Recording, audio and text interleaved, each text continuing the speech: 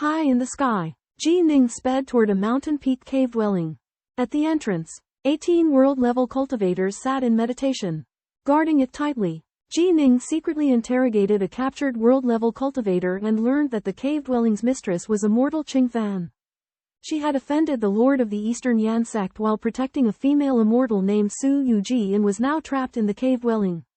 After learning about the Eastern Yan sect's array restrictions in detail from a tall and thin world-level cultivator, Ji Ning quickly flew towards the cave dwelling. He lied that he was a new member of the Wei Lan sect who wanted to visit immortal Qing Fan to show his gratitude. The black-robed elder allowed him to enter. Ji Ning telepathically transmitted that he wanted to help Su Yuji to immortal Qing Fan. Immortal Qing Fan was initially skeptical, but Ji Ning mentioned Su Yuji's real name, convincing her that he was not lying. Thus, immortal Qing Fan cooperated with Ji Ning and relayed Ji Ning's identity to Su Yuji.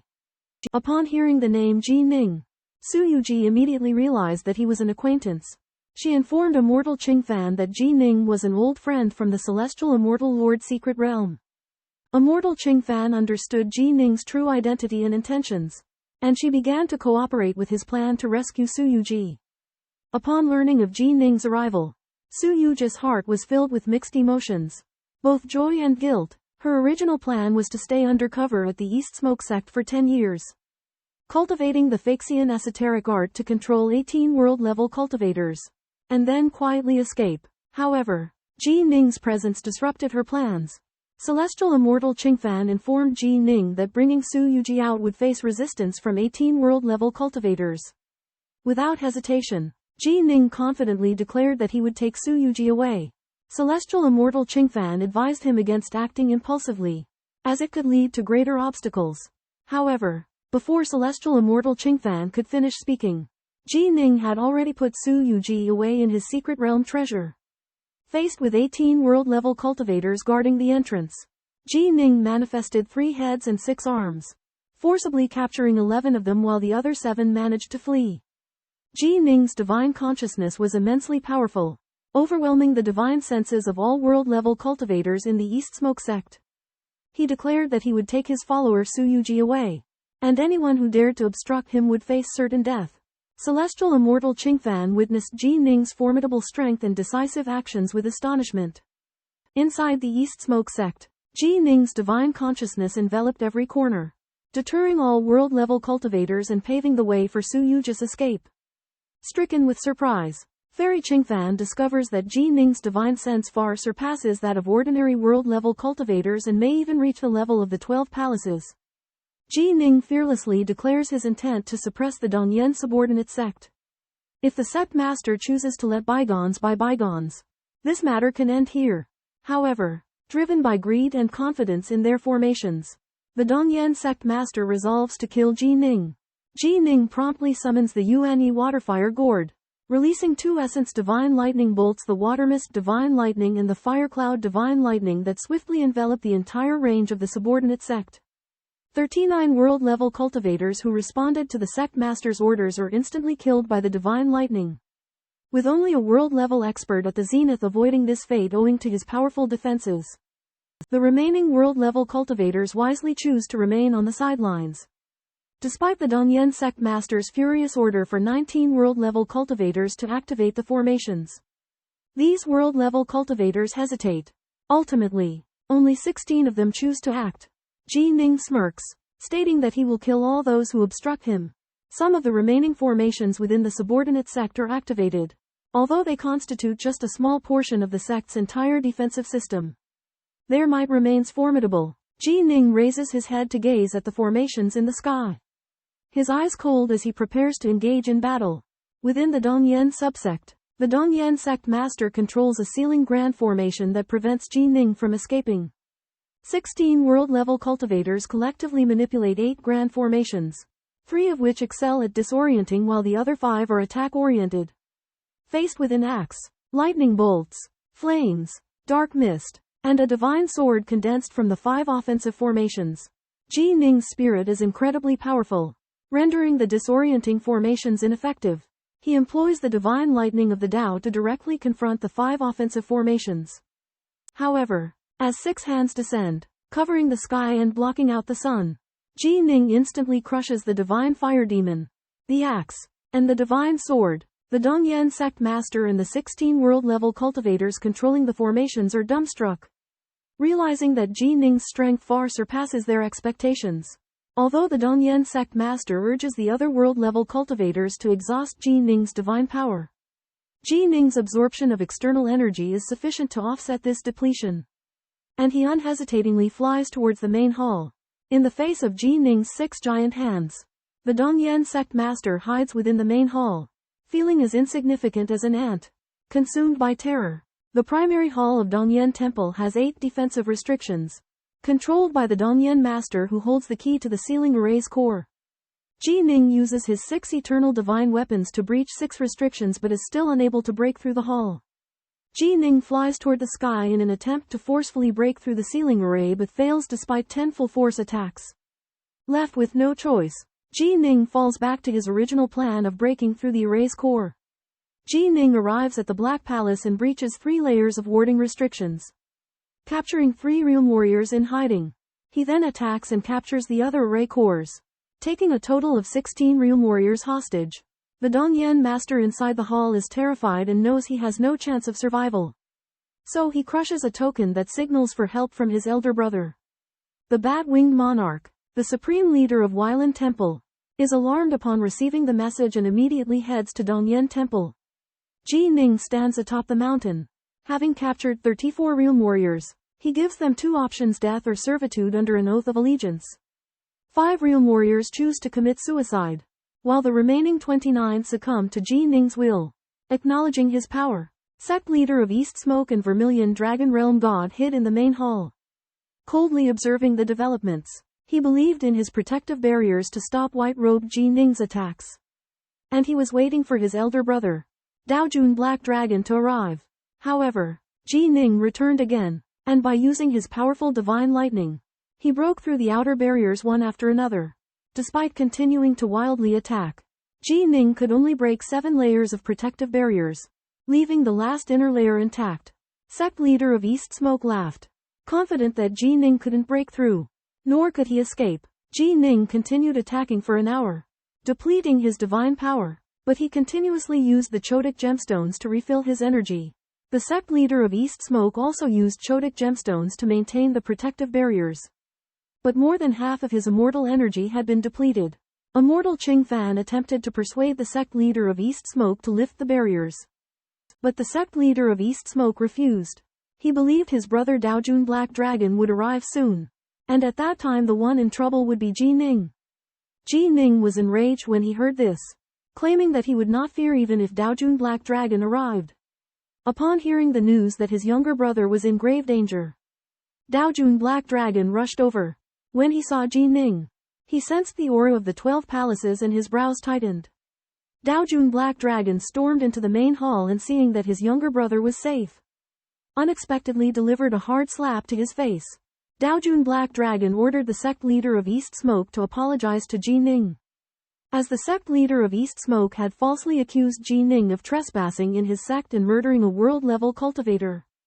The sect leader of East Smoke did not dare defy the order, and had no choice but to admit his error. In the main hall of the master of Dongyan sect, he questioned Ji Ning aggressively, demanding that he apologize to the Bad Dragon Monarch of the 12 Palaces. The Bad Dragon Monarch, enraged, forced the master of Dongyan sect to apologize and present 50,000 cubic units of chaotic spiritual fluid as compensation. Ji Ning, though furious, endured it for the time being due to the Bad Dragon Monarch's power. However, the master of Dongyan sect was still resentful until the Bad Dragon Monarch reprimanded him for being unreasonable and ordered him to go to the 9-headed Dragon Mountain to excavate for 100 chaotic eras. At which point he finally understood the gravity of the situation.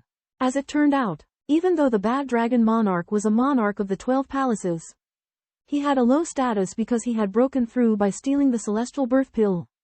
Ji Ning, as a world-level cultivator accepted by the 12 palaces, had immeasurable potential and could very possibly become a 2-step monarch or even continue to advance after breaking through. The Bad Dragon Monarch was worried that Ji Ning would hold a grudge and retaliate against the master of Dongyan sect. So he chose to yield to Ji Ning in order to protect his younger brother. The master of Dongyan sect suddenly came to his senses and made a life and death vow to Ji Ning. Going to the 9-headed dragon mountain to excavate for 100 years as a form of penance. The bad dragon monarch also decided to protect the master of Dongyan sect in secret to prevent him from encountering danger. Seeing that the matter had been resolved, Ji Ning did not linger and left the main hall of the master of Dongyan sect. Before leaving, he gave a letter talisman to Fairy Green Brahma, promising that she could crush it and ask for help if she encountered any trouble. Ji Ning traveled for over 5 months by flying boat before finally reaching the 12 palaces. Together with Su Yuji, he went to the Sword Palace, ready to embark on a new journey. Sword Palace, a colossal island suspended in mid-air, emanates an overwhelming sword intent. Ji Ning and Su Yuji arrive at Sword Palace, led by Black Steel Taoist Fudin. Fudin explains the rule of creating a new palace: only one who possesses strength comparable to an eternal emperor may establish one on their own. Ji Ning is astounded to see the characters Sword Palace inscribed above the palace gate, left by Emperor Wind Snow, embodying the sword intent that had led him to become an eternal emperor. Along the wide stone path, known as Sword Inquiry Path, Ji Ning observes numerous world realm cultivators attempting to pass trials to join Sword Palace. Fudin expounds that Sword Palace has 6 sword lords who, as world realm cultivators, possess the ability to slay weaker Tao lords of life and death. They prioritize refining their swordsmanship to attain perfection, deferring their breakthroughs to become Tao lords. Ji Ning takes note of a red-haired man named Yan Kuang, effortlessly crushing his world realm opponents with a casual swing of his sword. Ji Ning is filled with admiration, recognizing that Yan Kuang's swordsmanship far surpasses his own. Fudin cautions Ji Ning that reaching the realm of a sword lord is exceedingly arduous. With only 6 existing within Sword Palace, Ji Ning comprehends that Sword Palace has accumulated experience over countless years and that he can cultivate within its vast expanse. Yet, attaining the extraordinary heights of Yan Kuang requires unwavering dedication and an unyielding pursuit of the sword. Guided by the Sword Palace, Ji Ning and Su Yuji embarked on their journey to explore the palace. Along the way, they met the valiant Yan Kuang, the sword sovereign, and agreed to a sparring match. Ji Ning then proceeded to the ancient scripture tower, where he was awed by its ancient and vast expanse. Within the ancient scripture tower, millions of sword arts were stored, with 99% being incomplete scrolls. But there were over 500,000 complete arts. These sword arts encompassed everything, from those left behind by the Eternal Emperor to those occasionally acquired by the Grand Tao Lord. Each scroll contained earth-shattering power. However, Ji Ning was surprised to find that all the sword arts within the Sword Palace could be freely cultivated, with no restrictions. This made him marvel at the Sword Palace's magnanimity and its dedication to the inheritance of the sword path. Tao Lord Fu Dan revealed to Ji Ning that the ancient scripture tower was merely an ordinary place within the Sword Palace, not even ranking among the top 3. This piqued Ji Ning's curiosity, making him eager to explore further and witness the extraordinary treasures and sacred grounds that the Sword Palace held. Ji Ning, Su Yuji, and Taoist Fudin fly to a mountain forest. Taoist Fudin gestures toward a valley ahead, calling it Divine Weapon Valley, a treasure trove of Sword Palace's artifacts. Akin to the ancient book tower, the valley holds divine weapons, magic treasures, and other wonders, piquing Ji Ning's anticipation. Taoist Fudin then takes them to Taoist Cloud Realm, a towering construct reaching into the clouds. It has 4 tiers, each 10,000 zhang high, made of black, azure, silver, and golden clouds, respectively. Cloud Realm hosts numerous swordsmanship puppets, their swordsmanship ranging from novice to that of a 3-step Taoist. Sword cultivators fight these puppets to not only find their own flaws but also to absorb the puppets' techniques. Above Cloud Realm is the Secret Pavilion, which houses countless divine abilities, secret techniques, and swordsmanship inheritances. Taoist Fudin explains that Taoists and eternal emperors created these inheritances, and each new Sword Palace disciple may select one from the secret pavilion. Finally, Taoist Fudin guides everyone to the most mysterious and sacred place in Sword Palace, the Sword Pagoda Forest. It houses 83,612 sword pagodas, each representing a Taoist or eternal emperor's swordsmanship and sword intent, an eternal testament to the passage of time. Taoist Fudin holds Sword Pagoda Forest in reverence, his aspiration to one day leave his sword pagoda within Within the magnificent sword pagoda forest, Ji Ning discovers countless colossal sword pagodas infused with sword intent. Each pagoda embodies the profound swordsmanship and sword intent of a formidable cultivator. Among them stands the Enigma Sword Pagoda, its sword art bearing a striking resemblance to Ji Ning's own nameless sword art.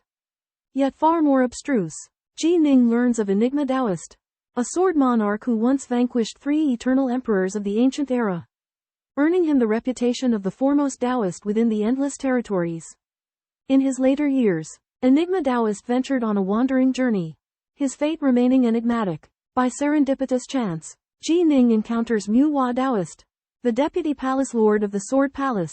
Nuwa reveals that if Enigma Taoist still lives, he has likely attained eternal emperorhood. He leads Ji Ning to the treasury, allowing him to peruse its trove of divine abilities, secret arts, and inheritances. The treasury holds an abundance of revered inheritances, including 5 from eternal emperors. Nuwa informs Ji Ning of the Sword Palace's decree: only those world-level cultivators recognized by a sword pagoda as sword monarchs may choose an eternal emperor inheritance. Moreover, they must pass the inheritances trial. Ji Ning reflects on the scarcity and longevity of eternal emperors. Yet, many succumb to loneliness or other trials, choosing to wander, perish, or seclude themselves. Nuwa exhorts Ji Ning to strive for an eternal emperor inheritance. But the ultimate decision rests with Ji Ning. Daojun Baiming arrived at the secret chamber of Sword Palace, seeking to find miraculous divine abilities, but learns he is unable to perform divine abilities. He inquires with Muhagung Palace Lord and learns that Emperor Shuijian's inheritance requires a 4th scroll. Guided by Muhagung Palace Lord, Daojun Baiming heads to God Weapon Valley in search of help and resolves to pay any price to obtain the 4th scroll. Muhagung Palace Lord and Daojun Baiming discuss the arduous path to becoming an eternal emperor versus an easier path. And Daojun Baiming resolutely chooses the difficult path. At the same time, he learns about the possibility of reversing time to resurrect annihilated true spirits and that the Grand Sovereign may possess such an ability. Daojun Baiming discovers the 5 great secrets of Daojun Wanshan in the secret chamber and, after some deliberation, decides to learn the more gentle 9-origin divine water secret. He then travels to God Weapon Valley, hoping to acquire the 4th scroll of the Shuijian diagram to complete Emperor Shuijian's legacy. Muhagung Palace Lord commends Daojun Baiming's determination and courage, expressing that he will always provide guidance. Daojun Baiming leaves the secret chamber with a heart filled with anticipation and motivation for the future, believing that he will one day reunite with his beloved senior sister. Ji Ning arrives at Arsenal Valley, exchanging greetings with the gatekeeper puppets, Swords 5 and 6. Venturing deeper into the valley, he encounters a magnificent display of divine swords, each with its price, the weakest being an eternal godly weapon. Among them, a broken sword stands out, emitting an immeasurable sword intent, yet remaining elusive. The valley houses not only divine swords but also various treasures and curiosities, including the 9 tribulations godly thunder that Ji Ning seeks. He learns that Mang Ya Kingdom possesses the unique 10th godly thunder, the almighty heavenly thunder, priced at 10 million cubes. Ji Ning also discovers that Arsenal Valley possesses only 1 snow mirror picture scroll and asks Swords 5 and 6 for their assistance in locating the 4th. Sword 5 informs him that such an endeavor would require time and chaotic liquid spirit. Inquiring about the unapproachable broken sword, Ji Ning is informed by Sword 5 that the sword itself prevents approach, only allowing those destined to do so. Even the Palace Lord and Vice Palace Lord of Sword Palace have failed to gain the sword's acknowledgement. Exploring Arsenal Valley, Ji Ning witnesses the abundance of treasures but also their expensive nature. He marvels at Mang Ya Kingdom's prowess, possessing the exclusive 10th godly thunder, while Emperor Everlasting's 9 origins godly thunder consists of only 9. Finally, Ji Ning entrusts Swords 5 and 6 with finding the snow mirror picture scroll and inquires about the broken sword, understanding its status as a destined divine weapon. In the boundless expanse, Ji Ning misses out on miraculous treasures, but at least obtains the 9-fold chaos prohibition. Outside the arsenal, Ji Ning reunites with Su Yuji and they find a mountain peak to establish their immortal mansion. Ji Ning encourages Su Yuji to seek an opportunity at the Flame Palace. Ji Ning strolls through the Sword Tower forest, filled with profound emotions. He realizes the difficulty of becoming an eternal emperor and resolves to improve his swordsmanship. Inside a thatched hut, Ji Ning becomes immersed in comprehending the sword Dao, manifesting various sword techniques with his insights. Outside the sword tower forest, Su Yuji silently watches Ji Ning, hoping for him to soar through the heavens. She heads to the Flame Palace only to be hindered by the black-armored Taoist, learning that she must wait half a month to take the examination. Meanwhile, the world god Danbao also fails the trial of the Spacetime Palace and the Flame Palace. Forced to wait for an opportunity.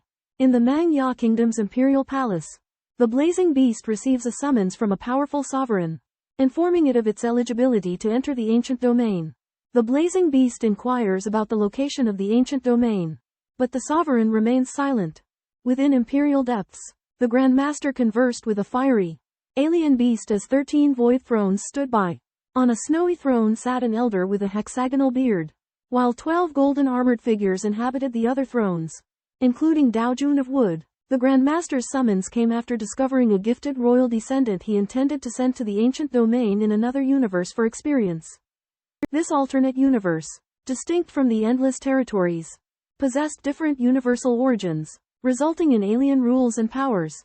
Despite the perils of the ancient domain, the Grand Master had faith in his kin, seeing it as a growth opportunity. To bolster their chances, he resolved to select 4 World Realm figures as companions from the 12 palaces. While intrigued, the golden armored figures from the 12 palaces voiced concerns about the unknown dangers. However, the Grand Master revealed that he had prepared several perilous destinations for them. With the ancient domain being paramount, the Grand Master unveiled the ancient domain token required to enter the domain and declared the need for 4 World Realm token bearers from the 12 palaces. He excluded 2 formidable candidates and asked all recognized by the ancient pagoda in the 12 palaces to come forward. 66 candidates qualified, and the Grand Master stated he would observe their performance closely, ultimately selecting the fittest 4. These candidates were all elites acknowledged by their respective palace pagodas, such as the 7 saber monarchs of the Saber Palace and the 6 sword monarchs of the Sword Palace. The mighty figures of the 12 palaces observed 66 scenes, discussing the strength of the World Realm disciples in various palaces. Among them, the Blade Palace, having received guidance from the Star Palace Lord, stands out with exceptional strength in the World Realm generation. The Sword Palace also planned to send 6 Sword Lords to vie for a significant opportunity. But the chief of the Tree Palace believed that the Blade Palace's prowess would make it a formidable competitor. Disciples recognized by the ancient pagoda were granted the chance to participate in this major opportunity. The 12 palaces covertly advised their disciples to prepare themselves. Ji Ning was honing his swordsmanship in the Dao Lord Yun, unaware of the grand opportunity. Black-armored Dao Lord Jiumang, by order of the 5 swords, invited Ji Ning to the Divine Weapon Valley. The Divine Weapon Valley had acquired the 4th snow mirror diagram for him. But the price was 330,000 cubic meters of chaotic spirit liquid. Ji Ning willingly accepted, hoping to gather all 10 diagrams and become the personal disciple of the Snow Mirror Emperor. Returning to his immortal abode, Ji Ning prepared for seclusion to study the 4th snow mirror diagram. Eagerly anticipating the heritage left by the Snow Mirror Emperor, Ji Ning stepped into the 4th grotto heaven. Surrounded by a scene covered in snow and wind, he discovered a grass hut ahead, inside which sat a white-haired, indifferent man who called himself Swordsman. Swordsman revealed himself as Ji Ning's final test, a test of his sword art. Ji Ning learned that this 4th scroll was in the possession of a mighty 3-step Dao monarch, who had given it to his disciples for a sword art competition. The two began sparring. Ji Ning's sword art was powerful, but Swordsman's was more comprehensive, seamlessly combining various sword art styles. After a fierce battle lasting for over 3 hours, Ji Ning won by relying on his advantage in the domain of perceptive clarity. However, Ji Ning realized that the domain of perceptive clarity was not his path. His true goal was to comprehend the essence of the sword. Swordsman's sword art, while powerful, was not his path either. Ji Ning then summoned the 4 snow mirror scrolls, merging them into a single scroll. On the scroll was a painting of a man standing with his back to the sword, who introduced himself as Emperor Snow Mirror. Ji Ning kowtowed to Emperor Snow Mirror and was then absorbed into the scroll. Within the monarch's grotto heaven, he met Emperor Snow Mirror's spiritual projection and learned that the 4 scrolls, when combined, revealed this world. Jining was chosen as the direct disciple of Emperor Snowmark and assigned to gather 10 registered disciples before reaching the Daoji's level in order to pass on Emperor Snowmark's sword techniques. Emperor Snowmark implanted a large number of memory fragments into Jining's mind, teaching him the Heart Force sword art along with 4 derivative sword techniques and the explosive divine ability 5 seals of the sword Dao. Emperor Snowmark explained that the Heart Force sword art could be broken down into 4 sword techniques that could be cultivated to the 4th step of the Taoist Lord level, but would be rather mediocre.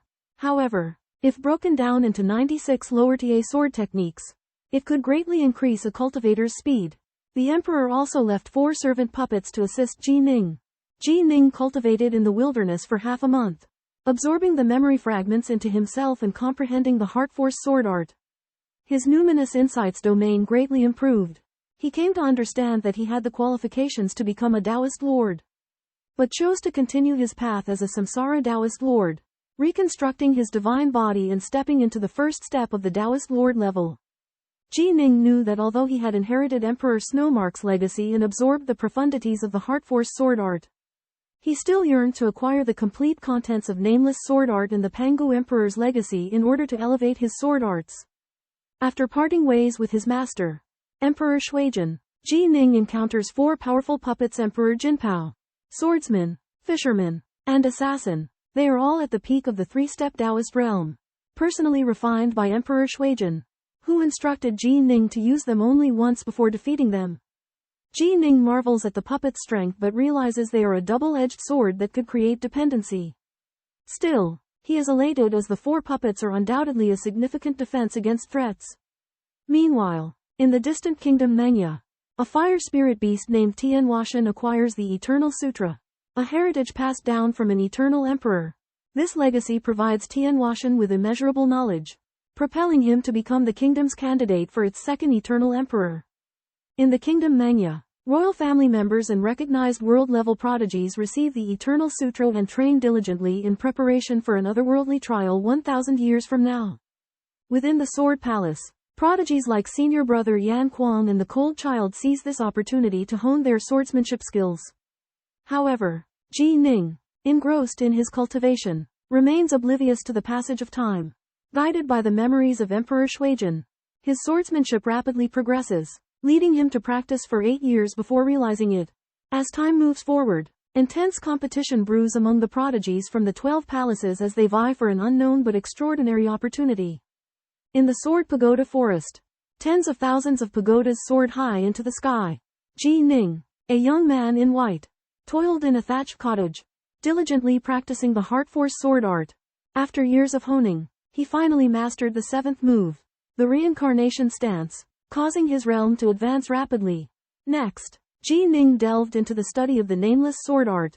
Through prolonged contemplation, he made constant progress under the influence of 100 times the normal time flow. After 30 years, when his comprehension reached its peak, a void appeared before Jining, within which a tear suspended. That tear seemed to be the tear of a loved one, yet it was also the essence of heaven and earth. Jining extended a finger and lightly touched it, as if drawing a sword to pierce the teardrop. His mind force and fingertip were perfectly aligned, naturally spreading out and merging with the sword technique. This sword strike was profound and unpredictable, like the heart of heaven and earth. Jining closed his eyes, savoring the shock of the sword technique and the natural union of his mind force and swordsmanship. At that moment, the Sword Pagoda Forest reverberated with a tremendous boom. A new pagoda rose from the depths of the earth, indicating that someone had gained acknowledgement from the pagoda. To the astonishment of the onlookers, it was Jining, who had just attained enlightenment. Countless sword shadows surged from the Sword Pagoda Forest, prostrating before Jining. At that instant, Jining became the 7th sword monarch of the Sword Pagoda Forest. The sentient spirit of the Sword Palace also congratulated Jining, bestowing upon him an exclusive sword pagoda where he could inscribe his own sword techniques. On the 13 thrones of the void, the great Exalt and Palace Lord Woodflower witnessed this moment.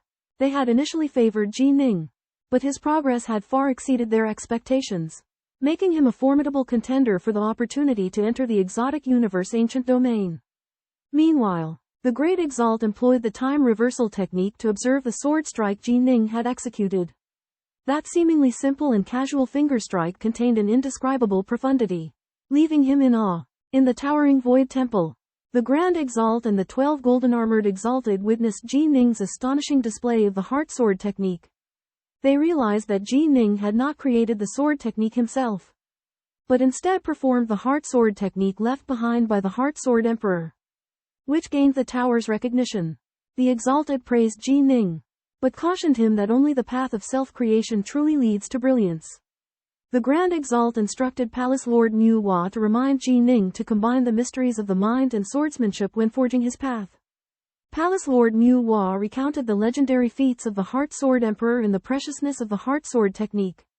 He noted that the Heart Sword Emperor's swordsmanship excelled because it seamlessly blended the divine abilities of a mind force cultivator with the explosiveness of the god and demon lineage, reaching new heights. After gaining the tower's recognition, Ji Ning was granted the opportunity to select a treasure from the Divine Tool Valley. To Ji Ning's excitement, Palace Lord Nuwa revealed a profound revelation: 4 world-level disciples from the 12 palaces would soon be offered a remarkable opportunity by the Grand Exalt himself. The Exalted would select the 4 most exceptional disciples that had gained the tower's recognition, and only they would receive this opportunity. Despite his recent recognition, Palace Lord Nuwa urged Ji Ning to prepare himself to become one of the 4 strongest. He also divulged the true name of the no-name sword technique that Ji Ning wielded. It was a perfect sword technique created by the Heart Sword Emperor, combining mind force and swordsmanship. This revelation deepened Ji Ning's understanding of swordsmanship and filled him with anticipation for the upcoming opportunity. Ji Ning discovers the origin of his nameless sword technique and learns its true name: the Heart Sword art, created by the legendary Heart Sword Emperor. The Emperor's sword technique seamlessly combines the Godfiend and Breathforce sects, integrating willpower with swordsmanship, endowing it with astounding power. It is said that, throughout countless eons, no other being has been as close to rivaling the 3 Grand Dao Ancestors. The Heart Sword art comprises 15 stances. Ji Ning has mastered 7, all created by the Heart Sword Emperor before he became a Dao Ancestor. He realizes the profound connection between his swordsmanship and mental state. Meanwhile, news of Ji Ning's recognition by the ancient tower spreads throughout the 12 palaces, causing a stir. World-level experts recognized by the tower possess extraordinary comprehension, and upon breaking through, can rival second-step Dao Ancestors.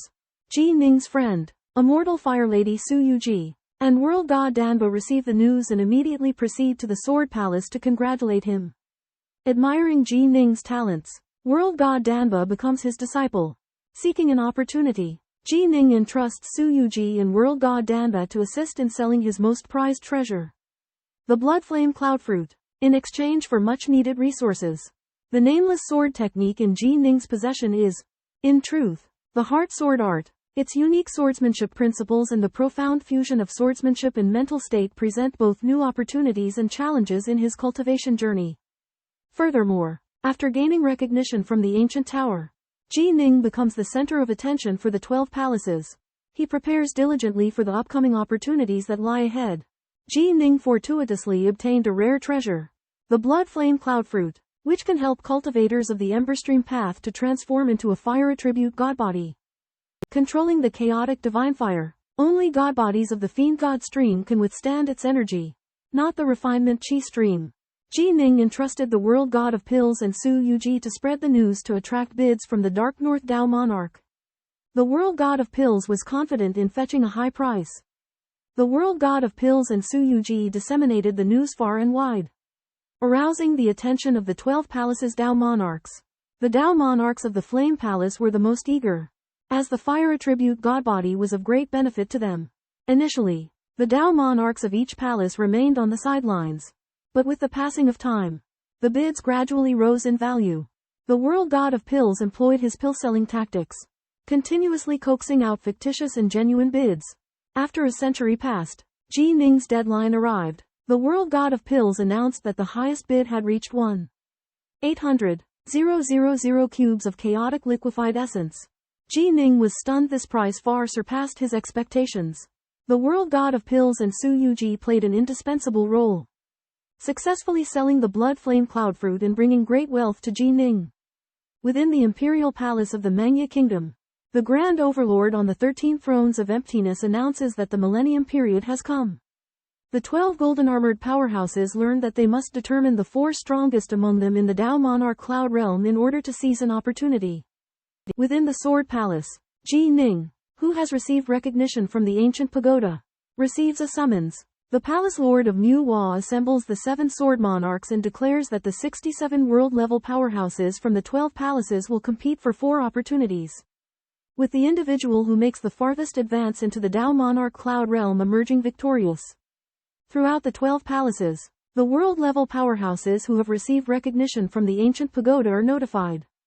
The Saber Palace, drawing on its formidable foundation, confidently prepares to claim multiple slots. Feng Yixin, monarch of the Heart Force Palace, the sole world-level powerhouse of the palace, harbors soaring aspirations due to his exceptional heart force cultivation. Prince Qing Huan of the Spacetime Palace is even more ambitious, vowing to seize the opportunity. In order to prepare for conquering the level, Ji Ning selects the priceless Divine Water 7 banner bottle from the Sword Palace Godweapon Valley and purchases various types of Divine Water and Divine Lightning of Tao, expending an enormous quantity of primordial chaotic liquid. Upon returning to his immortal mansion, he immerses himself in cultivating the 9-source Divine Lightning and 9-source Divine Water methods, preparing to give it his all in the Tao Monarch Cloud Realm. Ji Ning uses the terrifying Dao-source Divine Lightning to forge his divine body, making it comparable to a Dao-source Supreme Treasure. These 7 Divine Lightning bolts are each introduced into the 9 Dao-source Divine Lightning origins within his body, forming an even stronger Divine Lightning based on the chaotic Divine Lightning. In order to further increase his strength, Ji Ning attempts to cultivate the secret technique in the latter half of the 9 Origins Divine Lightning, merging 2 Dao-source Divine Lightning bolts to form a double-layered Divine Lightning. However, despite the fact that his Azure Mist Force is comparable to Da Lord Mana, his repeated attempts fail due to his lack of alchemy and artifact refining techniques. Ji Ning realizes that mastering the secrets of alchemy and artifact refining is essential for cultivating the double-layered Divine Lightning. Thus, he secretly decides that after completing his trip to Da Lord Cloudworld, he will consult with a godfiends from the Pill Emperor world who specializes in alchemy, in order to increase his alchemy and artifact refining techniques and lay the foundation for cultivating the double-layered Divine Lightning. Ji Ning practiced the 7-star 2-phase array in the meditation room, familiarizing himself with the application of the Divine Thunder and Divine Water. Afterwards, with an empty mind, he reviewed his comprehension of sword arts over the years. The next day, Ji Ning headed to the Daojun realm, preparing to charge through in one go. Under the gaze of the crowd, he stepped into the black mist and began his challenge. The Daojun realm was divided into 4 levels. Ji Ning passed through the levels one after another, relying on his Bright Moon sword arts and Azure Flower Mist to easily overcome the Black Cloud Realm and the Azure Cloud Realm. At the end of the Azure Cloud Realm, Ji Ning obtained the Azure Cloud Plate Armor, which was classified as a low-grade eternal treasure. Although its effects were limited, he realized that as his opponent's strength increased, the effectiveness of the water elemental armor would become weaker and weaker. In the Silver Cloud Realm, Ji Ning had to face opponents who were at least at the 2-step Daojun level. He changed into the Azure Cloud Plate Armor, sat down cross-legged, and pondered the gains and losses of his sword arts. Currently, every one of those who had passed the Daojun realm was a world-level cultivator who had been acknowledged by the ancient pagoda. However, Sword Palace's performance was not very good. Heart Force Palace's Feng Yixin had relied on his powerful heart force to take first place, while the Saber Palace had occupied the 2nd to 4th positions. Only 5 from Sword Palace had passed, and the best result was only 7th place. Palace Lord Nuwa ignored the Saber Palace's provocation, but when faced with Sword Palace's poor performance, he could only respond with a cold snort, secretly vowing to do better. Ji Ning's journey through the Daojun realm continued, and the trials of the Silver Cloud realm awaited him. On the 3rd day, the geniuses of the World Realm began to challenge the Silver Cloud realm. Prince Qing Huan, the most highly anticipated challenger, dominated the battle as soon as he stepped in, sweeping through 1,000 troops and reaching the 600th level in the blink of an eye, surpassing the previous record holder, Wind Yixin. Qing Huan's progress was remarkable. His fist, palm, and finger techniques were incredibly subtle, and his superior control over spacetime allowed him to move effortlessly through the puppet encirclement, unleashing astonishing power with every move. Amidst amazement, Qing Huan continued his ascent, reaching the 719th level and setting a new World Realm Challenge record. Meanwhile, Ji Ning also entered the Silver Cloud Realm, facing a horde of puppets on the altar. With his exquisite control over the 7 Tao of Divine Thunder and Divine Water, he deployed the 7-star two-phase array, effortlessly neutralizing the attacks of the 4-legged beast puppets. As Ji Ning reached the 300th level, he noticed the deafening roar from the other side had ceased. It turned out that Yan Kuang, Sword Sovereign of the Sword Palace, had fallen at the 597th level. Now, Ji Ning became the only remaining hope for the Sword Palace. The gazes of the great beings were fixed on Qing Huan and Ji Ning, waiting for them to inscribe new legends. Within Silver Cloud Realm of the Sword Palace, Ji Ning undergoes a rigorous trial. Successive layers of puppets descend from the altar, which Ji Ning counters with his full strength, employing the Bright Moon Sword Art and Reincarnation Sword intent to break through the 500th layer. His swordplay, balanced and steady, is of middling skill in all areas.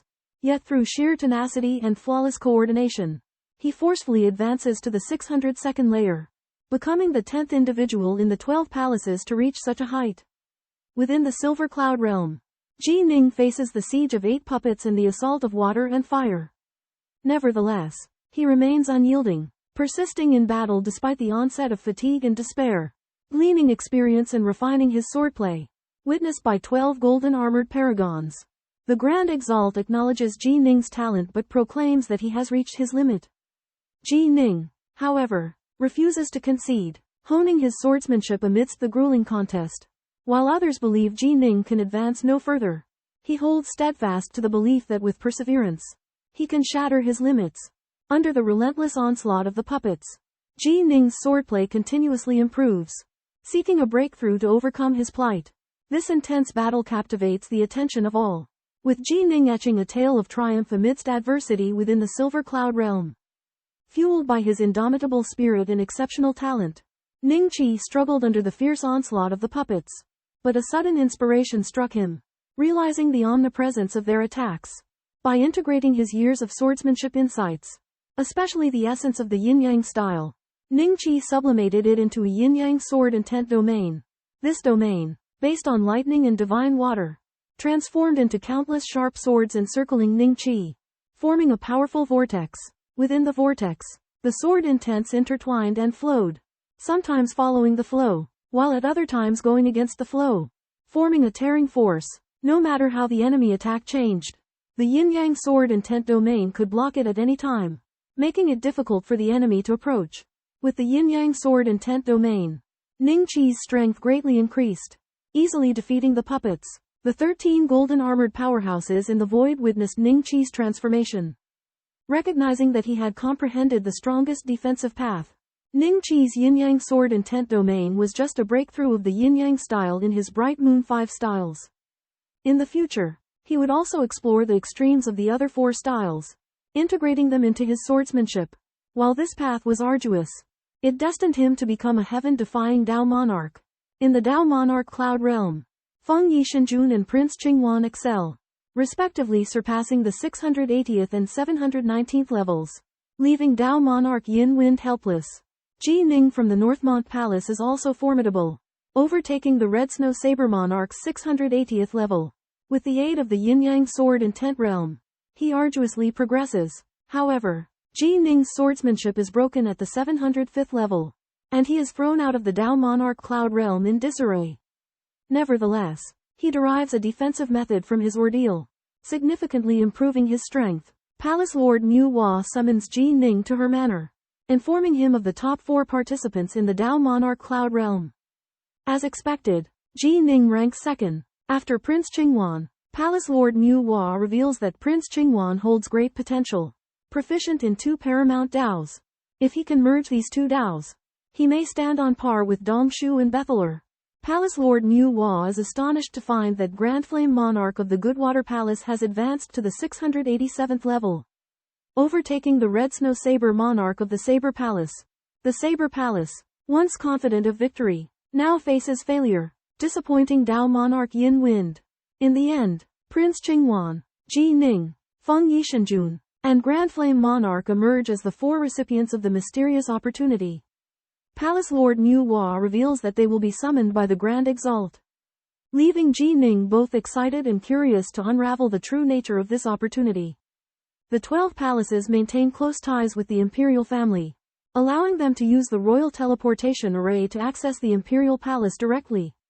Ji Ning, upon arriving at the palace via the teleportation array, was inspired by the majestic snow-white structure.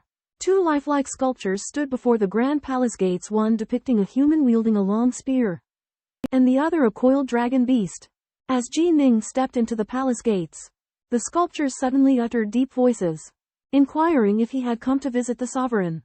After Ji Ning confirmed, he was informed that he had to wait until the other 3 individuals had gathered before he could enter. During the wait, Windheart Sovereign, Firestone Sovereign, and Prince Qingwan arrived one after another. These 4 were the top 4 masters of the 12 palaces, with comparable strength, and their conversations were marked by cordiality. Eventually, the 4 were led to a desolate void, where a chaotic star hung suspended. At that moment, the void parted, revealing an enormous beast head with eyes that resembled blazing stars. The beast head greeted the 4 in a gentle voice and informed them that they would be accompanying the Imperial Celestial Fire and Hard Iron to an ancient domain in a different universe. The sovereign expected them to assist Celestial Fire and Hard Iron during their journey, and in return, the sovereign would generously reward them. In the boundless territories, Ji Ning, Feng Yi, Huo Jin, Qing Huan, and Tianwo Mengyu of the 12 palaces were chosen by the Great Exalt. They were informed of their mission to travel to the mysterious ancient region of the Otherverse, and that the Exalt would greatly reward their assistance. The Exalt explained the concept of the Otherverse, another universe with different principles, but with a similar expanse as the boundless territories. He opened a cosmic passage, accessible only to those below the Daojun level. The ancient region was the most enigmatic core region of the Otherverse, vast and inhabited by many Daojuns and even eternal emperors. Unauthorized entry into the ancient region would result in annihilation, but it could be safely entered with the ancient region token. The Exalt bestowed upon them 5 ancient region tokens and a star map of the Otherverse. He warned that the entourage must remain within the Grotto Heaven magic treasures while in the ancient region, concealing their presence from the ancient region's forces. 3 days later, the projection led the 5 to the cosmic passage. They embarked on their journey into the unknown realms of the Otherverse, seeking opportunities amidst formidable perils. Before the Imperial Palace, a gray metallic sculpture activated a spatio-temporal teleportation formation. Ji Ning, Feng Yi, Huo Jin, Qing Huan, and Tianwo Mengyu were teleported onto a mountain peak in a void. A white-bearded elder told them they were about to enter a different universe, the alternate universe, and warned them that once they entered, their life or death could not be sensed through the heart lamp or the true spirit pagoda. The 5 world gods stepped into the cosmic channel, a dark passage composed of space-time whirlpools filled with the distortion and pressure brought by the rules of the 2 universes. They endured discomfort and flew all the way, undergoing a difficult 3-month journey. Finally, they saw light and arrived in the chaotic void. They turned around to look behind them. The massive spatial vortex was inspiring. They sensed that the origin within the alternate universe was different from the universe they were in, the sword origin being more introverted and fierce. According to the star map, they were still a long way from their destination, the ancient domain. They spent more than 2 months traveling through numerous territories before reaching the nearest spatio-temporal teleportation formation. They came to a planet of chaotic stars containing the core of the spatio-temporal teleportation formation. On this planet, they encountered a group of fierce world gods who prepared to rob and kill them. Ningqi and his 4 companions landed on the chaotic star of a foreign universe on their way to the Star of Ku. They discovered that the time-space teleportation array was being adjusted and would require a half-month wait. During this time, they encountered a group of assassins. Huo Jin used a powerful water surge to repel the assassins, while Prince Qing Huan crushed 10 or so world realm cultivators with a large golden palm. The Skyfire Mangya unleashed flames, incinerating numerous chaotic immortals and world deities. Ningqi activated his yin-yang sword intent domain, using 7 divine thunderbolts and 7 divine waters to condense a giant sword, which tore apart the remaining world realm cultivators. Feng Yixinjie cast a secret technique of the mind, forcing the two powerful escaping world realm cultivators to commit suicide. The five of them quickly cleaned up the battlefield and divided the spoils of war.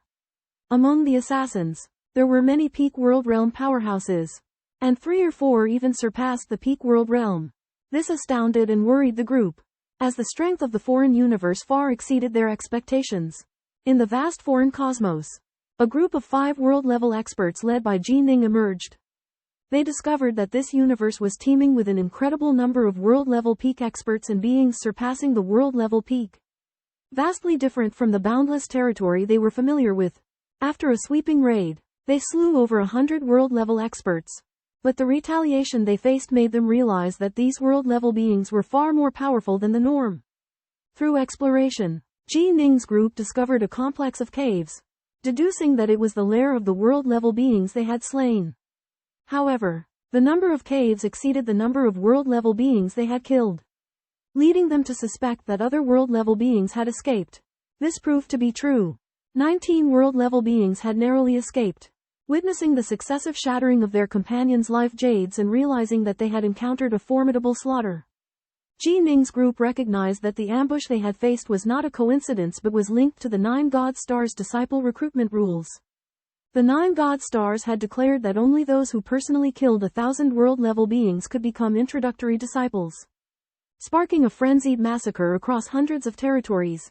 To seize the ancient domain tokens, a multitude of powerful world-level beings and existences surpassing the world-level peak gathered, creating a scene of great bloodshed. Ji Ning's group was keenly aware of the danger they were in. They possessed 5 ancient domain tokens, and if news of this leaked, they would face countless sieges. Thus, they decided to conceal their identities and continue to proceed with caution. Despite this, they were ambushed twice more, forcing them to remain on high alert. The attackers revealed the 9 God Stars disciple recruitment rules to Ji Ning's group, explaining the source of the bloody carnage. They realized that the journey ahead would be fraught with even greater challenges and perils, and they would need to remain calm and vigilant to navigate the looming crises. To prevent the fall or siege of the marvelously stunning world realm, the 9 stars dispatched several one-step DAOs to patrol and monitor in secret. These DAOs broke through with special pills, and their strength was far from that of regular DAOs. One day, Ji Ning and his party of 5 were encountered by a one-step DAO in pursuit.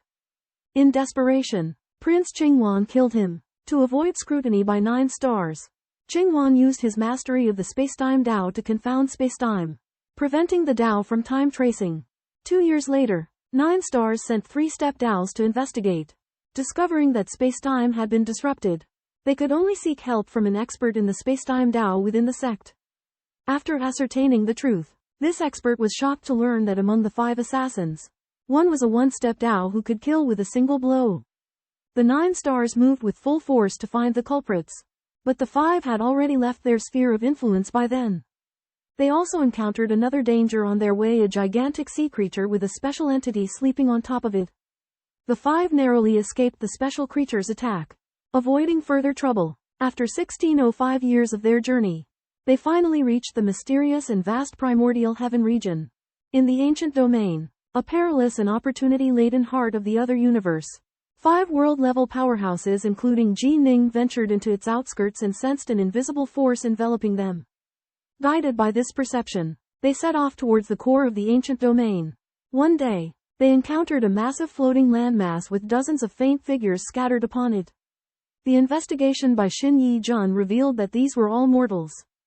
A puzzling discovery given that the ancient domain's energy should have been lethal to mortals.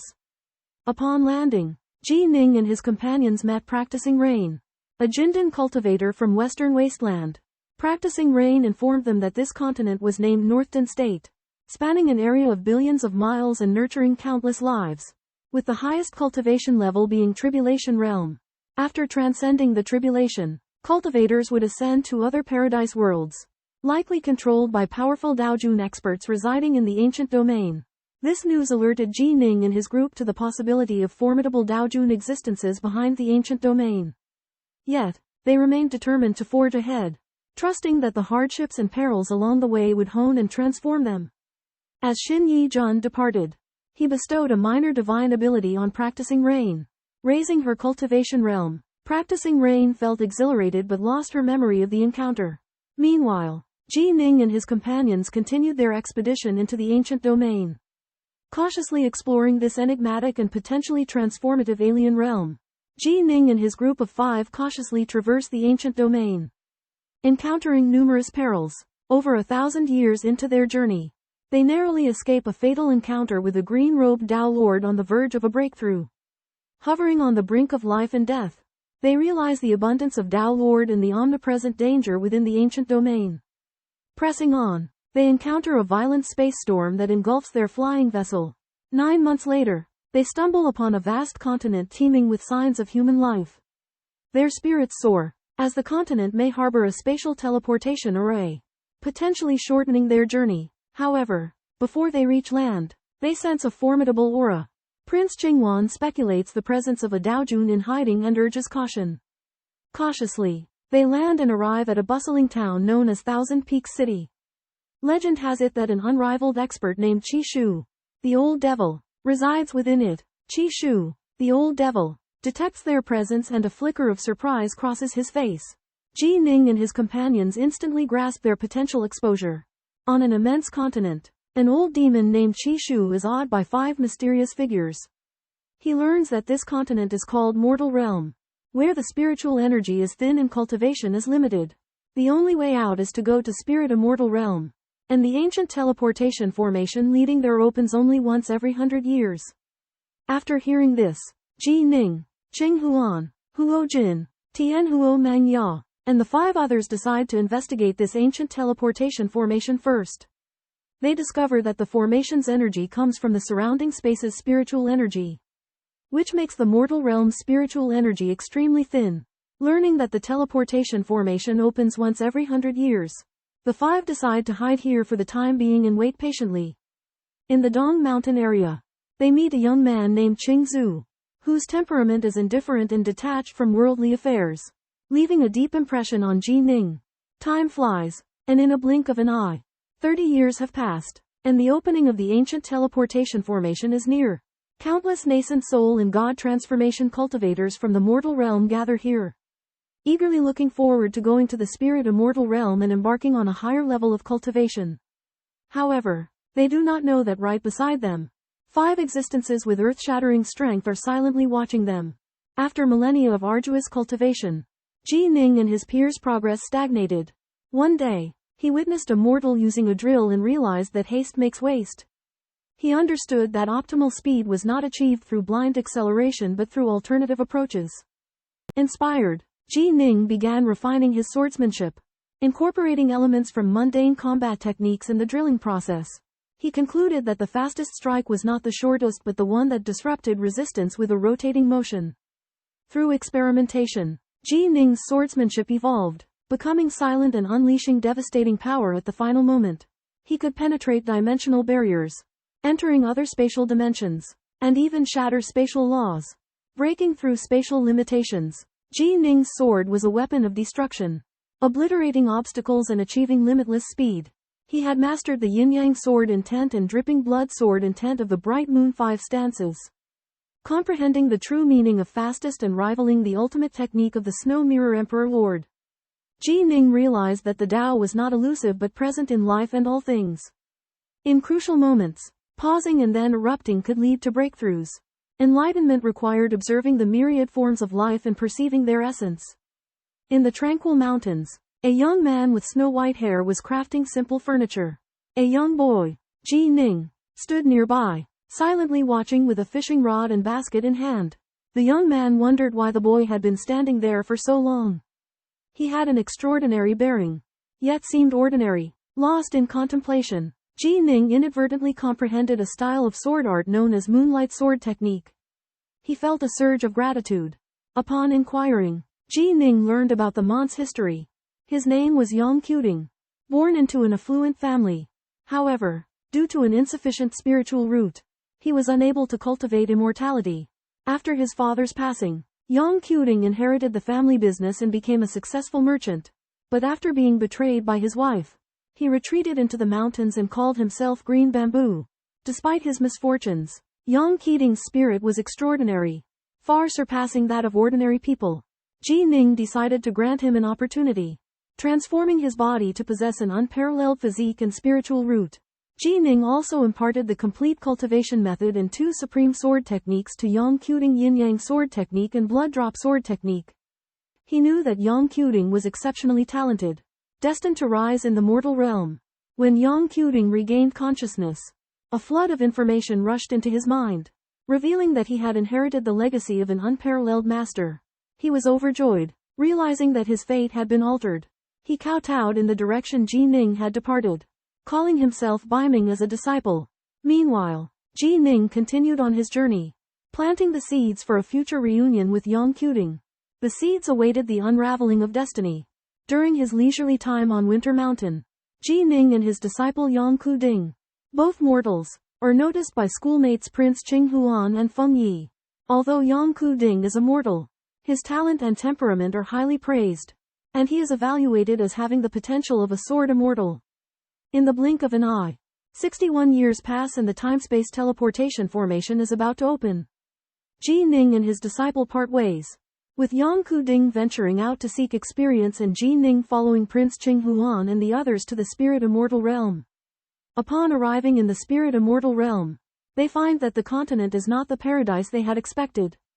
Before them is a desolate scene, with countless nascent soul cultivators and divine transformation venerables tied to pillars, their bodies bloodied. More shockingly, over 100 towering figures suddenly emerge.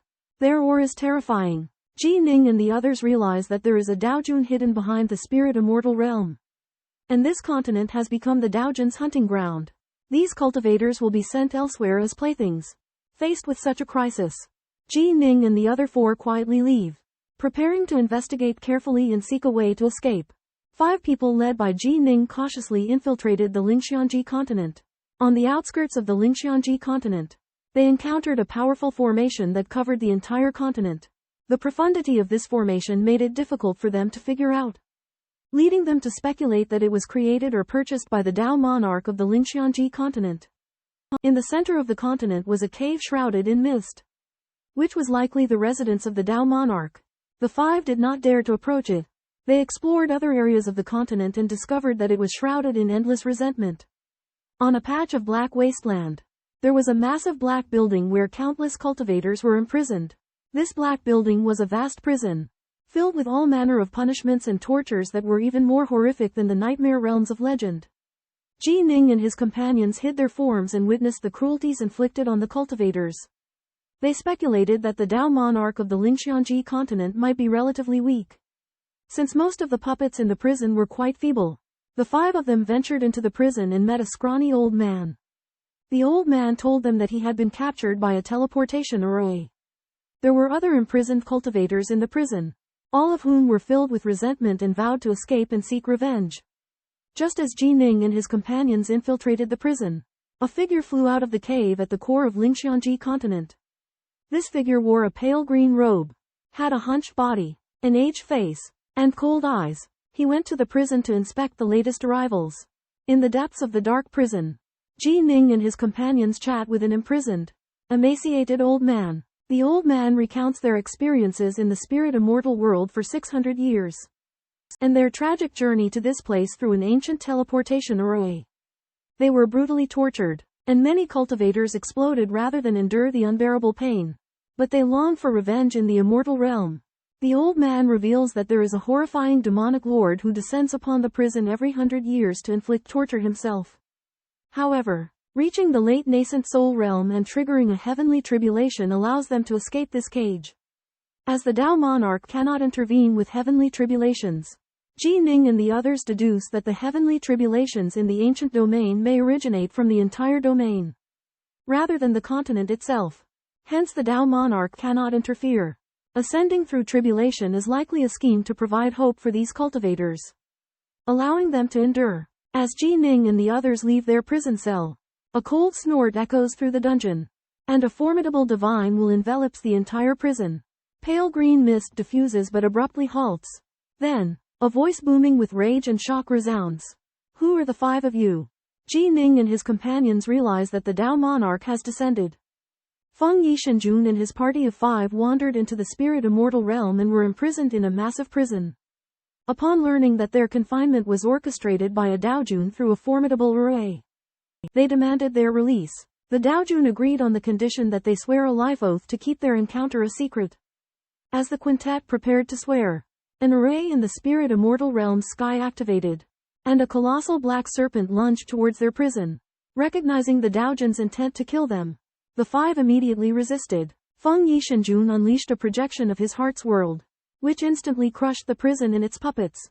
Ji Ning deployed his yin-yang sword intent domain, trapping the Daojun and mercilessly mutilating him. Prince Qingwan unleashed the Great Destruction, which, when combined with the attacks of Tianwo Mangyo and Huo Jinshuijun, vanquished the Black Serpent and annihilated the Daojun. Amidst their shock, the 5 resolved to proceed to the Daojun's cave in the heart of the spirit immortal realm to sabotage the array's central control and escape. They speculated the realm likely had only one Daojun, but should there be a second, they were prepared to give battle. Ji Ning and his 4 companions arrive at the Dao Lord's cave in the spirit immortal realm and witness countless imprisoned cultivators.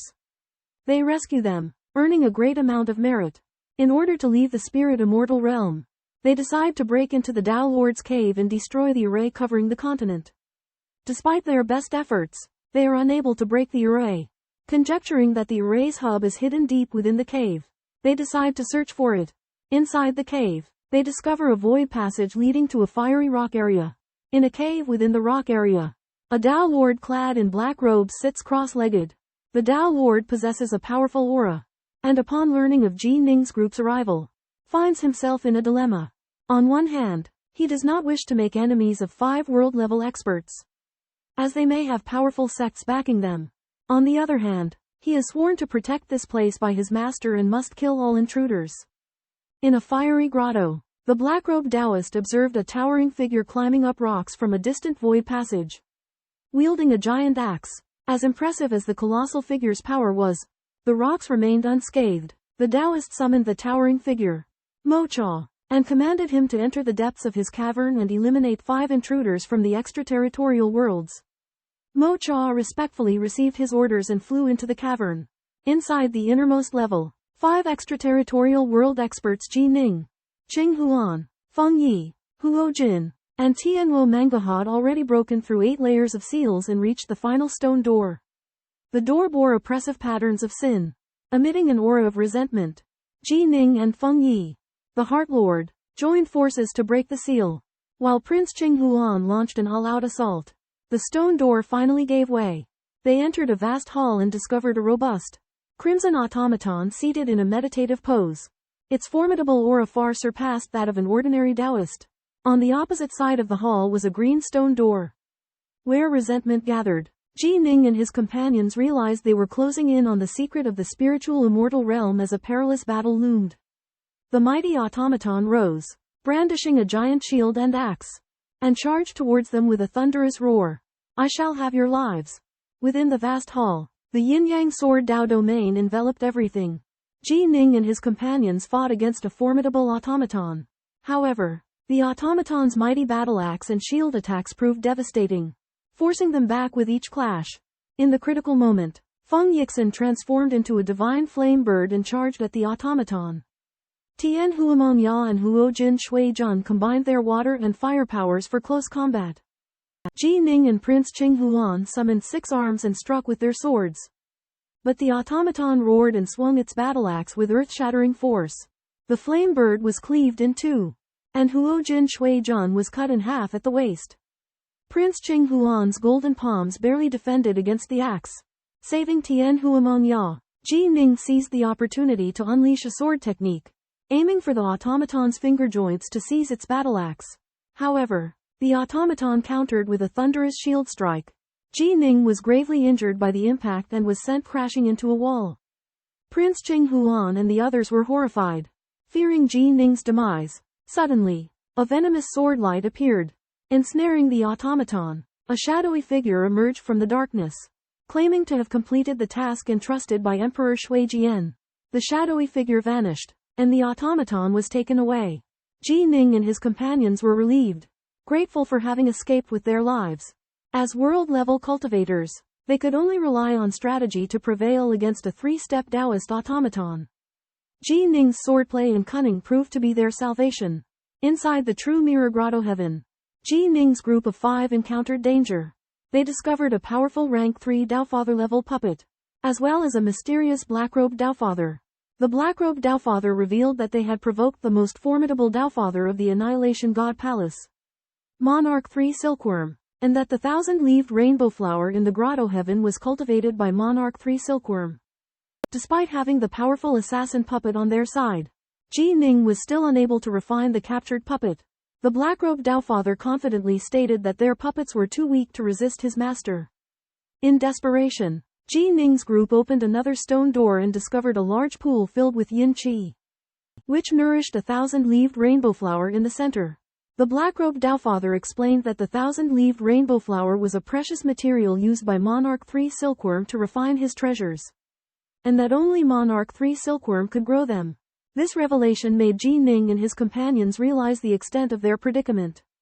They were trapped, cut off from the outside world and unable to seek help, while the overwhelming power of Monarch 3 Silkworm filled them with despair. They could only fight on, facing an uncertain fate. As Ji Ning and his companions stumbled upon the ancient domain, they inadvertently provoked the enigmatic Emperor Sangguan, an eternal emperor who commanded boundless resentment and sin. Panicked, they discovered that the robed Taoist responsible for guarding this realm was a disciple of Emperor Sangguan and possessed control over the formidable spirit immortal formation. The robed Taoist revealed a stunning secret: he was ordered to conceal the spirit immortal realm, answering only to Emperor Sangguan, and his presence remained undetected even by other Taoists. To evade pursuit, the robed Taoist destroyed the spacetime teleportation array connecting to the mortal realm, severing all contact between the spirit immortal realm and the outside world. For the sake of their lives, he presented them with a bleak choice: become his slaves or face annihilation. Just as the situation reached a standoff, Feng Yixin abruptly deployed an extraordinarily valuable talisman for self-preservation. An indiscernible surge of energy swept through the air, instantly killing the robed Taoist. The talisman possessed a power comparable to 2 or 3/10 of the Heart Palace's Palace Lord, effortlessly dispatching the robed Taoist. Amidst the astonishment of Prince Qingwan and his companions, Feng Yixin explained that the Heart Palace, with its limited number of disciples, highly valued them and thus bestowed upon them such potent life-saving measures. In the perilous continent of Spirit Fairy World, Ji Ning and his companions venture into the cave abode of the black-robed Taoist and discover his vanquished corpse. Feng Yishanjun comprehends that the black-robed Taoist was the last remaining Taoist in Spirit Fairy World, and his demise indicates their chance to escape, to evade the 3 Silkworm Emperor from sensing his disciple's death and arriving. They resolve to flee with haste. However, a complex formation within the Taoist's cave obstructs their path. Feng Yishanjun employs a precious life-saving Tao talisman to defeat the black-robed Taoist, but the act drains him of a significant amount of primordial essence. Prince Qingwan and others insist on distributing the black-robed Taoist's treasures to Feng Yishanjun and his assistant as reparation for their losses. During their exploration, they chance upon the 1,000-leaf brocade rainbow flower thriving in the depths of the cave and proceed to gather it. Throughout their journey within the cave abode, they encounter over 10,000 extraordinary treasures, worth tens of millions of cubes, sufficient to establish a formidable formation. Feng Yishanjun meticulously dismantles the formation, allowing their advance. In the cave's depths, they encounter a colossal crimson rock mountain, identified as the legendary spatial fire dark stone mine. At this juncture, Spirit Fairy World's protective formation wanes, and an inferno of scarlet flames descends, threatening the entire continent. Ji Ning and his companions promptly rescue the cultivators across the continent.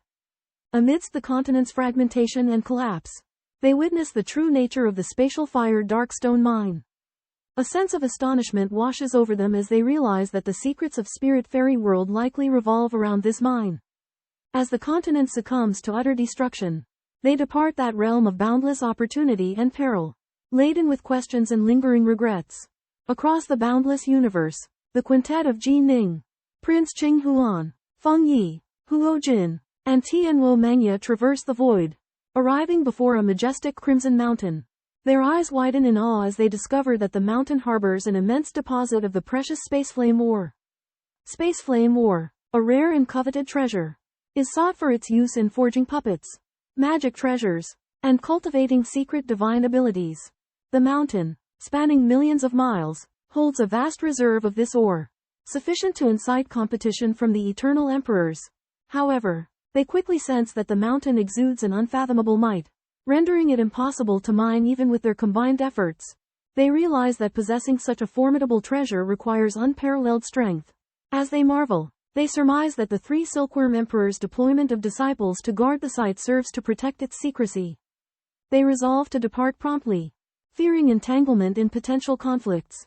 Meanwhile, within a hidden mansion deep in the ancient domain, the three Silkworm Emperor grapples with the relentless pursuit of the Emperor Fu Bo. For 19 chaos cycles, Emperor Fu Bo has vowed to destroy him, leaving him wary and vulnerable. The loss of his disciple heightens his anxiety.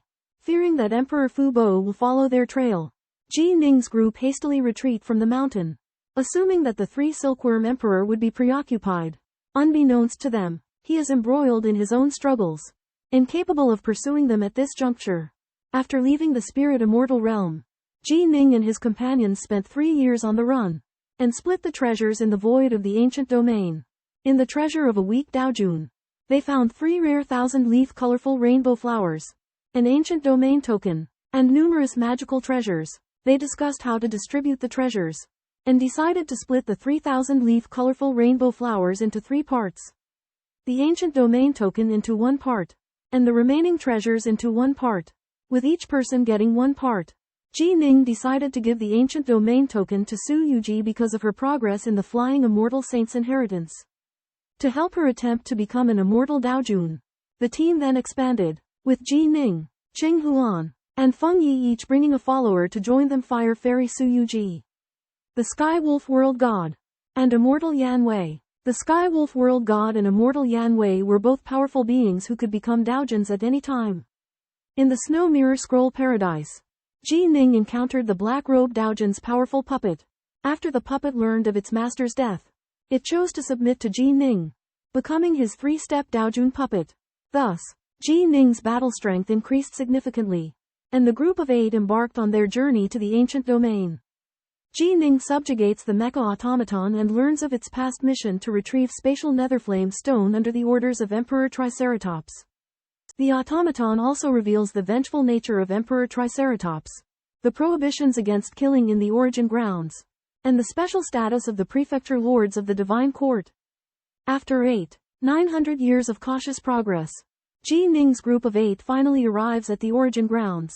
However, entering the grounds requires passing a test of willpower, which only those with sufficient fortitude can overcome. While Ji Ning and the others are confident, Skyfire Mangya is noticeably anxious. As their vessel approaches the origin grounds, a formidable aura engulfs them, crushing their souls.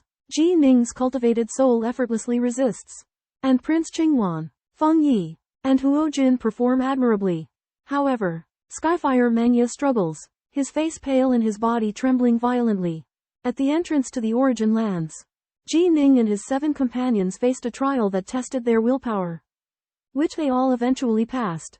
Upon entering the origin lands, they encountered a one-horned expert named Bathing Owl, who bathed in the origin force's light. Bathing Owl informed them that the origin lands were divided into the outer domain and the inner domain, with the inner domain being the origin land's core and concealing the universe's fundamental essence, accessible only to a select few. Bathing Owl also spoke of the legend of cosmic treasures, mysterious treasures that surpassed eternal treasures in power but were exceedingly rare. It was said that 8 cosmic treasures once existed within the inner domain, and that the sovereign of the Destruction God Court had ascended to rule over the foreign universe by obtaining a cosmic treasure. Ji Ning's group was informed that their chances of entering the inner domain were slim, as only a few exceptionally powerful and fortunate cultivators could be recognized by a cosmic treasure and thus gain entry. Bathing Owl's words instilled in them both a sense of longing and awe, deepening their desire to explore the origin lands and fueling their anticipation for the inner domain's mysteries. A group of 8 cultivators, escorted by a powerful unicorn expert, embark on a journey to the outer region.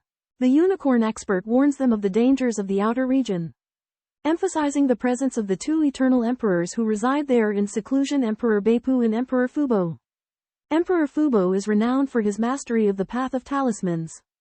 He possesses 9 Dao talisman avatars, each of which is nearly as powerful as his true self.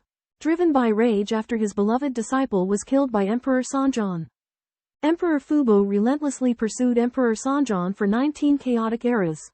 Emperor Fubo's vital talisman grants him the miraculous ability to revive himself, making him virtually unkillable within the universe. The Unicorn expert reveals that the Lord of the Divine Court of Destruction and Emperor Bai, one of the 16 Star Lords, seek to ally with Emperor Fubo due to his immense strength and exceptional mastery of talismans. As their vessel traverses the void, the 8 cultivators learn that the core of the origin is the inner region, which floats above the abyss. The inner region is connected to the outer region by 8 origin chains. The path to the inner region is fraught with peril, as the abyss can easily consume those who are not cautious. Ji Ning and his 8 fellow world-level experts embarked on the journey to the inner realms of the universe's birthplace, the Origin Lock, where they encountered 12 world levels who had attempted and failed the same path.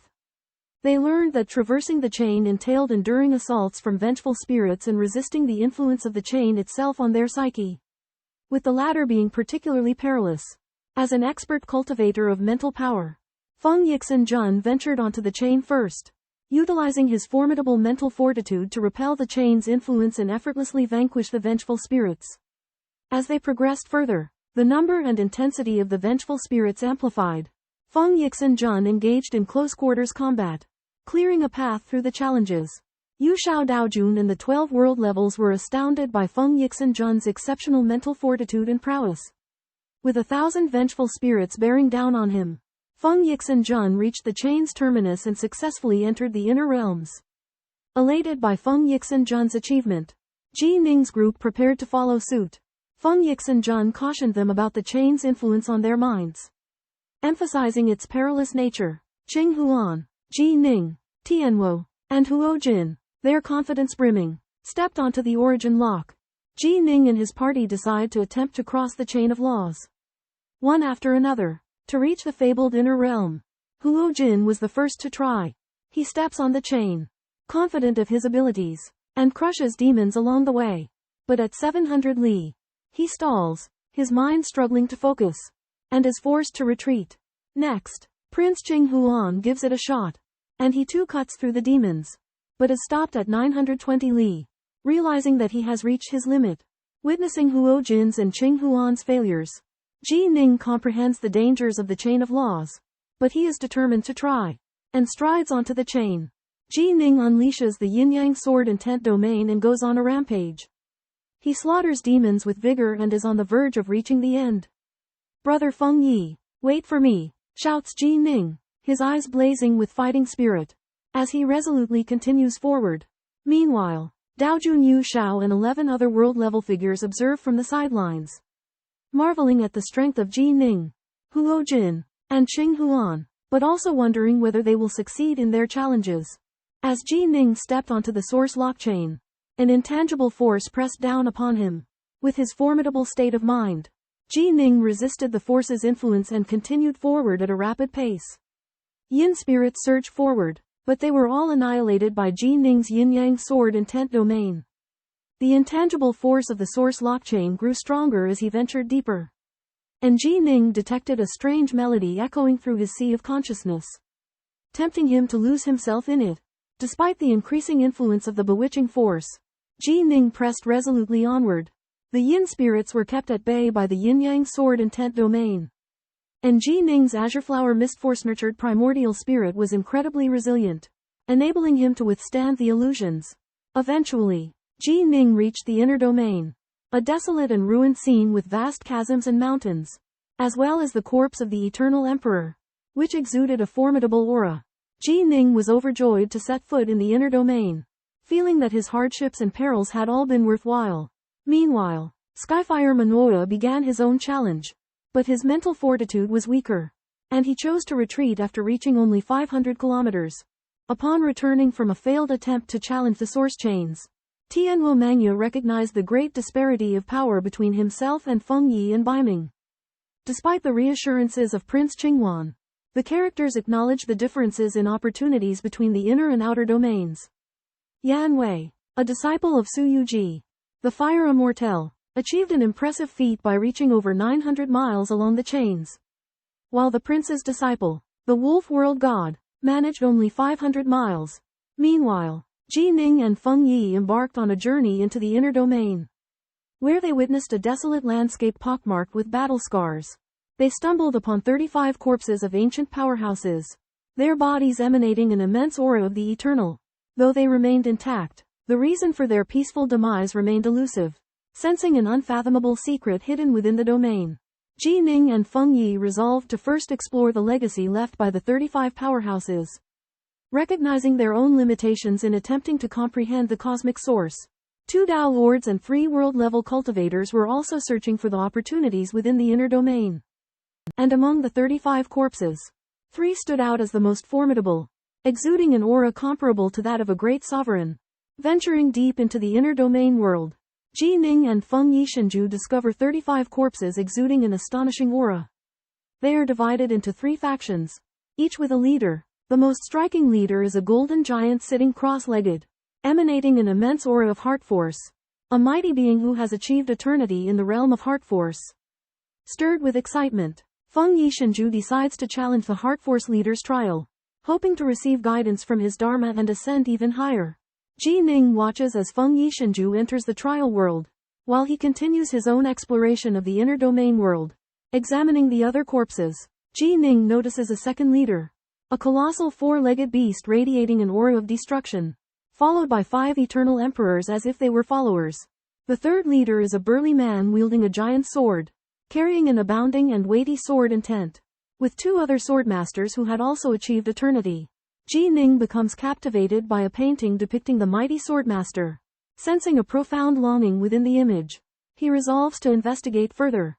He discovers an abundance of treasures left behind by the 3 swordmasters, including 12 formidable items, the most prominent being the giant sword, its weighty presence inspiring.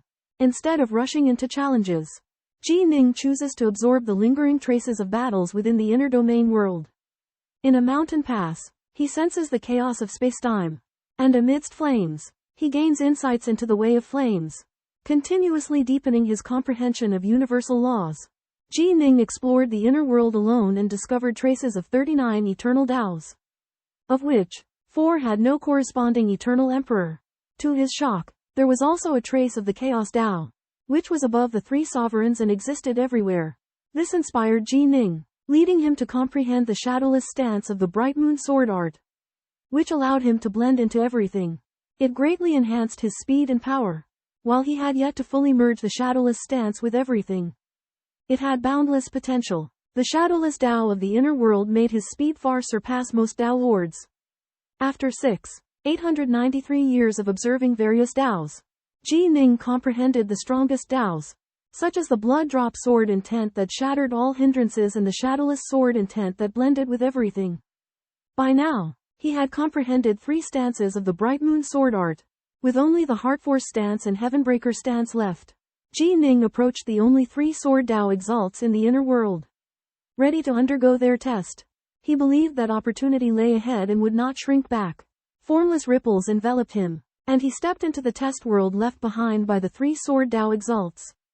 In the abyss of 10,000 fiends outside the primordial origin, Prince Qingwan ascended to the peak of the worldly realm, wielding 2 Tao, one of attack and one of defense, that were perfectly fused. Ji Ning entered the trial world left behind by 3 great sword-wielding experts and encountered the trial of the abyss of 10,000 fiends. The abyss of 10,000 fiends had a total of 36 levels, each with varying degrees of difficulty and danger. Arriving on the first level of the abyss of 10,000 fiends and facing hundreds of fiends comparable to those in the worldly realm, Ji Ning calmly concentrated his sword intent, forming a yin-yang sword intent domain that effortlessly swept away all the fiends. On the first level, Ji Ning learned that legend had it that the abyss of 10,000 fiends had 36 levels, each with a demon lord. The first 12 levels had only 1 demon lord, while the levels below the 12th had numerous demon lords. Ji Ning continued to descend to the second level, ready to face more trials. In the myriad demon abyss, Ji Ning continuously ventured, easily clearing the first 12 levels with his yin-yang sword intent domain. However, A demon lord appeared on the 12th level, possessing the power of a second-step Dao sovereign but with a weak Dao realm. Ji Ning easily defeated it, realizing that while multiple demon lords could pose a threat, he remained confident with his yin-yang sword intent domain. Continuing deeper, Ji Ning encountered 8 demon lords attacking him on the 13th level. With his formidable strength, he effortlessly defeated them, reaching the 14th level. It wasn't until the 19th level that he faced a significant change. Upon discovering a legacy eternal divine armament, Ji Ning sensed danger. As a powerful sword intent emerged, a figure in azure armor rose from the ground, instilling terror in Ji Ning. The aura of this figure was supreme, its sword intent soaring, resembling the grandmasters of the Tao of the sword Ji Ning had met before. The azure armored figure claimed to be left behind by its master, promising Ji Ning 9 divine swords if he could kill it. However, Ji Ning realized that the sword intent of the azure armored figure was extremely formidable, possibly at the level of the Eternal Emperor. Despite the allure of the 9 divine swords, he understood that this opponent was far stronger than the demon lords and exuded immense killing intent. Aware of the danger, Ji Ning manifested 3 heads and 6 arms, wielding 6 divine swords in preparation. The azure armored figure approached step by step. Ji Ning's giant sword formed from lightning and water sweeping wildly, but the figure remained unaffected, continuing its relentless march towards the sword Dao dead zone. Ji Ning tested the green armored figure's field with his yin-yang sword intent domain, only to find the ripples of swordlight from the 9 blood-colored great swords easily penetrated. Ji Ning realized that the green armored figure's realm was higher, but its power was weaker. In the face of the green armored figure's attacks, Ji Ning used Lunar Moon Sword Art and Blood Drop Sword Intent, but both were blocked by ripples of swordlight. The green armored figure pointed out that Ji Ning's attacks and defenses were not integrated. Ji Ning suddenly understood. The 6 divine swords simultaneously used the Heart Force stance, and they resonated and fused well with each other. Finally, the 6 divine swords transformed into a black hole that enveloped Ji Ning. The edges rippled, forming a genuine Heart Force sword intent. This defense successfully blocked the green armored figure's attack, which made Ji Ning joyous. He understood the truth of a saying: a single chopstick can easily be broken, but a bunch of chopsticks are difficult to break. As the battle continued, Ji Ning gradually figured out the mysteries of Heart Force sword intent. Different divine swords used different parts and worked together, which was the true meaning of merging into one entity. Finally, Ji Ning comprehended the 4th great sword intent in the 5 lunar moon stances Heart Force sword intent, thus achieving perfect integration of attack and defense. Ji Ning ventured into hell of myriad demons, encountering an azure armored figure of Eternal Emperor realm. With his indomitable will and comprehension of Heart Force sword intent, Ji Ning resisted the figure's fierce attacks. Despite its might, the azure armored figure was restricted by Ji Ning's sword intent domain, hindering its full power. After an intense battle, the figure acknowledged its inability to kill Ji Ning, allowing him to continue his trial. Ji Ning descended further, reaching the 24th level, where he again encountered the azure armored figure. The figure informed Ji Ning of the Eternal Emperor's legacy, offering him a supreme treasure and sword art inheritance. However, it also stated that only a true successor could obtain the 9 divine swords. Ji Ning declined the offer, determined to continue his trials. Unable to obstruct him, the azure armored figure followed Ji Ning. On the 31st level, the figure reported Ji Ning's situation to a white-robed man carrying 3 divine swords. The white-robed man expressed willingness to intercept Ji Ning, but acknowledged the possibility of failure. The 36th level of the Hell of Myriad Demons, a realm of danger created by the Lord of the 3 Realms, posed a significant threat. The azure armored figure warned the white-robed man of the dire consequences if Ji Ning persisted in his attempt to breach it. Despite their determination to stop Ji Ning, the white-robed man understood the unpredictability of the outcome. Ji Ning makes his way to the 31st level of the Abyss of Myriad Demons and is surprised to find that the abyss, which should be filled with murderous intent, is like a paradise. At this moment, a man in white appears. His aura is like a drifting cloud. He is the disciple of the Sword Dao expert whom Ji Ning had mentioned before. The man in white reveals his identity to Ji Ning Biming. The defensive ability displayed by the man in white is astonishing. The thunder, water, yin, and yang sword intent domain that Ji Ning has come to understand is unable to harm him. Afterwards, the man in white employs the Emperor Sword and the Killing Sword. And Ji Ning uses his Heart Force Sword intent to resist. Finally, the man in white uses his strongest killing move, the Void Sword Realm, to trap Ji Ning in a net of violet and gold threads. However, Ji Ning's blood drop method is actually able to pierce through the Void Sword Realm and break open the net of violet and gold threads. The man in white realizes that Ji Ning's sword techniques counter his own Void Sword Realm, and reflects on how sword techniques can counter and give rise to each other. The man in white and the figure in azure armor both urge Ji Ning to give up on continuing the trial, claiming that the 36th level contains an invincible perfect sword technique which even they are unable to resist. They suggest that Ji Ning return and obtain the Eternal Emperor's inheritance and treasures. Within the deepest recesses of the abyss of myriad demons, the white-robed man and the azure-armored warrior have long sensed Ji Ning's exceptional qualities. They are willing to accept him as a named disciple, but they emphasize that he still lags behind the status of a direct disciple. Ji Ning remains unwavering in his determination and longs to ascend to the treacherous 36th level, the realm of legends. The azure-armored warrior warns him that a swordsmanship prodigy far more powerful than Ji Ning once perished on the 36th level. However, Ji Ning remains steadfast, believing that he must push forward to resurrect his senior. Eventually, Ji Ning ventures unyieldingly into the 36th level. It is a world of volcanoes. Ji Ning gazes upon 3 towering volcanoes but finds no teleportation channel. Suddenly, the earth quakes violently, and an ancient, cerulean temple slowly rises from the lava. Before the temple, a burly man wielding a cerulean greatsword coldly watches Ji Ning, who is immediately overwhelmed by an unparalleled aura of oppression. With a single command, the 3 volcanoes transform into 3 volcanic giants whose might far surpasses Ji Ning's. Ji Ning exerts all his strength to fight, but he is gravely wounded when one of the giants strikes him with a single palm. Ji Ning realizes that death is imminent. Yet he resolves to fight to the bitter end, giving his all for the resurrection of his senior and the reunion of his family. Ji Ning is besieged by 3 volcano giants, but he manages to hold them off temporarily with his agile shadowless step technique and a treasure rope. The giants' attacks are simple but powerful, constantly distracting him. Meanwhile, 3 figures observe the battle: a burly man, a man in white, and a figure in cyan armor.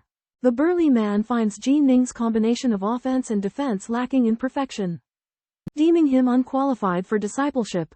The figure in cyan armor and the man in white lament that Ji Ning's talent remains unrecognized. The giants prepare to unleash the prelude to their heaven collapse technique, their attacks synchronizing and increasing in potency. But upon seeing this, Ji Ning has an epiphany. He realizes that the essence of heaven collapse lies in building momentum and unleashing it.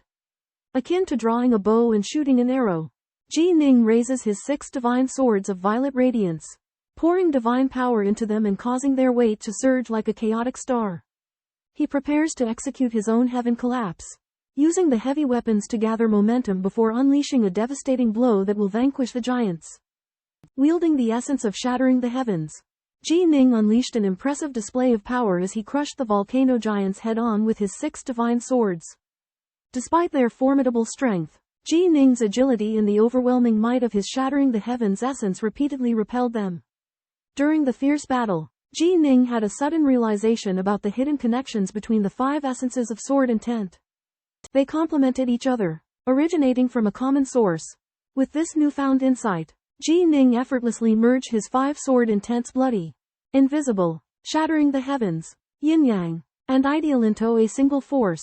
Unlike other extraordinary beings, Ji Ning had achieved mastery in various aspects of swordsmanship. Thus, combining the 5 sword intents came naturally to him.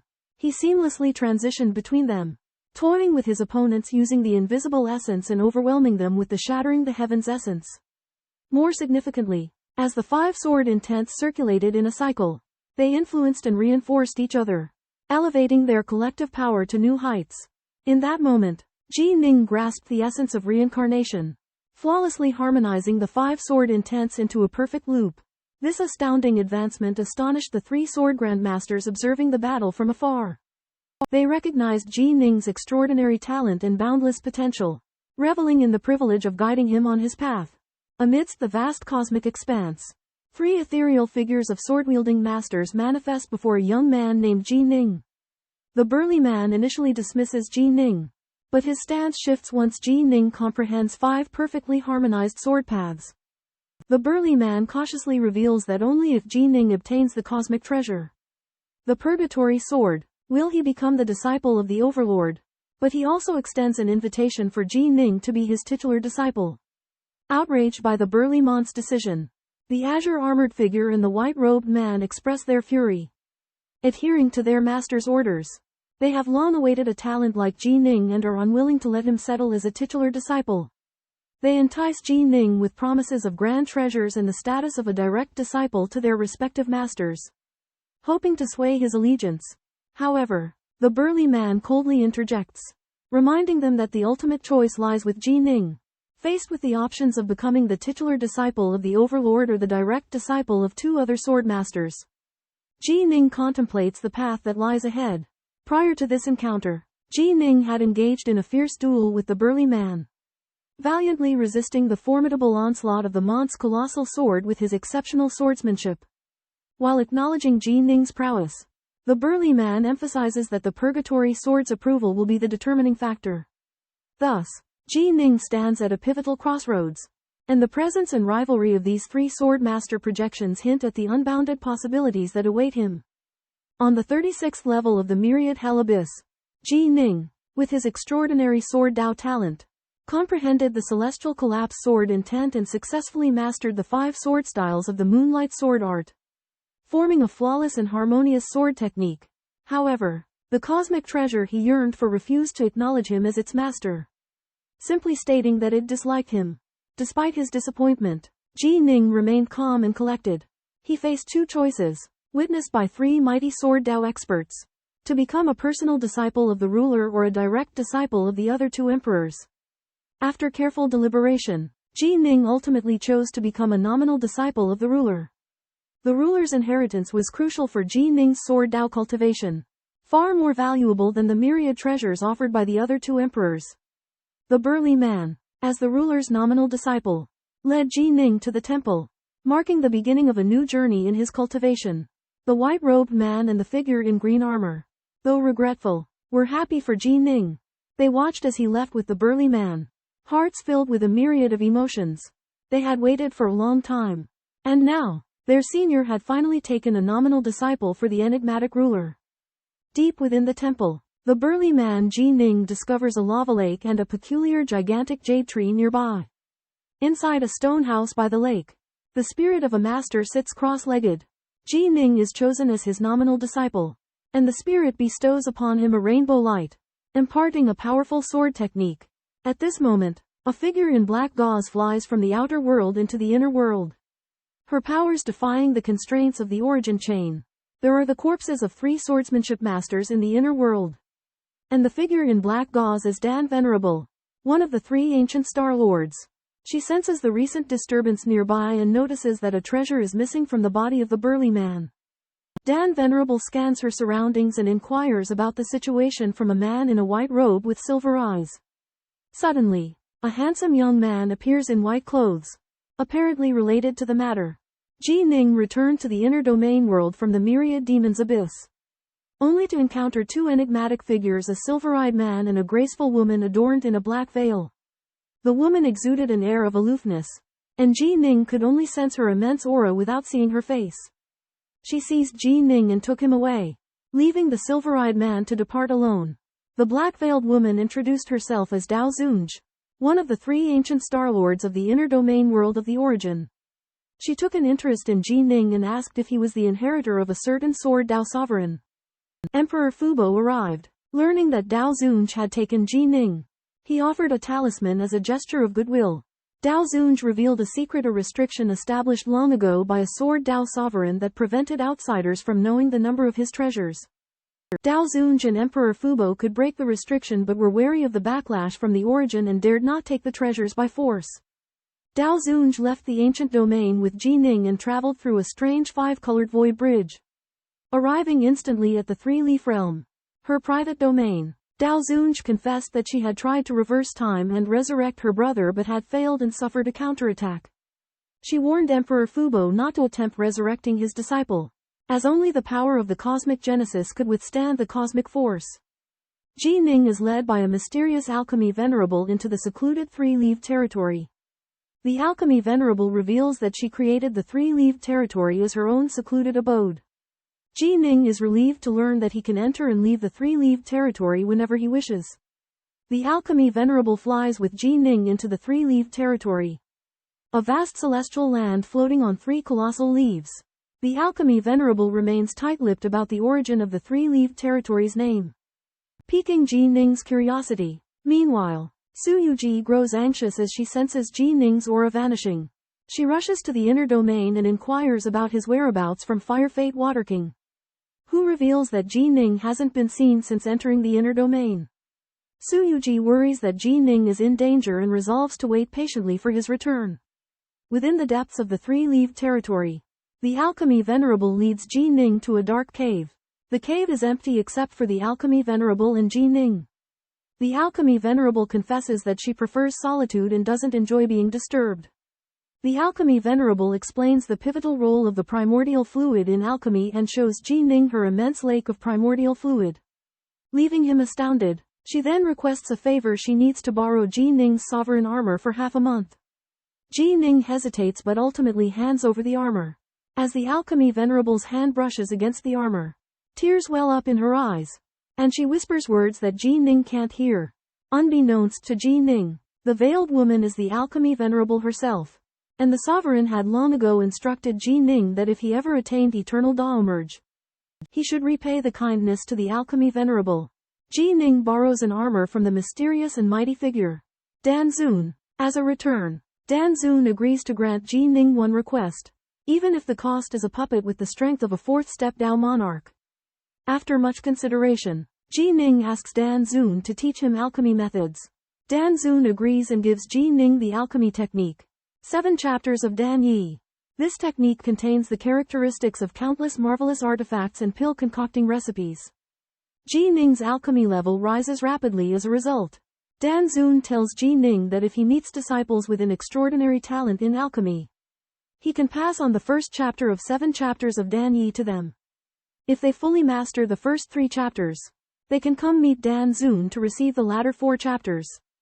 Additionally, Dan Zun gives Ji Ning a precious Dao talisman. This talisman can serve as Ji Ning's life-saving Dao talisman.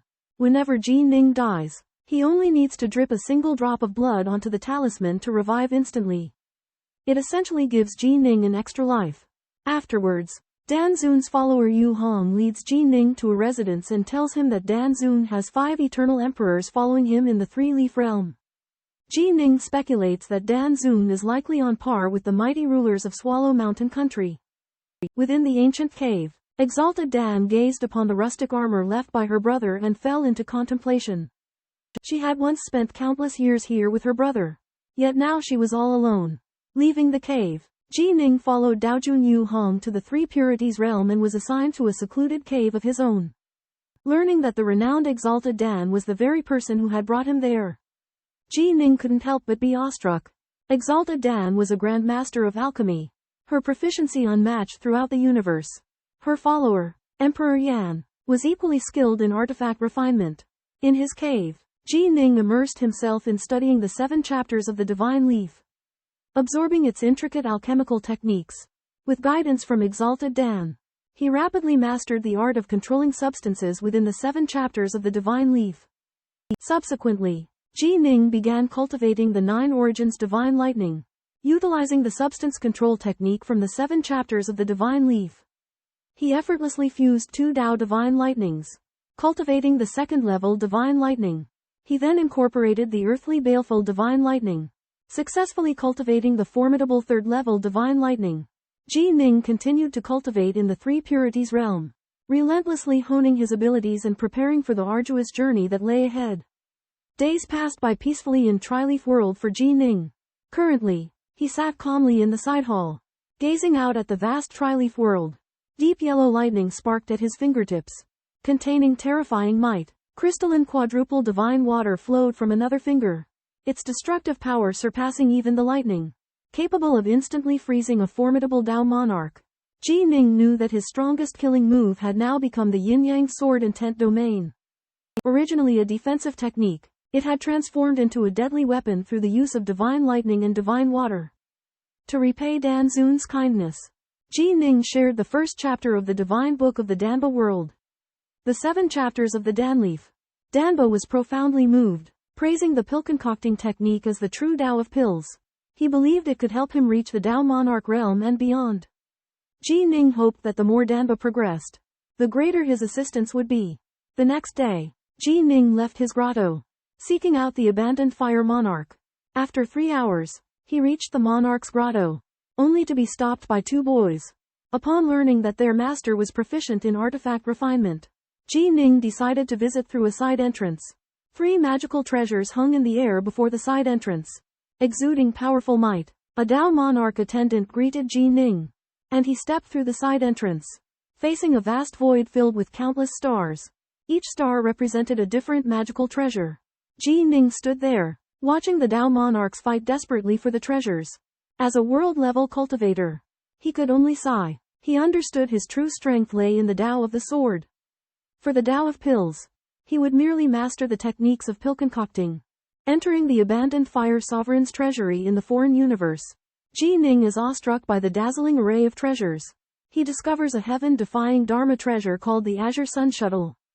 Its power rivaling that of a Tao monarch of the 4th step, but priced at an exorbitant 8 million cubes of primordial chaos liquid. Jining browses further, amazed by the 100 shifts heart bell containing formidable soul force secret arts, capable of disrupting the hearts of enemies, yet priced at an equally high 5 million cubes. Other treasures include incredible flying Dharma treasures, arrays, and sword formations. What captivates Jining most is a snowy divine sword exuding an aura of endless ice. This sword is a special natal divine weapon, which cultivators can imbue with their sword Tao, continuously refining and improving their sword techniques. Natal divine weapons can absorb precious materials to grow on their own, even potentially evolving into cosmic treasures, making them extremely rare and valuable. Jining realizes that a natal divine weapon is the perfect complement to his sword Tao. So despite its hefty price tag of 3 million cubes, he resolves to purchase it. However, as he prepares to pay, the attendant suddenly informs him with a strange expression that the abandoned fire sovereign wishes to see him. Emperor of Abandoning Fire summons Jining, the reason likely pertaining to Lord Pill. In a tranquil courtyard, Emperor of Abandoning Fire, his chest bare, scrutinizes Jining. He leads Jining into the courtyard and has him sample various beverages. Emperor of Abandoning Fire reflects on his past as an unremarkable servant who, through intense dedication to artifact refining, eventually became an eternal emperor. He posits that true power stems from oneself rather than relying on treasures, using Daojun Ning Xing as an example to illustrate the inadequacy of external means. Emperor of Abandoning Fire expresses approval of Jining's choices for his natal divine weapons. He believes that following the path of Daojun is the correct one, even with its high risks. He categorizes the celestial star lords of the Palace of Destruction into dominators and non-dominators, noting that Lord Pill is an exception who became a dominator through cultivation rather than by birth. Emperor of Abandoning Fire agrees to forge 6 natal divine weapons for Jining despite the vast material requirements. He recognizes Jining's sword arts as containing the essence of all sword arts, granting it immense potential. Jining demonstrates his 5 most powerful Daos, which astound Emperor of Abandoning Fire. He states that he will tailor the natal divine weapons to Jining's specific sword art characteristics. Jining shamelessly asks Emperor Yuhuo for help obtaining 6 eternal weapons. The Emperor informs him that the materials needed to make the weapons are worth 150 million cubic kilometers of primal chaos essence, far more than Jining's wealth. Just when Jining is at a loss, an idea strikes him. He tells the Emperor of an important discovery he has made. He has stumbled upon a spatial firestone mine spanning 1,000,000 kilometers, and this ore is perfect for creating eternal weapons. The news shocks Emperor Yuhuo, who had originally planned to give Jining one of the weapons. However, upon learning of the mine's size, he decides to personally forge all 6 weapons, with materials provided by the Venerable Dan. In return, Emperor Yuhuo claims ownership of the mine. The Venerable Dan, Emperor Yuhuo, and Ji Ning travel to the ancient domain together and locate the mine. Using his immense power, the Venerable Dan takes possession of it. Meanwhile, Emperor Sanjan, the mine's original owner, fails to retrieve his treasure as he is forced to hide from Emperor Fubo. Within the Three Purities realm of the other universe, Ji Ning waits patiently for Emperor Abandonfire to craft 6 divine weapons for his life essence. The forging had taken years. Yet Ji Ning was unfazed. Having meditated there for over 10,000 years, his heart reaching new depths of tranquility. Meanwhile, Ji Ning's comrades returned from their training in the Origin's grounds, only to discover his disappearance 6,000 years prior. Su Yuji, the fiery immortal, was consumed by worry, refusing to leave. The others shared her concern. As time continued, Ji Ning continued to cultivate in the Three Purities realm, refining his alchemy skills. His attendant, the World God Treasure Alchemist, also made significant progress, showing prodigious talent. During this time, Prince Qing Huan, Feng Yishanjun, and other comrades journeyed to the Mangya Kingdom, only to find no traces of Ji Ning. They surmised he might have had new encounters, returned to the Endless Territories, or been taken elsewhere by unknown forces. Su Yuji, though anxious, understood the futility of searching for Ji Ning was akin to finding a needle in the vast ocean. She resolved to wait in the Mangya Kingdom, hoping one day he would return safely. Meanwhile, in the leisure of his cultivation within the Three Purities realm, Ji Ning gradually recognized the flaws in his swordsmanship. After over 3 million years of contemplation and practice, he realized that his swordsmanship was not the ultimate path. This discovery ignited an inexplicable anticipation within Ji Ning. He understood that his path of cultivation had limitless possibilities, and the Three Purities realm was merely the starting point for his new journey. While practicing swordplay, Bei Ming Ning discovered flaws in his technique. After 5 days of fruitless contemplation, he resolved to patiently study the art and believed he would eventually improve. In the following years, Ning focused on both swordplay and the alchemy methods of the 7 chapters of the Dan Leaf. With alchemy skills surpassing a Dao monarch and the power of the azure flower mist comparable to that of a great Dao monarch, he broke the limits of alchemy and created quadruple divine thunder and quadruple divine water. After completing the quadruple divine thunder, Ning visited Venerable Dan, bringing the world god of the alchemy treasure. After the world god of the alchemy treasure demonstrated perfect mastery of the first 3 chapters of the 7 chapters of the Dan Leaf, Venerable Dan agreed to take him as a nominal disciple and teach him the first 6 chapters of the 7 chapters of the Dan treasure. Venerable Dan predicted that Ning would soon obtain the Destiny Divine Armament and left, reminding him that the means of the mighty were boundless and that he should not rely on any protective measures. She advised him to be cautious and that they would meet again in the future. Ning thanked Venerable Dan for her guidance, engraving her kindness in his heart.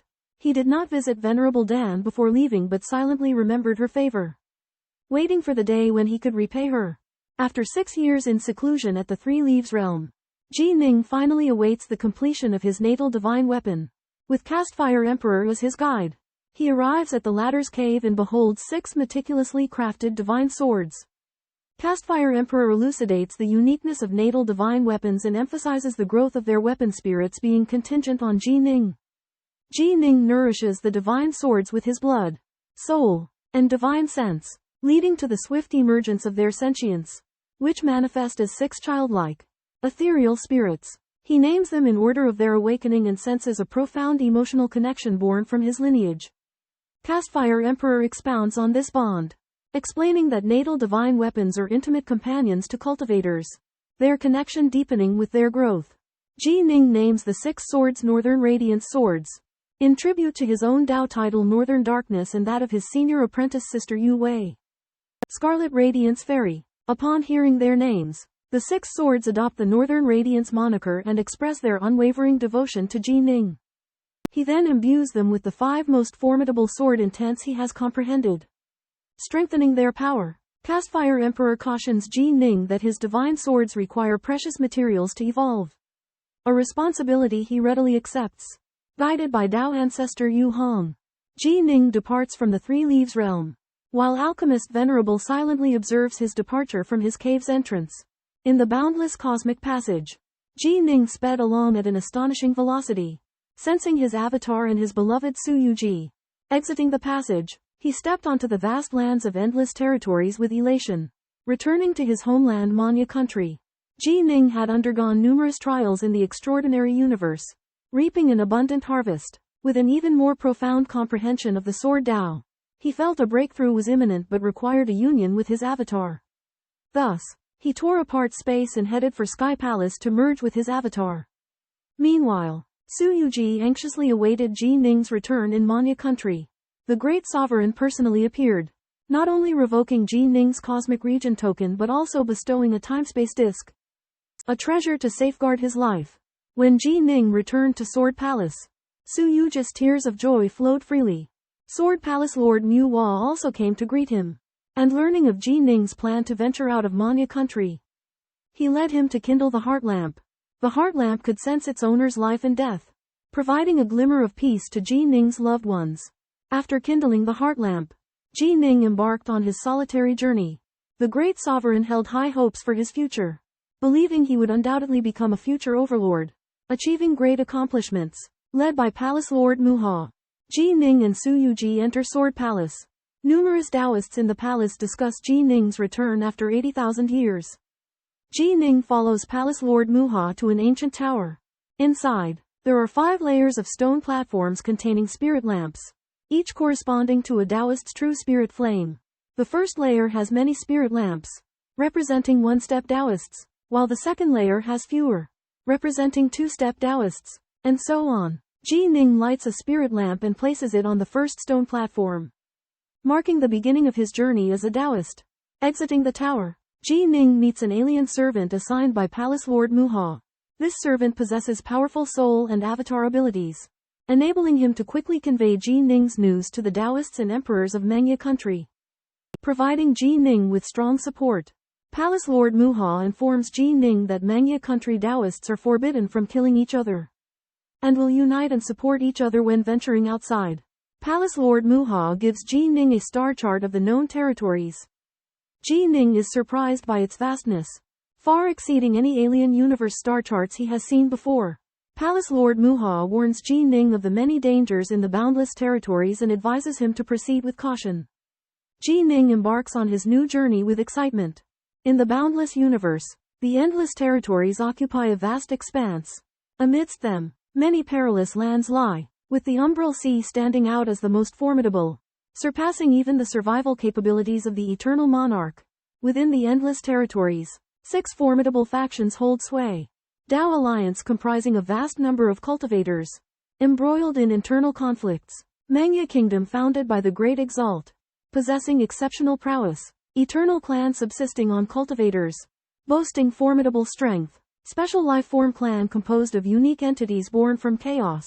Ancient Cultivator Clan enigmatic and powerful, sworn enemies of the Manya Kingdom. Dark Domain originating from a foreign territory, inhabited by migrating cultivators, similar to the Three-Leafed Realm. The Manya Kingdom features 3 spatio-temporal channels, facilitating rapid movement for cultivators. Ji Ning and Su Yuji traverse a spatio-temporal channel to reach the Heavenly Palace. En route, they learn of the unparalleled achievements attained by Dan Zun and the Great Exalt in the realm of spacetime. Upon their arrival at the Heavenly Palace, Ji Ning's main body merges with his doppelganger, simultaneously achieving the Tao Monarch realm. His swordsmanship cultivation gradually reaches perfection, standing on the cusp of breaking through to the primordial realm. Under Ji Ning's protection, Su Yuji and the emissary of the God King of the Dan realm also successfully advance to become Tao Monarchs, significantly enhancing their strength. The group proceeds to the 3 realms, where Ji Ning is finally able to enter and reunite with his second primordial spirit, fulfilling his life-bound vow. On the immortal palace in the Chaos Stars, Ji Ning witnessed Dan Bao and Su Yuji break through to become Tao Monarchs one after another. Dan Bao was grateful for Ji Ning's help, because with his natural talent in alchemy and the method of the Venerable of Pills, he finally embarked on the path to becoming a Tao Monarch. Su Yuji was quite accomplished in the way of charm, but Ji Ning was not affected at all. Ji Ning reminded Dan Bao and Su Yuji that every step forward as a life and death Tao Monarch was about exploration. Failure meant death and annihilation. They should proceed with caution, at least reaching the realm of a 4-step Tao Monarch. With 2 Tao Monarchs as companions, Ji Ning's journey went more smoothly. Almost 300 years later, they arrived at Jehu Star, where there was a space-time transfer array leading to the Sky Azure Palace. Ji Ning was excited, because the Sky Azure Palace was the sect where his parents belonged. Just as the flying boat was about to depart, Ji Ning noticed a fierce battle on a chaos star not far away. Due to a looming premonition, he immediately went to check it out. As he approached, he learned that the two sides of the battle were from the Clear Wind Temple and the Sky Azure Palace. 5 world-level figures from the Clear Wind Temple were besieging a world-level figure from the Sky Azure Palace. After hearing the news, Ji Ning's expression changed drastically without hesitation. He went to help, using the blood drop evasion to travel to the Chaos Star. Dan Bao and Su Yuji followed behind, declaring that Ji Ning was the master of the Sky Azure Palace. The ancestral gods and world-level figures nearby were shocked, wondering why a Dao monarch would pledge allegiance to a world-level figure. Ji Ning arrived outside a chaotic star from an alternate dimension, witnessing 5 world-level enemies from the Qingfeng Sacred Temple surrounding a man in a green robe. Ji Ning charged into the fray with astonishing speed, 4 times the speed of light, and declared himself as Baiming of the Heavenspan Palace. Upon learning of Ji Ning's identity as a newly ascended world-level figure from the Heavenspan Palace, the Qingfeng Sacred Temple immediately attacked. However, Ji Ning effortlessly restrained the 5 world-level enemies with his powerful sword intent. The man in the green robe turned out to be Dong Mu, a disciple of Heavenspan Palace's Tiandao monarch, who had been ambushed near the territory of the Qingfeng Sacred Temple. Ji Ning intervened, eliminating the 5 world-level fighters. Dong Mu was astounded by Ji Ning's strength, noting that his sword intent and speed of breaking through to the world level surpassed Tiandao monarch's expectations. Ji Ning mentioned that Tiandao monarch was still stranded in the perilous Yipo realm. At that moment, Ji Ning's followers, Danbao and Su Yuji, arrived, further surprising Dong Mu, who realized that Ji Ning had Dao monarchs as his subordinates. Ji Ning urged Dong Mu to leave the dangerous area and inquired about his feud with the Qingfeng Sacred Temple. Dong Mu revealed that he had taken an exceptionally talented apprentice who had provoked the Qingfeng Sacred Temple by obtaining a precious treasure. Ji Ning surmised that the Qingfeng Sacred Temple had sought aid from Dao monarchs. Ji Ning and his group encountered an ambush by the world realm of the Clear Wind Temple and learned about the Clear Wind Temple's formidable power and animosity. To avoid the Clear Wind Temple's pursuit, they decided to take a detour. Ji Ning's disciple Kan Ke was anxious to rescue his Taoist companion who was suffering from a strange poison, and begged Ji Ning to detour to his hometown. Ji Ning realized that Kan Ke's hometown was adjacent to the Clear Wind Temple, and understood that this would be a dangerous move. However, Kan Ke's sincerity and deep affection moved him, and he decided to double back and deal with the Clear Wind Temple. Meanwhile, the 3-step Taoist Venerable Hu Feng Taoist Venerable of the Clear Wind Temple learned of Ji Ning's existence, recognized him as a formidable enemy, and determined to capture him alive to seize his treasures. Ji Ning and his group arrived at Kan Ke's hometown and found his Taoist companion frozen deep within the source of the ice. After Kan Ke rescued his beloved, Ji Ning and his group continued on their journey to the Sky Palace. However, Hu Feng Taoist Venerable had already set an ambush, intending to intercept and kill Ji Ning. Faced with a formidable enemy, Ji Ning remained calm and collected, and engaged Hu Feng Taoist Venerable in a fierce battle, ultimately defeating him. Ji Ning's formidable combat prowess shocked the Clear Wind Temple, and averted a crisis for the Sky Palace. After many twists and turns, Ji Ning and his companions finally arrived at the Whirlpool Passage at the junction of the Qingfeng Sacred Temple and the Heaven Light Palace. However, as the flying boat rushed out of the passage, a forbidden light flashed, pinning the flying boat in place. A silver-robed man with an imposing aura flew in from the distance. It was Daojun Yufeng of the 3 steps of the Qingfeng Sacred Temple. Daojun Yufeng recognized Dong Mu and Ji Ning of the Heaven Light Palace and became suspicious of Ji Ning's identity. Ji Ning calmly admitted to being a member of the Heaven Light Palace and predicted that the Qingfeng Sacred Temple would remember his name. Daojun Yufeng, who had been waiting for his prey, felt that Ji Ning's luck was running out. However, Ji Ning countered Daojun Yufeng, claiming that it was Daojun Yufeng's luck that was lacking. The flying boat continued to charge towards Daojun Yufeng, and a fierce battle was about to erupt. In the boundless starry sky, Daojun Hu Feng, a 3-step Daojun, and Ning Qi, A world realm cultivator. Cross paths.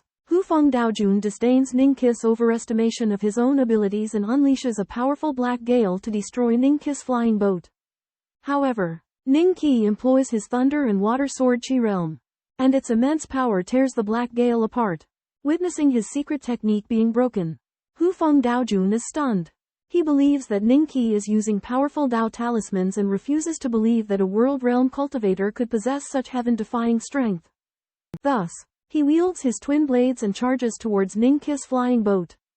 But Ningqi had anticipated this move and sends forth his strongest puppet swordsman to confront Hufeng Daojun. The swordsman's prowess rivals that of a three-step Daojun at the peak. And his enigmatic swordsmanship catches Hufeng Daojun off guard. In the fierce battle that ensues, Hufeng Daojun gradually falls into a disadvantage. At a critical moment, Su Yuji, the immortal fire phoenix beside Ningqi, employs the flying immortal nine-realm technique, an invisible force that affects Hufeng Daojun's mind and slightly slows his movements. Seizing this opportunity, the swordsman binds Hufeng Daojun and imprisons him in a gourd. Thus, Hufeng Daojun, a three-step Daojun, is captured by Ningqi. Afterwards, Ningqi and his companions continue on their journey, arriving at the timeless heavenly mist realm a fortnight later. Looking into the distance at the cloud-wreathed heavenly mist palace, Ningqi's heart fills with excitement. He has finally reached his destination, and his second avatar is about to embark on the path back to the three realms. With a roar, Ji Ning and his group flew to the heavenly palace on auspicious clouds. Dong Mu first sent a message to inform their brothers, and Ji Ning also looked towards the destination. Dan Bao and Su Yuji curiously looked at the place that their master yearned for. The Kan-Ke couple, on the other hand, were filled with awe and saw the heavenly palace as a holy place. Approaching the heavenly palace, Ji Ning found that there were many cultivators gathered at the gate. And three powerful Dao monarchs were standing at the forefront. Ji Ning recognized one of them as the heavenly Dao monarch. But his Dharma body was different from before. Ji Ning and the others landed in front of the heavenly palace. And the heavenly Dao monarch welcomed them with open arms. After some pleasantries, Ji Ning recounted his experiences since leaving the Great Mo territory, including his abduction by the Mangya kingdom. Hearing this news, the heavenly Dao monarch was surprised and exclaimed that Ji Ning's opportunities were extraordinary. Then, the heavenly Dao monarch introduced the other two Dao monarchs, the fighting Dao monarch and the fish-can Dao monarch. Ji Ning found that although the fish-can Dao monarch was dressed as a man, his appearance was like that of a stunning woman, which made him secretly surprised. The heavenly Dao monarch explained that the fish-can Dao monarch was currently wandering around and that his Dharma body was unique, with extremely high talent. During the chat, Ji Ning asked about the whereabouts of the three Blackwater divine beasts. The heavenly Dao monarch sighed and informed them that they had been killed by the heavenly palace. Ji Ning's worries were relieved. At the subsequent banquet, the cultivators of the heavenly palace gathered to celebrate, and the atmosphere was very lively. Through this banquet, Ji Ning got to know many of the brothers from the heavenly palace and felt their sincerity and boldness. After the banquet, Ji Ning followed the heavenly Dao monarch to choose a cave dwelling and decided to hold the initiation ceremony a month later. After returning to his own North Sea cave dwelling, Ji Ning instructed Dan Bao and Su Yuji not to disturb him and then went into seclusion to cultivate. In the chaotic void, Ji Ning entered the three realms in the form of a black Taoist robe. Overlooking the 3,000 great worlds and billions of small worlds, everything within his sight was visible, including the heavenly realm and the netherworld. In the ethereal river of fate, Ji Ning's gaze settled upon a meandering stream. As he gently explored, he discovered the true spirits of his father and mother, nestled together with a familiar aura. With a surge of emotion, Ji Ning used his potent sword intent to halt the relentless flow of fate. Throughout the three realms, powerful beings like Bodhi and the Wind Devil sensed the anomaly. Drawn to the scene, they witnessed Ji Ning carefully retrieving his parents' true spirits from the river. Shielded by layers of sword intent against the river's fierce backlash, eventually rescuing them, Bodhi, Sun Wukong, and other formidable beings extended their congratulations to Ji Ning. With their true spirits restored, the subsequent process of regenerating their physical bodies and souls would be relatively straightforward. Ji Ning's heart swelled with joy as he realized the profound talent of the three realms cultivators, far surpassing those of other chaotic realms. he silently resolved to impart more valuable legacies upon them, bolstering the three realms' strength as he eagerly anticipated the day they would soar to unprecedented heights. Ji Ning retrieved the true spirits of his parents, Yu Kai Shui and Ji Yichuan, from the river of destiny and revived them with the liquid of chaos. They regained their senses and memories after being revived and were reunited with Ji Ning. They were pleasantly surprised and overwhelmed with emotion when they learned that they had almost been killed by the hands of the netherworld. Ji Ning introduced the celestial and demonic giants present, including the patriarch Bodhi, the Buddha Maitreya, the Taoist Yu Ding, which astonished his parents. They could not believe that Ji Ning had cultivated to this level and made friends with the top experts from the three realms. During their reunion, Ji Ning talked about the three realms catastrophe that had happened in the past and informed them that the three realms had now recovered. Ji Yichuan and Yu Kai Shui were overwhelmed with emotion when they heard about Ji Ning's achievements and felt immensely proud of him. Out of guilt towards the hands of the netherworld, the wind demon apologized to Ji Ning's parents, which moved them deeply. Ji Ning announced that he would be hosting an immortal and demon banquet to celebrate and invited those present. Later, Ji Ning took his parents to the residence of his relatives and friends, where they had a happy gathering and shared family joy. Ji Ning's happiness over being reborn and his parents' reunion made him feel unbelievably content. His mental strength also reached the peak of the 5th level at that moment, and he entered a higher realm. On Yanshan of the Great Shah of the Three Realms, Ji Ning called together his close friends and family for a celebration. Ji Yichuan and his wife Wei Qishui were astounded by the stories of their son's legendary past.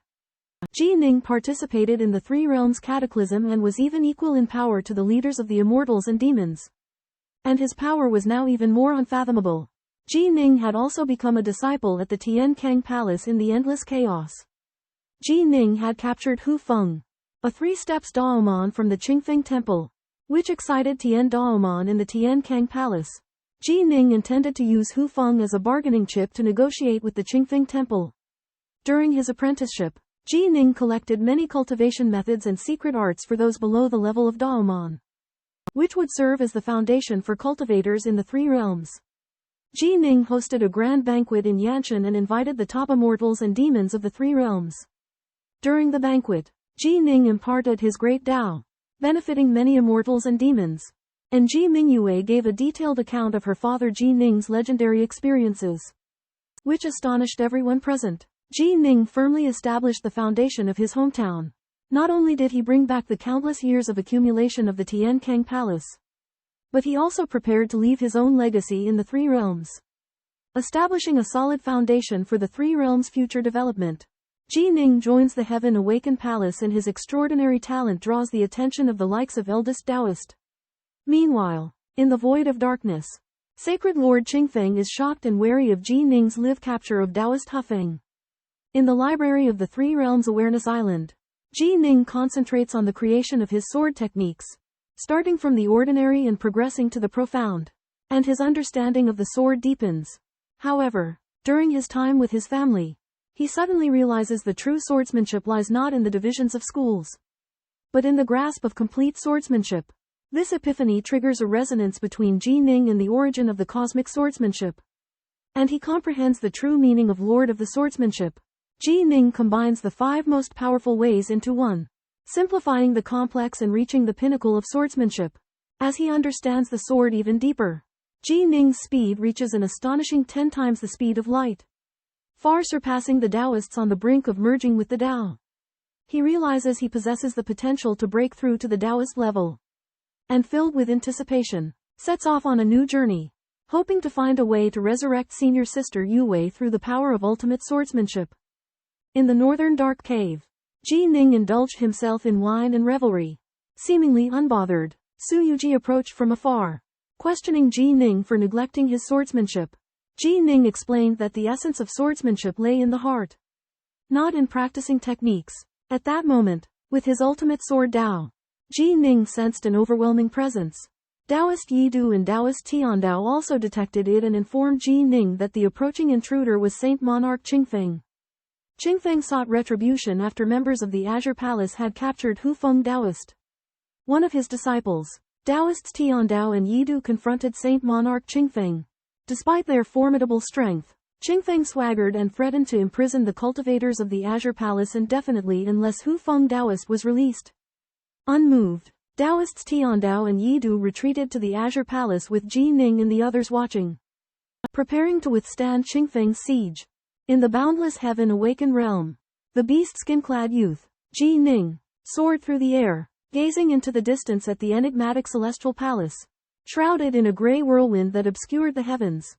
Intending to liberate the imprisoned immortals of the celestial palace from the clutches of the Clearwind Saint, Ji Ning assumed a disguise and cautiously approached.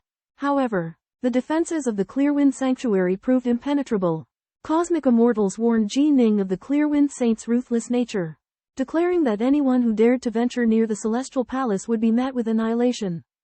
Undeterred, Ji Ning employed the shadowless infiltration art, silently burrowing into the earth, and approached the celestial palace at twice the speed of light.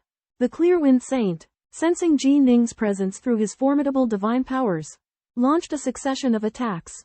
A colossal, grating palm erupted from the ground. But Ji Ning remained composed, accelerating his infiltration art to 6 times the speed of light, effortlessly penetrating the Clearwind Saint's defenses and breaching the protective formations of the celestial palace. The imprisoned immortals rejoiced. Ji Ning merged with his clone, preparing to ascend to the level of Dao Monarch. The heavenly Dao Monarch and combat Dao Monarch solemnly cautioned Ji Ning of the perils of the Dao Monarch's path and the paramount importance of establishing a solid foundation. Ji Ning acknowledged their wisdom, comprehending the arduous nature of the Dao Monarch's journey. Nonetheless, he remained steadfast in his belief in his own talent and determination. With unwavering resolve, Ji Ning and his clone ascended to their respective abodes and commenced their seclusion, preparing for the moment of their breakthrough to the Dao Monarch realm. Inside the North Star Cave of Heaven Heart Palace, white-robed Ji Ning and beast-skin Ji Ning merged as one, completing the process of integrating the 18 avatars. Simultaneously, inside the primordial chaos cave beyond the 3 realms, Ji Ning in black Taoist robes and another Ji Ning in black merged as well. The original body and second primordial spirit had both reunited.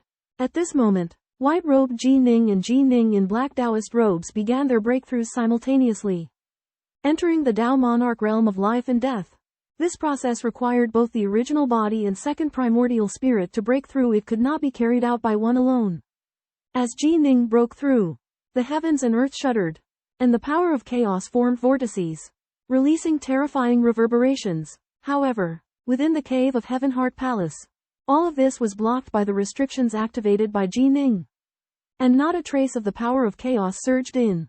During the breakthrough, Ji Ning's Dao tree began to grow, with its thickness far exceeding that of ordinary Dao monarchs, demonstrating the profound basis of Ji Ning's comprehension of the ultimate sword Dao. The divine tree eventually grew to 52,000 meters, signifying the completion of the reconstruction of Ji Ning's divine body, which emanated the mighty aura of a Dao monarch. The original body completed its breakthrough in a short period of time, with its aura comparable to a second-step Dao monarch. However, the second primordial spirit was still absorbing the power of chaos. Persevering with its breakthrough, Ji Ning decided to disguise himself as a second-step Dao monarch, concealing his ultimate sword Dao in order to avoid unnecessary trouble. Having broken through to become a Dao monarch, Ji Ning's strength had skyrocketed, and he believed that he could stand shoulder to shoulder with second-step Dao monarchs like Qing Huan and Dong Shu. He could even pose a threat to fourth-step Dao monarchs. This breakthrough filled Ji Ning with confidence, as he no longer feared powerful Dao monarchs. His spirit soared, and he was prepared to create even greater brilliance on the path of cultivation. Inside the tranquil chamber, Ji Ning examined his body to find that his internal elemental energy and divine power rivaled that of a second-step Daojun. What surprised him more was the accumulation of 1111 azure flower mist water droplets in the azure flower space, each of which surpassed the sum of his elemental energy and divine power. This azure flower mist power was so potent that it was comparable to a fourth-step Daojun. From this, Ji Ning deduced that thanks to the 9 revolutions chaos seal, this heaven-defying technique had developed his divine body to a point that was nearly identical to that of the most powerful Dao cultivators. While the members of the Mangyu royal family and the ancient cultivators might have a slightly greater burst of power, they could not match his endurance. Ji Ning understood that the key to his breakthrough lay in the power of his Dao. While he had mastered 5 of the most powerful Daos, he needed to fully comprehend them all before he could form a deeper level of supreme swordsmanship. Thus, he decided to seclude himself for 10 years of secluded cultivation, during which time he would cultivate the 9 sources divine thunder, 9 sources divine water, and the Grand Sovereign's imparted protective divine ability, the swordsmanship body. 12 years later, an AWE-inspiring swordsmanship aura emanated from the North Sea Grotto mansion. Su Yuji and Dan Bao were filled with astonishment. And soon after, Ji Ning emerged from the mansion, his aura having reached the level of a second-step Daojun. He informed Su Yuji and Dan Bao that he had broken through directly during a moment of enlightenment. This news quickly spread throughout the Eternal Voyager, causing a great sensation. Ji Ning disguised himself as a second-step Daojun, adding a layer of security to his path of cultivation. Tian Dao Monarch, Yu Do Monarch, and Yu Chan Monarch come to the Northern Darkness Cave abode together with astonishment and witness Ji Ning's miraculous breakthrough from 1 Dao merge to 2 Dao merge. Ji Ning asks Tian Da Monarch for intelligence relating to the Clearwind Saint Lord. Intending to engage in combat, Tian Da Monarch is extremely shocked and strongly discourages Ji Ning from doing so, as he believes that Ji Ning's power isn't sufficient to match that of the Clearwind Saint Lord. Ji Ning, however, displays a single unbelievable sword art technique revealing magnificent speed which shocks the likes of Tian Da Monarch and the others. Tian Da Monarch therefore records the Clearwind Saint Lord's weaknesses onto a jade slip and gives it to Ji Ning. Ji Ning receives the jade slip and reads through it carefully, learning about the Clearwind Saint Lord's overwhelming abilities. Yet, Ji Ning still holds a firm will to challenge him in the name of protecting Grand Sha Palace. Tian Da Monarch passes the control unit of Grand Sha Palace to Ji Ning, just in case anything dangerous should happen and he needs to return. Ji Ning flies out of Grand Sha Palace and clashes fiercely in midair with the Clearwind Saint Lord.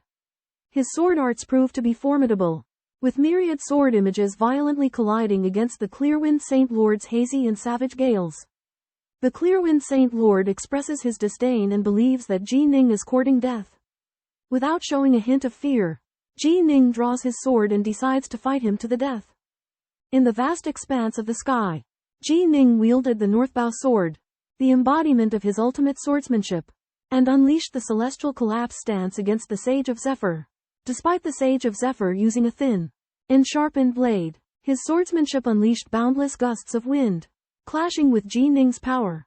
Ji Ning unleashed 6 hands, wielding swords and integrating various sword techniques through the heart-centric style to withstand the Sage of Zephyr's onslaught.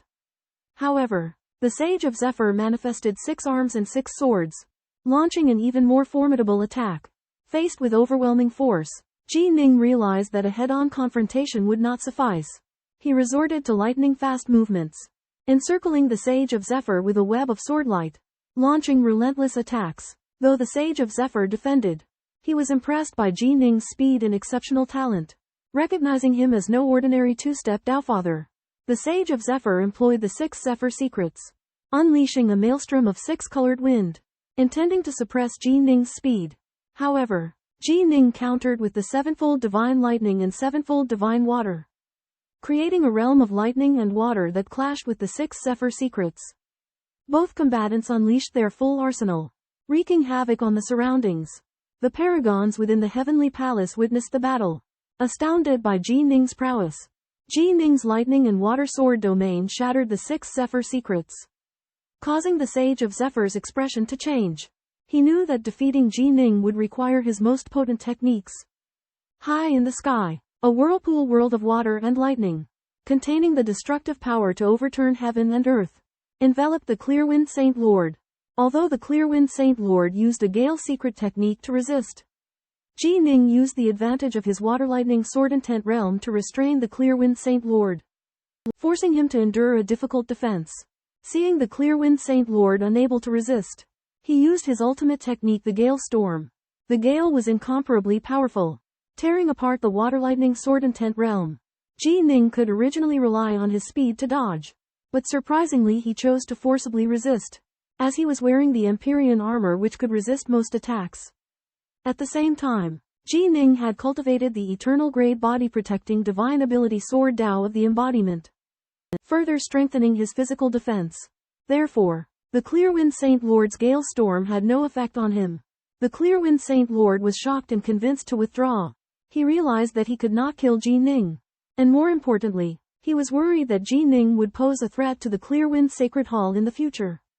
So, the Clearwind Saint Lord proposed a peace negotiation, actively admitting his mistakes to Heavenly Tao Lord, and willing to resolve the feud with Ji Ning. At this moment, his sole purpose was to free his 3 steps Tao Lord subordinates and reconcile with Ji Ning to avoid the Clearwind Sacred Hall suffering revenge in the future. The feud between the Heaven Corpse Palace and the Serene Wind Temple has persisted for tens of thousands of chaos eras. As a result, the great powers of each side have become enemies and the 2 factions were at loggerheads. In order to break the deadlock, the Heaven Corpse Palace's Heaven Path and Emperor Battle Taoists proposed terms for a peace settlement. The Serene Wind Saint was forced to yield because of the rise of the Northmont Taoist. After some negotiation, both sides reached an agreement. The Serene Wind Temple would compensate 200 million units of treasures to resolve the conflict. And all Taoists swore not to fight each other again. Ji Ning played a key role in the negotiation, not only forcing the Serene Wind Saint to concede, but also annihilating the Hu Feng Taoist. Moved by Ji Ning's contributions, Heaven Path Taoist bestowed the compensatory treasures upon him, for use in cultivating his Dharma body. Ji Ning's Dharma body was beginning to take shape, resulting in a marked increase in his strength. He took his leave of Heaven Path Taoist, preparing to leave the Heaven Corpse Palace to wander the boundless territories on his own. Heaven Path Taoist cautioned Ji Ning to exercise caution when venturing out, and instructed him to visit places such as the sacred city of the Tao Alliance in order to gain a broader perspective of the world. After leaving the Heaven Corpse Palace, Ji Ning headed to the sacred city of the Tao Alliance, where he witnessed the formidable strength of the Tao Alliance. He continued his cultivation, preparing himself for even greater challenges in the future. In the vast territory of the Taoist Alliance, there sit 8 majestic holy cities and a mysterious Taoist immortal palace. Among them, the Taoist Immortal Palace holds the enduring secret of the Taoist Alliance and is a holy land for cultivators. Ji Ning, a talented Taoist monarch inverting the heavenly destiny, embarks on a long journey to the holy city to receive the Taoist Alliance token. Taoist Thirch of the Taoist Alliance warns him that the Taoist Alliance is full of factions and conflicts and advises him not to get involved. After setting off, Ji Ning decides to detour to his hometown. On the way, he senses a resonance between his azure flower imprint and a distant place. Out of curiosity and caution, he decides to investigate. As his spaceship approaches, a pure void appears, devoid of any energy. Even the power of the universe's origin is suppressed. At the end of the void lies a golden mist, giving Ji Ning a strong sense of danger. Realizing the peril, Ji Ning orders Su Yuji and Dan Bao to wait and proceeds alone. The resonance of the azure flower imprint grows stronger, guiding Ji Ning toward the golden mist. Ji Ning and his companions find themselves in a void filled with a pervading sense of threat. However, Ji Ning's azure flower mark resonates within the golden mist, drawing him in. Despite his companions' warnings, Ji Ning ventures further, protected by the thunder and water vortex world. Through the golden mist, he encounters golden armored beasts but senses no significant threat. Delving deeper, Ji Ning nears the source of the resonance and discovers the legendary treasure fiend gold, a rare core material for puppets. Excitement fills him, but he also encounters 23 beasts guarding the treasure fiend gold. Faced with these beasts, Ji Ning chooses to avoid them for now. Using his shadowless evasion technique to remain hidden, he continues to explore, seeking the source of the azure flower mark's resonance and contemplating how to deal with the beasts and acquire the treasure fiend gold. In the vast starlit expanse, Ji Ning discovers 23 fierce beasts guarding the priceless treasure known as Wanbao Jinsha. Stealthily, Ji Ning approaches the beasts. The colossal beast senses Ji Ning's presence and roars deafeningly. Charging towards him, Ji Ning evades with Wuyan Dunshu, unleashing the mighty Thunderwater Vortex world. Vanquishing 11 beasts. Against the remaining 12, Ji Ning manifests 3 heads and 6 arms. Wielding 6 Beihong swords, the beast's attacks penetrate effortlessly. But Ji Ning's eternal inferior divine body and Lord's armor provide protection. After a fierce battle, only 3 colossal beasts remain. Ji Ning wields his 6 swords, slaying 2 with a final thrust to their skulls. Against the mightiest beast, Ji Ning employs ultimate swordsmanship, evading its armor and gravely wounding its head. However, The beast's astonishing defenses prevent its demise. Jining exploits the Beihong sword's resilience, binding and subjugating the beast. Jining approaches the Wanbao Jinsha, finding it enveloped in a golden mist. With all his might, he wrenches it free, dispelling the mist and revealing a colossal cave hundreds of billions of miles away. Hundreds of armored beasts, sensing the mist's disappearance, spot Jining and encircle him. Jining encounters a monster horde in a void untouched by the universe's primordial power. It includes hundreds of billions of carapace monsters and dozens of massive leaders. Most dangerous is a pitch-black beast, its roars creating ripples that shatter the void for billions of miles. To escape, Jining activates the shadowless evasion technique, hoping the void's anti-detection properties keep the monsters from locating him. As he flies, he follows the resonance of the azure flower mark. En route, Jining finds two 10,000 treasure gold cores guarded by over 10,000 carapace monsters, including the black-armored behemoth. He realizes that the monsters can combine attacks, making them stronger than even supreme Taoists. Finally, Jining reaches a grand cavern surrounded by golden mist. Its entrance bears an azure flower carving, identical to the mark after Jining unified the 9 Revolutions Chaos Seal. He speculates a connection between the seal and the cavern. As Jining approaches, the root carvings on the entrance sense his unwavering Tao heart, and the gate creaks open. He steps into the azure flower cavern, ready to face its unknown challenges and opportunities. Entering a mysterious cavern, Jining discovers 3 peculiar ancient trees radiating formidable power. The first tree's branches coil like dragons, its azure leaves bearing 3 snowy fruits. The second tree, vast and luxuriant, has a wide canopy but only 2 crimson fruits. The third tree is the smallest, resembling translucent ice, and its branches hold 9 radiant orbs. Jining recognizes the fruits of the second tree as precious heavenly crystal essence blood fruits. But the fruits of the other 2 trees remain unknown. He attempts to uproot the trees but finds them immovable. He then ventures to pluck one of the heavenly crystal essence blood fruits, and the tree immediately unleashes its power to prevent any further harvesting. In the depths of the cavern, Jining encounters 2 enigmatic old men engaged in a game of chess. The silver-eyed elder treats Jining with kindness, but the blood-eyed elder harbors murderous intent, injuring Jining with a flick of his sleeve. The silver-eyed elder intervenes, accusing the blood-eyed elder of succumbing to demonic influence and urging him to spare Jining. The blood-eyed elder descends into a frenzy, condemning the silver-eyed elder for betrayal and questioning his own identity, claiming to have abandoned his path as a cultivator and embraced the demonic way. Outside the azure flower cavern, Jining sensed the resonance of the azure flower mark, indicating a profound opportunity within. However, 2 mighty emperors guarding the cavern, the blood-eyed elder with murderous intent, vowed to prevent Jining's entry. Outmatched in strength, Jining weighed his options and decided to withdraw temporarily. The blood-eyed elder mocked Jining's cowardice, while the silver-eyed elder urged caution, believing that if Jining became a 4-step Daojun, he could potentially defeat the guardians within the cavern. Despite learning of the treasures hidden within, Jining acknowledged his current shortcomings and resolved to cultivate further before making another attempt. However, he remained steadfast in his determination to rescue his eldest sister, and this cavern held the key. Time passed as Jining ventured through the 3 realms.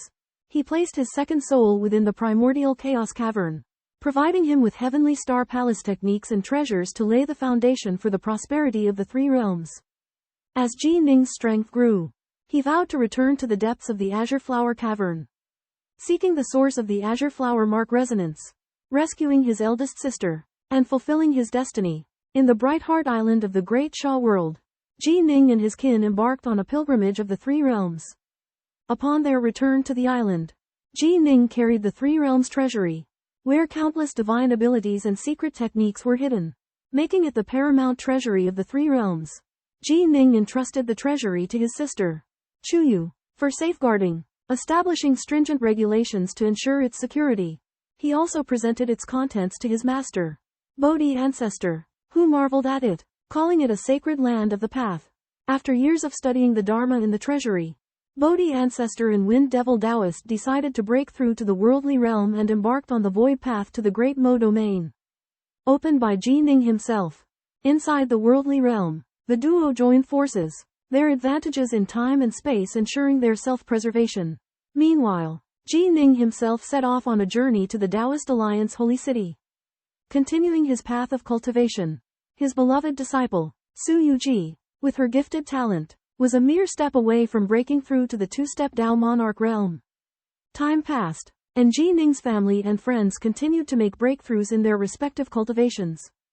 Bodhi and Wind Devil tempered themselves in the endless territories, while Su Yuji, under Ji Ning's meticulous guidance, gradually rose to prominence. The Three Realms Treasury provided the cultivators of the Three Realms with endless cultivation resources, propelling the prosperity of the Three Realms. Ji Ning's kin, thriving in this serene environment, continuously refined their cultivations, laying a solid foundation for the future of the Three Realms. In the chaotic void, Ji Ning accompanies Yuji to a chaotic star, preparing to help her break through to the second step of the Tao Monarch realm. However, to Ji Ning's surprise, Yuji has already reached this level, while he himself remains at the first step of the Tao Monarch realm. Upon learning of Yuji's breakthrough, Dan Bao is also exhilarated and resolves to accelerate his cultivation. Ji Ning continues to comprehend sword arts on the boulder of the chaotic star, while Yuji successfully breaks through 3 days later, her beauty becoming even more radiant. Dan Bao uses his charm technique on Su Yuji, but fails due to Ji Ning's powerful willpower. Despite this, Su Yuji is thrilled and plans to use this secret technique to play a joke on Ji Ning. Ji Ning easily sees through Yuji's trickery with his 6th level of heart force and warns her not to cause trouble in the sacred city. Accompanied by Dan Bao and Yuji, Ji Ning arrives at Skywood City, one of the 8 great sacred cities of the Tao Alliance, controlled by the Skywood sect. As one of the 8 great monarchs on the surface of the Tao Alliance, Monarch Skywood is the city lord of Skywood City, renowned for his prestige. Before the towering city gate of Timberwood's sacred city, Ji Ning, Su Yuji, and Dan Bao arrived for the first time. To enter the city, one needed to acquire a Tao Alliance token. As the Northmont Tao Monarch of Skyspan Palace, Ji Ning easily obtained one using his credentials.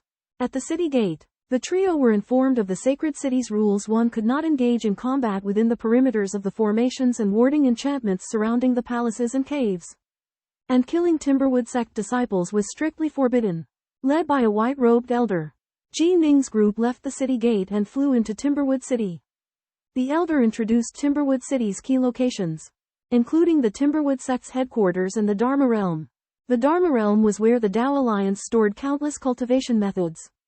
Ji Ning entered it to search for the secret technique most suitable for his cultivation as a Tao monarch. After some exploration, he discovered the 9 Sources secret technique collection created by the myriad gods Tao monarch, which included the 9 Sources divine water, 9 Sources divine lightning, and other techniques that perfectly complemented his cultivation path. Without hesitation, Ji Ning purchased 9 jade slips containing these secret techniques. With the aid of the Azure Flower Mist and the 7 chapters of the Green Leaf, he was confident in quickly mastering these techniques and enhancing his strength. Ji Ning arrives in Tianmacheng, one of the 8 holy cities of the Tao Alliance, and visits Lord Wan Shen Dao. He obtains 7 of the 9 arcane arts at the cost of 12 million cubes of primal chaos liquid. Ji Ning then makes his way to Feiyu Tower, Tianmacheng's venue for the exchange of treasures and artifacts. At Feiyu Tower, Ji Ning browses countless treasures and makes a list of the artifacts he needs.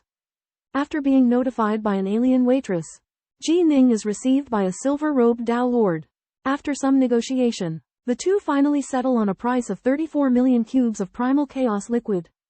However, Ji Ning realizes that he does not have enough primal chaos liquid to cover the cost. To make up for the difference, Ji Ning asks Feiyu Tower if they acquire ores, particularly spatial fire darkstone. The silver-robed Tao Lord is surprised by Ji Ning's request but confirms that Feiyu Tower does indeed buy ores. Left with no other choice, Ji Ning takes out his own spatial fire darkstone and uses it to offset part of the primal chaos liquid, amassing the 34 million cubes needed for the transaction. Ji Ning arrives in Skywood City with a large fortune to purchase resources needed for the 9 secrets in a cultivation cave dwelling.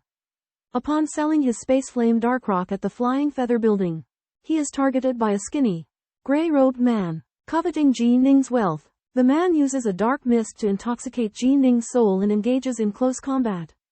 Intending to seize his treasures, Ji Ning easily neutralizes the gray-robed Mont's secret technique with his formidable strength, delivering a fatal blow with his drip soul sword of ultimate sword Dao.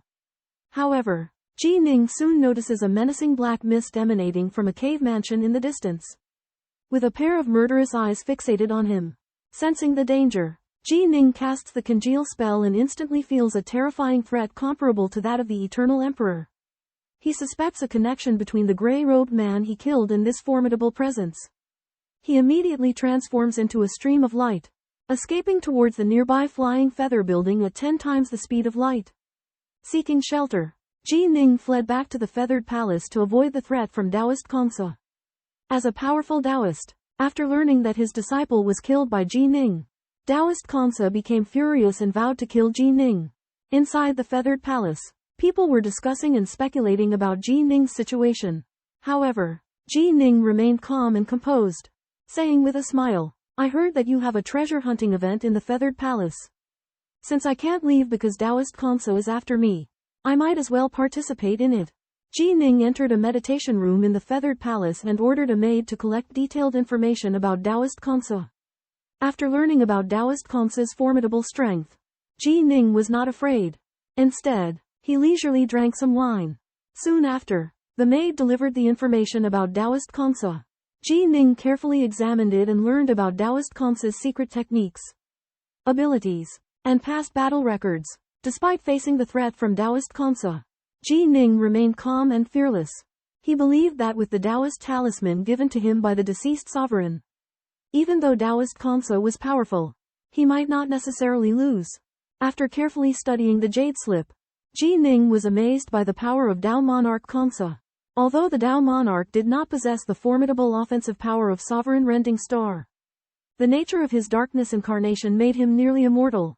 Combined with his proficient control of space and escape techniques, Tao Monarch Kongsa was extremely difficult to deal with, having once single-handedly killed 16 four-step Tao Monarchs. Realizing the extreme difficulty posed by Tao Monarch Kongsa, Ji Ning decided to improve his strength immediately. He entered the pocket-sized grotto heaven of time and used exotic objects to cultivate the 9 great secret arts, including ninefold divine thunder, divine water, divine fire, heavy earth, profound gold, divine light, and void. With the aid of his azure flower mist power, familiarity with thunder and divine water, and the alchemy techniques of the 7 chapters of the green leaf, Ji Ning mastered the 9 secret arts within several months. These secret arts possessed formidable power and could easily kill 4-step Tao monarchs. In the meantime, the treasure hunting convention was in full swing at Skywood City. Ji Ning leisurely watched the convention alone from the flying feather tower, enjoying wine while pondering how to face the challenge of Tao Monarch Kongsa. He was confident that with the 9 great secret arts, he could exert formidable combat power and not fear any opponent. At the auction, Ji Ning was engrossed by an array formation named Blade Country, its might matching that of a Taofather at the 4th step. However, its price was exorbitantly high, eventually being sold for nearly 120 million taels of silver. A few days later, another grand finale treasure appeared, a flying vessel artifact refined by Emperor Qian Bu. This flying vessel could reach speeds of 100 times the heavenspan limit, making it an exceptional item among flying artifacts. Its starting price was 60 million taels of silver, and the bidding price quickly skyrocketed past 90 million. Understanding that he couldn't bid for the flying vessel with his chaos liquid, Ji Ning decided to use a barter. He presented a myriad treasures Fiendbane and a celestial crystal bloodfruit, 2 extraordinary objects of immense value. Although myriad treasures Fiendbane held less attraction for a colossal entity like the Heavenwood sect, while the celestial crystal bloodfruit was an indispensable material for alchemy. After some deliberation, the silver-robed Taofather consented to exchange the flying vessel for the myriad treasures Fiendbane and the celestial crystal bloodfruit. Ji Ning thus acquired the flying vessel as had desired. With the flying vessel, Ji Ning gained leverage against the nearly immortal Taofather Kongsa, the Dark Fiend manifestation, while the myriad treasures Fiendbane and celestial crystal bloodfruit were valuable treasures. The flying vessel was paramount to Ji Ning, ensuring his safety. Within the formation defense of the Feiyu Tower, Daojun Kongsa lays in wait for 2 years, quietly awaiting the arrival of Daojun Ji Ning in white. Inside the Feiyu Tower, the attendants whisper, speculating about the duel between Ji Ning and Daojun Kansa. Unexpectedly, Ji Ning exits the Feiyu Tower. Facing Daojun Kansa head-on, the two verbally clash, exchanging harsh words. Ji Ning, fearless of the provocation, directly walks out of the formation's restricted area.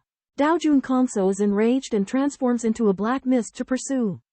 Ji Ning releases a black flying boat that possesses a speed 100 times that of the heavenly Dao's limit, easily evading his opponent. However, Daojun Kansa had already set up 4 great formations, sealing off millions of miles of space, trapping Ji Ning. Daojun Kansa's disciple, a green-robed woman of a foreign race, intercepts from the other end. Master and disciple attack from both sides, trying to besiege Ji Ning. Facing such powerful opponents and being trapped, Ji Ning remains calm, analyzes the situation rationally, and prepares for the upcoming confrontation. Pinched between Kansa Daojun and the green-robed alien, Ji Ning unleashes his 9 secret arts, bringing his swordplay to the peak. The green-robed alien's power nearly matches the clear Wind Saint, but she is outmatched by Ji Ning's 6 divine swords and blinding sword radiance. As Kansa Daojun closes in, the green-robed alien concentrates on entrapment and restraint. Ji Ning uses this opportunity to transform his 9 secret arts into 2 massive sword radiances and executes his ultimate sword Dao Yin Yang sword intent domain. The immense sword light vortex instantly envelops the green-robed alien, shredding her divine body. However, for an unknown reason, Ji Ning only collects the green-robed alien's divine body fragments into his gourd and threatens Kansa Daojun to retreat. Kansa Daojun, disregarding his disciple's life, insists on the kill. Faced with Kansa Daojun's attack, Ji Ning confronts him head-on. 2 sword radiances intertwine like a torrent, rushing towards Kansa Daojun. The latter brandishes a massive, pitch-black scimitar. Its blade light rips through space, clashing fiercely with the sword radiance converged from the 9 secret arts in the sky. In a climactic battle, Ji Ning squares off against Taoist Kansa. Ji Ning deploys his 9 profound arts, merging his final sword technique through yin and yang to form a terrifying domain of suppression against Kansa. However, Kansa's dark arts prove futile against Ji Ning's ethereal techniques. Realizing his disadvantage, Ji Ning unleashes his final sword technique, the domain of yin and yang, savagely constricting Kansa. Kansa finds himself ensnared, yet his immortal body prevents any serious injury. Enraged, Kansa resorts to his ultimate skill, conjuring a colossal curved blade and charging at Ji Ning. This attack pulsates with lethal intent, targeting Ji Ning's very soul. However, Ji Ning's formidable soul resists the onslaught, leaving Kansa astounded. Frustrated, Kansa demands a close-quarters battle with Ji Ning. Yet, relying on his superior speed and arts, Ji Ning effortlessly evades Kansa's attacks. Cornered, Kansa deduces that Ji Ning has mastered the 9 profound arts of Taoist Wanshan. Suspecting a powerful presence behind Ji Ning, Kansa attempts to capture him and extract a life pledge to free his people. He telepathically summons Taoist Ska of Tianmu City to assist in apprehending Ji Ning. After securing the agreement of Emperor Sejia, a high-level member of a special life-form clan, Emperor Kamsha prepares to capture Ji Ning alive. To avoid interference from Ji Ning's background forces, they plan to first capture him, then blackmail them as the opportunity arises. Emperor Sejia uses his unmatched speed to rush to the confinement array. Meanwhile, Ji Ning recognizes that he cannot wait passively and sends a message to the Mangya Kingdom, requesting reinforcements. However, he is concerned that Emperor Mangya will not arrive in time, so he secretly prepares to use a precious Dao talisman of domination. Just when Emperor Sejia arrives, 2 powerful emperors, Emperor Fu Yi, the Vice Palace Master of the Heart Force Palace, and Emperor Tianfu, ranked 5th, suddenly appear outside the confinement array. They demand that Emperor Kamsha release Ji Ning, but Emperor Kamsha refuses, relying on Emperor Sejia's presence and arguing that Emperor Fu and Emperor Tianfu have no right to intervene. Emperor Tianfu attacks in anger, attempting to blast open the confinement array, but is blocked by Emperor Sejia. Emperor Fu also joins the battle, but they cannot penetrate Emperor Sejia's defenses. At this moment, Emperor Sejia prepares to capture Ji Ning, who is cornered and prepares to use a Dao talisman of domination. Within the sealed formation, Ji Ning detonated a Dao talisman of monarch, releasing vast power. This power transformed into a colossal sword projection that eradicated Dao Monarch Kong Sa. Although Dao Monarch Sga desperately escaped, he was still stunned by the residual power of the Dao Talisman of Monarch and retreated in disarray. Outside the formation, Dao Monarch Fu Yi and Dao Monarch Heavenly Axe sensed the terrifying power within the sealed formation and, filled with fear, fled swiftly. Dao Monarch Heavenly Wood and another expert within Heavenly Wood City also detected the anomaly and went to investigate. Relying on the might of the Dao Talisman of Monarch, Ji Ning broke through the sealed formation and plundered Dao Monarch Kong Sa's remains. He was unconcerned when he learned that Dao Monarch Sga had escaped. Subsequently, Ji Ning reunited with Dao Monarch Fu Yi and Dao Monarch Heavenly Axe and headed toward Dao Monarch Fu Yi's cave abode. Ji Ning sent another message through Mangya country to inform any experts who might come to their aid to gather at Dao Monarch Fu Yi's cave abode. And so, the trio returned to Heavenly Wood City to await further developments. In a secluded sanctuary, Prince Jingwan cultivates with the aid of a strange treasure called the Time Seed acquired from another world.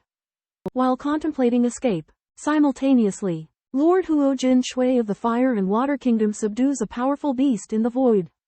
Recognizing the swift rise of Taoist North Mystic's strength. Meanwhile, in the mortal realm, red-robed, bald-headed youth Wind Taoist visits a young beggar, bestowing him with power and a cultivation method, elevating him to become the kingdom's ruler. Through dispersed seeds in various locations, Wind Taoist influences and observes the evolution of the chaotic world. On the other hand, Taoist North Mystic, pursued by Taoists Kong Sa and Si Jia, utilizes the Lord of Dao Talisman to slay Kong Sa, attracting the attention of Celestial Emperor Tian Mu and the blue-haired elderly. Through time tracing, they verify Taoist North Mystic's formidable strength and through investigation by the Tian Mu sect, learn of his background and treasure acquisition. Celestial Emperor Tian Mu acknowledges Taoist North Mystic's prowess, bestowing upon him a Celestial Palace token, granting him entry to the Taoist Alliance's Celestial Palace. Concurrently, he mentions that the Overlord of Mangya Kingdom specializes in abducting geniuses, with Taoist North Mystic being one of them. In Skywood City, Emperor Lan Yan led a team of Dao monarchs on an expedition into the depths of the Yuxing Sea, seeking the limits of their lives.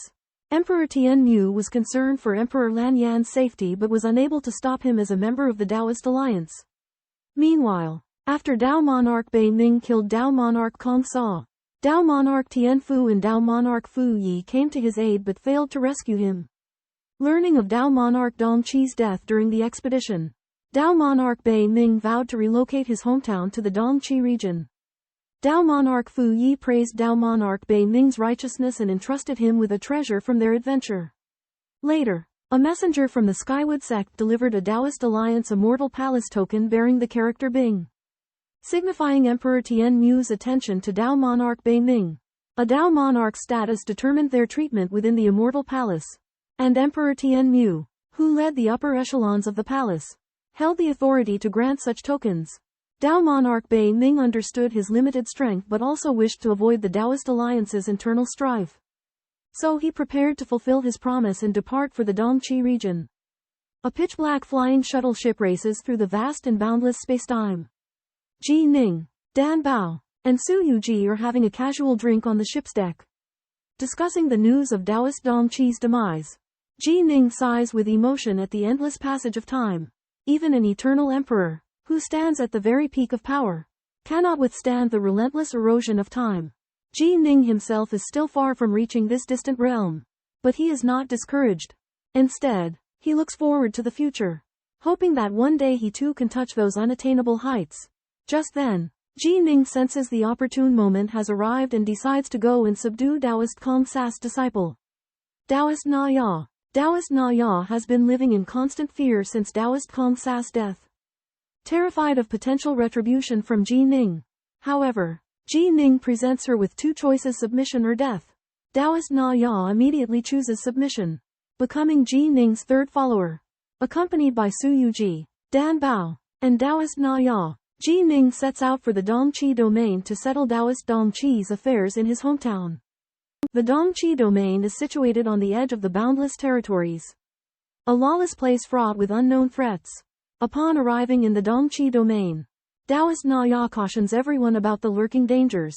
both visible and unseen. Beyond the threats posed by nefarious forces, there is the even greater threat of the endless darkness.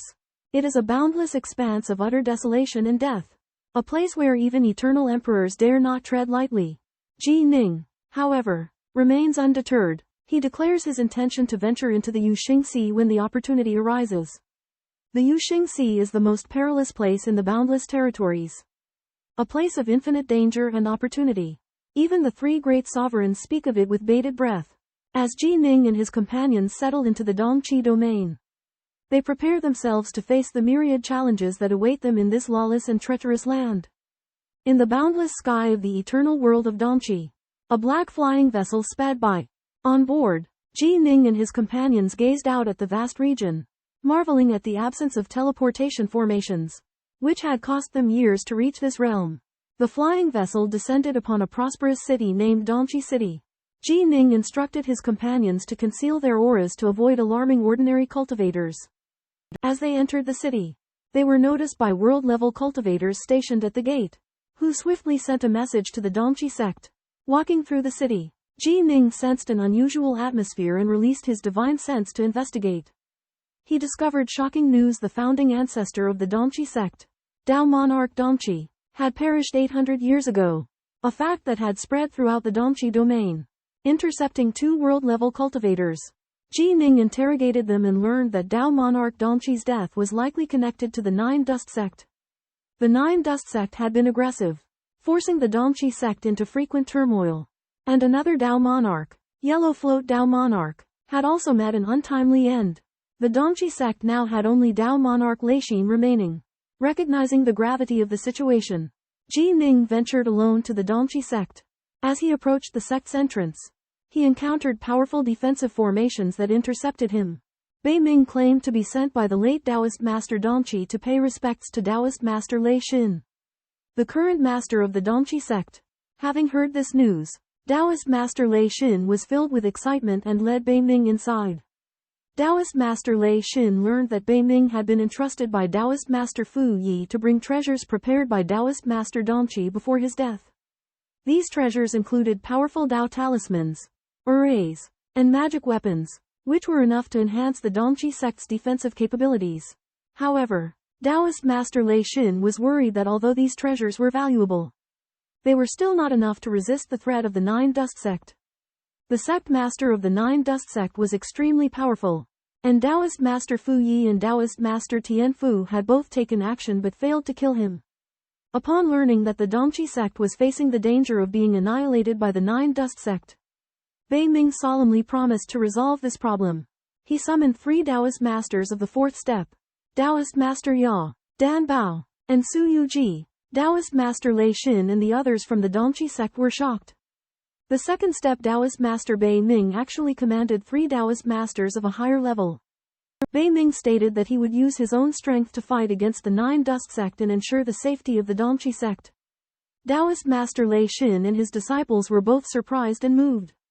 They decided to fully support Bei Ming and vowed to defend their home to the death. In the face of the threat of the Nine Dust sect, a strong will to resist emerged within the Dongqi sect. They relied on their sect array and treasures, vowing to fight the Nine Dust sect to the bitter end. However, Bei Ming's intervention changed everything. With his powerful strength and decisive determination, he resolved the crisis of the Dongqi sect. In the main hall of the Dongqi sect, Taishu Daojun and his two disciples learn with astonishment that the visiting Beiming Daojun claims he can repel the invading Juchen sect master even if he attacks with his entire force. Beiming Daojun introduces the Daojun who has come to his aid, Naya Daojun, but Taishu Daojun has never heard of her, which fills him with trepidation. Naya Daojun candidly admits that even with the aid of the Dongqi sect's defensive formations, she would find it very difficult to withstand the Juchen sect master. The Juchen sect master is a fourth-level Daojun who defies the heavens, while Naya Daojun is only an ordinary fourth-level Daojun, so the difference in their strengths is vast. Taishu Daojun and his disciples are consumed by anxiety and ask Beiming Daojun why he is so certain of success and whether he will personally take action against the Juchen sect master. Beiming Daojun says that although he is only a second-level Daojun, he has a secret technique that enables him to rival the Juchen sect master. With the support of the Dongqi sect's defensive formations, He is even more confident of victory in battle. Taishu Daojun finds this difficult to believe. But Naya Daojun confirms Baiming Daojun's prowess. Leaving everyone present thunderstruck, Taishu Daojun eagerly asks Baiming Daojun if his chances of victory would increase if he could reach the third level of Daojun. Baiming Daojun confidently replies that if he could break through to the third level of Daojun, he would not need to rely on defensive formations to defeat the Juchen sect master, and would even have a chance of killing him. Taishu Daojun's hopes are rekindled and he tells Baiming Daojun about the Dongqi sect's most treasured possession, the space corridor, which he hopes will help Baiming Daojun ascend to the third level of Daojun. Baiming Daojun is curious about the space corridor and enters it. He sees a golden spatial corridor suspended in the void with endless emptiness on either side. Taishu Daojun explains that as you traverse the corridor, you will encounter 30,000 warriors with the strength of second-level Daojun who will try to block your path. The further you go, the stronger they become, and at the end are 2 guards who are as powerful as the Dongqi Daojun. Protecting the throne, Taishu Daojun reveals that the Dongqi Daojun attempted to pass through the space corridor twice, failing the first time, and only reaching the throne with great difficulty the second time, but was unable to inherit the legacy. He believes that while a Daojun as talented as Baiming Daojun may not be interested in the legacy on the throne, the battle with the 30,000 warriors is sure to be rewarding. Ji Ning helps the Dongqi faction resolve a threat from the Juchenda sect. He enters the spatial corridor with his followers, which is an enigmatic place where one's strength can be improved through combat. During an intense battle with the soldiers within the corridor, Ji Ning discovers that they are formidable due to their coordinated battle formations. He continues to progress, gradually venturing deeper into the corridor. 10,000 years pass, and the Juchenda sect becomes aggressive, sending emissaries to demand that the Dongqi faction give up their territory. Ji Ning has been diligently training within the spatial corridor, anticipating the arrival of the Juchenda sect. Along with the Taoist master Lixing, he confronts the emissaries and learns of the sect's arrogant demands. Taoist master Lixing is furious, but Ji Ning remains confident, assuring them that he is well prepared. As the deadline for the Juchenda sect's attack nears, the Dongqi faction is filled with anxiety. However, Ji Ning is unshaken, having gained immense confidence after honing his skills within the spatial corridor for an extended period. In the depths of the chaotic void, the majestic Nine Dust Temple stands suspended, gathering countless cultivators within its halls. The silver-robed and silver-masked Lord of the Nine Clouds sits upon the throne of the Grand Hall, exuding an aura of authority that commands respect throughout the realm. The 3 Vice Lords, Daojun Yafu, Daojun Fiery Fiend, and Daojun Lingdong, pay their respects to the Lord. Daojun Fiery Fiend advocates for a decisive attack to annihilate the Dongqi sect, while Daojun Lingdong and Daojun Yafu adopt a cautious approach, suggesting a siege instead of an all-out assault. The Lord of the Nine Clouds gives the order to attack the Dongqi sect, and the 3 Vice Lords have no choice but to obey. The Nine Dust Temple sets sail for the Dongqi Eternal Realm, causing a tremor throughout the cultivation world. Word of the approaching attack reaches the Dongqi sect, and Daojun Leixin summons Ji Ning to prepare for battle. Exuding confidence, Ji Ning leads his disciples into formation to confront the Nine Dust sect on a small peak outside the Dongqi sect's borders. As the Nine Dust Temple arrives above the Dongqi sect, the Lord of the Nine Clouds gazes upon the peak and beholds Ji Ning, a mere 2-step Daojun, standing in their path. The Lord of the Nine Clouds scoffs, dismissing Ji Ning as unworthy of his concern. Grandmaster Ji Ning of the East Pole Order thwarted the Nine Dust sect's plan to absorb them, prompting the sect leader to dispatch Duke Zhen of the 3-step Taoist realm to eliminate Grandmaster Ji Ning and uphold the Nine Dust sect's authority. Duke Zhen demanded Grandmaster Ji Ning's surrender or death, but Ji Ning remained unyielding, instead warning Duke Zhen to submit to him. Enraged, Duke Zhen unleashed a powerful set of magic treasures, coalescing into an azure sword beam that slashed towards Grandmaster Ji Ning. Unexpectedly, Grandmaster Ji Ning casually waved his hand, disintegrating the azure sword beam, and then released boundless sword intent, materializing into countless sword lights that enveloped Duke Zhen. The sword lights spun and crushed, and Duke Zhen was tragically pulverized to death. By killing Duke Zhen, Ji Ning declared war on the Nine Dust sect, vowing to slay anyone who dared to confront him. The Nine Dust sect was alarmed, recognizing Grandmaster Ji Ning as a formidable adversary.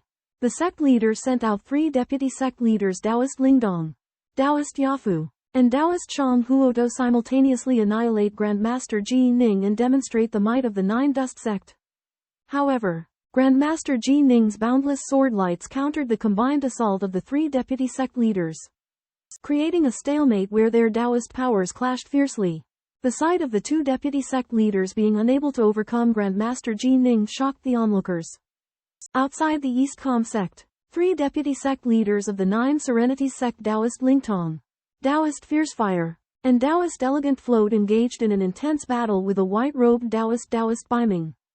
Taoist Baiming was only a 2-step Taoist, but his realm of the Tao rivaled that of Taoist Lingtong, even surpassed it. As the 2 sides clashed, their Tao energies collided, stunned the entire venue. Although Taoists Lingtong, Fiercefire, and Elegant Float had an advantage in divine power and magical prowess, Ji Ning neutralized each of their attacks with his exquisite swordplay.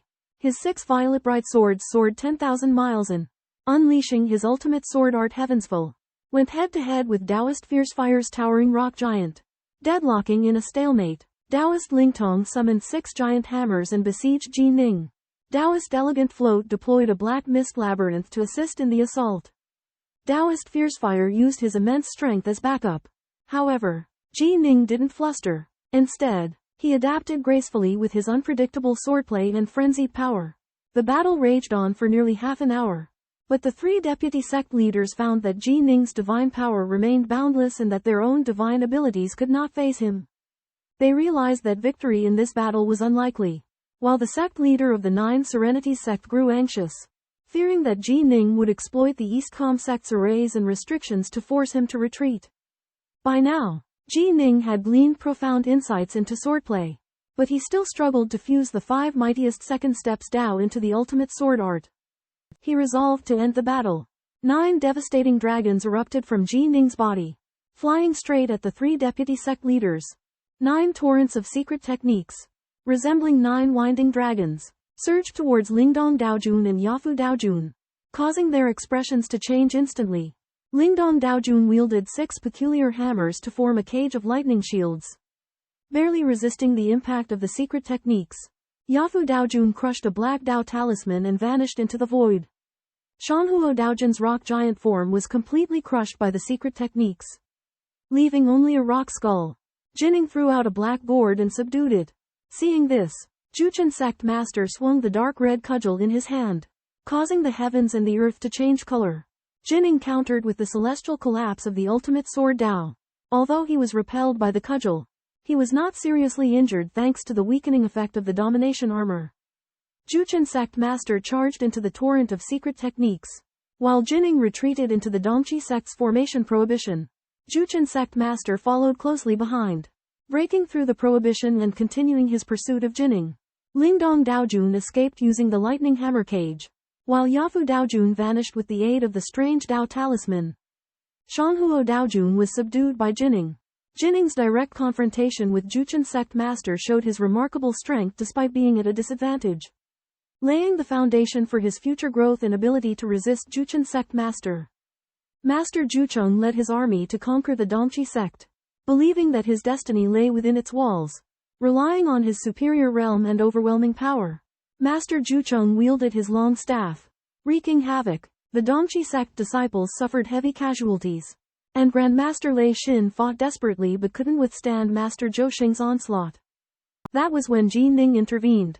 He employed the 9 arcane arts, demonstrating astonishing might. Together with the Golden Serpent, he besieged Master Jucheng. Master Jucheng was formidable but struggled to unleash his full power amidst the multiple traps. Ji Ning seized the opportunity to hone his swordsmanship. Under immense pressure, Ji Ning gained profound insights, enabling him to break through to the second level of Paramount Sword Dao. The might of the 9 arcane arts surged exponentially. Master Jucheng couldn't hold his ground and fled in disarray. Ji Ning seized the advantage, driving Master Jucheng several thousand miles away. Realizing his breakthrough, Ji Ning boarded his flying vessel and used the Chaos Crystal to break through the Golden Core Chaos Space and Divine Body in succession. Witnessing Ji Ning's epiphany, Grandmaster Lei Xin rejoiced, eager to witness his power upon his return. Fearful of Ji Ning's awakened abilities, Master Zhucheng dared not attack recklessly, and the two sides entered a temporary armistice. The towering Dao tree erupted from the ground, its trunk extending 84,000 zhongs, declaring Ji Ning's breakthrough to two-step Dao monarch. He knew well the arduous path of cultivation, particularly his ultimate sword Dao, which required a far longer time to break through than ordinary cultivators. Meanwhile, Patriarch Zhucheng struggled under the siege of golden vipers and the 9 great esoteric arts. Yet he secretly followed a call from the depths of nothingness toward an opportunity. Behind a rock door in a small artificial mountain lay a space tunnel, the destination of Patriarch Zhucheng. After his breakthrough, Ji Ning sensed Patriarch Zhucheng's anomaly and realized he might have discovered an opportunity. He rushed to the space tunnel with all his might but found Patriarch Zhucheng had already darted inside. Inside, golden orbs released a troop of soldiers to block Ji Ning, while Patriarch Zhucheng rushed toward the golden throne at the end with reckless abandon. Patriarch Zhucheng was thrilled, but Ji Ning was hot on his heels. The 9 great esoteric arts striking like divine dragons.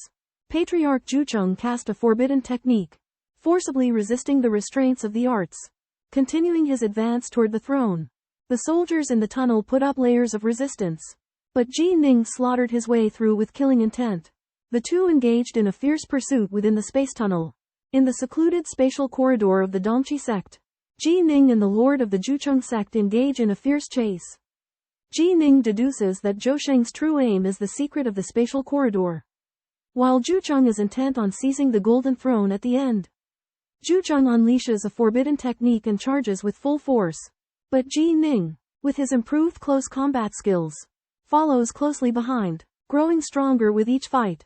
At the end of the spatial corridor, Zhucheng is hindered by 2 formidable sergeants, giving Ji Ning an opportunity to catch up. At this moment, the spatial corridor undergoes a strange change. A golden sphere in the air emits a mysterious sound. The entire space shudders, and golden ripples radiate from the golden throne. Zhucheng is exhilarated upon hearing the voice of his ancestors, while Ji Ning remains vigilant. Both of them are enveloped by the golden ripples and, as the space trembles, they vanish before the golden throne. At this point, the true intentions of the Lord of the Zhucheng sect remain a mystery. And the enigmatic spatial corridor also conceals an unrevealed secret. Within a space of shimmering golden light, a golden throne hovered in the center. Surrounded by strange runes, Ji Ning and the Patriarch of the 9 Dust sect were enveloped by golden ripples. Traversing through the space, Ji Ning suspected that the spatial corridor concealed a secret and questioned the Patriarch of the 9 Dust sect. But the latter denied it. At that moment, the golden ripples suddenly contracted, and a ray of golden light pierced through time and space, transporting Ji Ning and the Patriarch of the 9 Dust sect to an unknown region. It was a gigantic, rocky passageway, with raging flames and searing heat. Ji Ning and the Patriarch of the 9 Dust sect discovered that the flames possessed tremendous power. Yet the surrounding rocks remained unscathed. They attempted to extract the rocks but were repelled by an invisible force. The Patriarch of the 9 Dust sect sensed that his avatar had vanished. Realizing that this was no ordinary place, Ji Ning also lost contact with the kingdom of Mengya, speculating that they had been transported to a different universe. So, Ji Ning and the Patriarch of the 9 Dust sect gathered the scattered rocks and began to explore the mysterious rocky passageway, seeking to unravel its secrets and find a way to escape. Amidst the fiery blazing boulders of the passage, Ji Ning and Lord Zhucheng are collecting floating rubble. However, their vigilance is soon broken. A red armored humanoid engulfed in flames abruptly appears, declaring its intent to devour them. Lord Zhucheng engages it in combat, but fails to kill it with a single blow, facing this fiery creature with the ability of immortality and absorbing fiery power. Ji Ning intervenes, cleaving it with one sword strike. However, the shattered body swiftly reforms amidst the void flames. Lord Zhucheng cries out in alarm. And at that moment, more fiery creatures emerge from the passage's sides, encircling them. Realizing the gravity of the situation, Ji Ning and Lord Zhucheng resolve to flee. But the fiery creatures are immortal and relentless, and their path is fraught with battle. Recognizing the urgency, Lord Zhucheng proposes an alliance. Ji Ning agrees, and together they make a life-sworn pact, joining forces against the deadly threat of the fiery creatures. They fight their way out of the encirclement, but the densely populated passageway makes their escape perilous. In a labyrinthine volcanic world of webbed rock passages, Ji Ning and Patriarch Zhucheng navigate through hordes of fearsome flame creatures. These creatures are resilient, immortal, and possess the power of 4-step Dao monarchs. Relentlessly tormenting the duo, Ji Ning utilizes his 9 great arcane arts to restrain the flame creatures, allowing Patriarch Zhucheng, who possesses the ultimate sword Dao, to slay them one by one. However, the flame creatures regroup and launch massive attacks, forcing the pair to constantly switch passages. Seeking temporary shelter, Patriarch Zhucheng speculates that these flame creatures are not true life forms but existences fused with the fire and rock passages. They discover that the flame creatures can permeate the rock and that attacking them triggers a powerful backlash from the rock. To replenish their divine power, Patriarch Zhucheng purchases numerous 1,000 yuan pills and mixed spirit pills from Ji Ning at 10 times the market price. Ji Ning is astonished to learn that Patriarch Zhucheng is not a 4-step Dao monarch but a 3-step Dao monarch and proclaims himself to be the most perfect ancient cultivator of life. Patriarch Zhucheng reveals that this place may be the legacy of their ancient cultivator ancestors and warns Ji Ning that they may not be able to share in its benefits. After the fall of the Dongqi sect, Ji Ning allies with the ancient cultivator leader Zhu Chen. Zhu Chen reveals that the spatial corridor they have been searching for leads to the inheritance of his ancient cultivator ancestors. Although Ji Ning learns that the place is very dangerous, he is forced to go due to the pressing situation. In the ancestral land, Zhu Chen explains the origin and superiority of the ancient cultivators, believing that they are the most perfect beings in all life, while the primordial god-beast clan, although having a long history, is still slightly inferior to the ancient cultivators. In order to win Ji Ning's favor, Zhu Chen reveals that the ancient cultivators are also absorbing eternal beings. And as long as one's talent is high enough, regardless of their origin, they could receive the best cultivation. However, Ji Ning declines, citing his allegiance to the Mangya kingdom. The two endure 3 arduous months of exploration in the ancestral land, until they finally discover a vast void, with a star suspended in the center that emits a vast pressure. As they approach the star, the fire beings hunting them are inexplicably suppressed and gradually lose their fighting power. Realizing that the star is likely the destination they are looking for, Ji Ning and Zhu Chen do not hesitate to fly towards it. Leaving the fire beings roaring with anger in the distance, the black skiff paused outside the stars. Ji Ning and the sect master of 9 dusts gazed at this beautiful star, astounded by its protective layers of atmosphere. The skiff spent great effort penetrating the 9 layers of atmosphere before finally entering this vast and mysterious land. Surprisingly, there were mortals living and thriving here. The sect master of 9 dusts sensed an invisible rule that restricted cultivators' ability to fly. Ji Ning felt a faint hint of danger, speculating that there might be an eternal emperor in this place. On the vast grassland, a convoy of horse-drawn carriages galloped along. One of the youths dressed in luxurious attire was lost in thought. Suddenly, Ji Ning and the sect master of 9 dusts appeared out of thin air. Eavesdropping on the youth's conversation, they learned that the youth was a high-ranking prince in this land and could potentially provide information about this world. The sect master of 9 dusts suggested that Ji Ning question the youth, while Ji Ning cautiously chose to have a quiet conversation to avoid attracting unnecessary attention. Deep underground, an old man in a white robe observed the scene of the skiff entering the land through a mirror and murmured to himself, "The prophet has arrived. The 4th era begins." In the cabin of the carriage, Ji Ning and the Lord of 9 Dust happened to come across a youth named Feng Shao. Feng Shao claimed to be the 9th prince of Wind Demon City and was ordered by his father to go to the East Void Sword Pavilion to become a disciple. Curious, Ji Ning asked about Taoist monarch of life and death, and Feng Shao revealed that his whereabouts were a secret, but the Lord of Dragon Wing City might know. In order to be cautious, Ji Ning and the Lord of 9 Dust decided to go along with Feng Shao to visit the Lord of Dragon Wing City. To pass the time, the Lord of 9 Dust admired the sword marks on the wall of the carriage but dismissed Feng Shao's swordsmanship, claiming that Ji Ning was the true genius swordsman. As a sword enthusiast, Feng Shao gazed yearningly at Ji Ning. Ji Ning pointed out the flaws in Feng Shao's sword marks, merging 36 moves into 3, and then to a single move, which embodied his own understanding of the sword. The Lord of 9 Dust referred to it as a set of swordsmanship, believing that if Feng Shao could comprehend one move, he would be able to enter the world realm. And if he could comprehend the final move, he would be the overlord of the world realm. Feng Xiao fell into a trance. Amazed by Ji Ning's swordsmanship, Ji Ning and the Lord of Nine Dust quietly enjoyed their meals, waiting to visit the Lord of Dragon Wing City to further investigate the whereabouts of the Taoist monarch of life and death on this star. Prince Feng Xiao is astonished by the sword marks left by the sword ancestor Feng Xiao. He has an epiphany about the principles of swordsmanship and eagerly asks Ji Ning to be his master. Despite Ji Ning's refusal, Feng Xiao insists on becoming his named disciple. The group arrives at Dragon Wing City, where Ji Ning's follower, Su Yuji, uses her bewitching control technique to easily subdue the Dragon Wing City Lord. Su Yuji learns that the whereabouts of the life and death Taoist are related to immortal Shu Fu, and she asks the Dragon Wing City Lord to search for him. Meanwhile, a sharp-beaked, monkey-faced immortal Qi Yu arrives in Dragon Wing City, claiming that Feng Xiao's Dao heart is impure and revoking his qualification to join the Eastern Void Sword Pavilion. The Dragon Wing City Lord, Feng Xiao's father, is powerless to resist. Heartbroken, Feng Xiao is further enraged by the purple-clad woman beside immortal Qi Yu. Who was the woman he once loved but who betrayed him?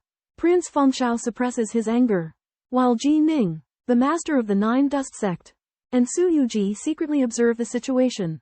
As immortal Shu Fu's whereabouts gradually come to light, Ji Ning and his companions inch closer to uncovering the truth behind the secrets of this star. Amidst a realm of celestial wonders, Ning and his companions encounter a myriad of cultivators. Ning's gaze falls upon Prince Feng Xiao, whose future remains elusive, yet his past unravels with ease. Prince Feng Xiao, once a solitary child, found solace in the gentle embrace of immortal Zifu, whom he cherished as his destined partner. However, Zifu's intentions were sinister. She sabotaged Feng Xiao's cultivation and tormented him as vengeance for his father.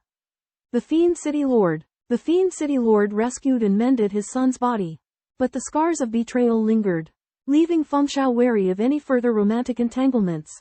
Unexpectedly, Ning discovers that Feng Xiao, despite lacking a master, has self-trained into a formidable swordsman, his talent rivaling that of an ancestral god. Impressed by his nature and aptitude, Ning resolves to take him as a disciple. Feng Xiao eagerly accepts, and Ning imparts upon him his 5 supreme sword arts and 2 ultimate sword intents. He counsels his student that swordsmanship is paramount, while mystic arts are merely auxiliary. Feng Xiao vows to abide by his master's teachings, embarking on a path of enlightenment. Ning refrains from intervening in Feng Xiao's personal vendetta, allowing him to accompany him for a time. He trusts that his disciple will forge his own destiny, charting a course that will ultimately lead to either life or demise. After 9 days of searching, the Dragonwing Castle Master discovers the whereabouts of immortal Shu Fu, the submerged sea palace. The group embarks on a black flying ship and arrives at the palace instantaneously, astounding both the Dragonwing Castle Master and the Windswifter Prince. Upon entering the submerged sea palace, the Dragonwing Castle Master requests an audience with the Palace Master to meet immortal Shu Fu. Though skeptical, the Palace Master agrees to pass on the message. At immortal Shu Fu's residence, the black-haired elder greets Ji Ning and his companions with arrogance and contempt.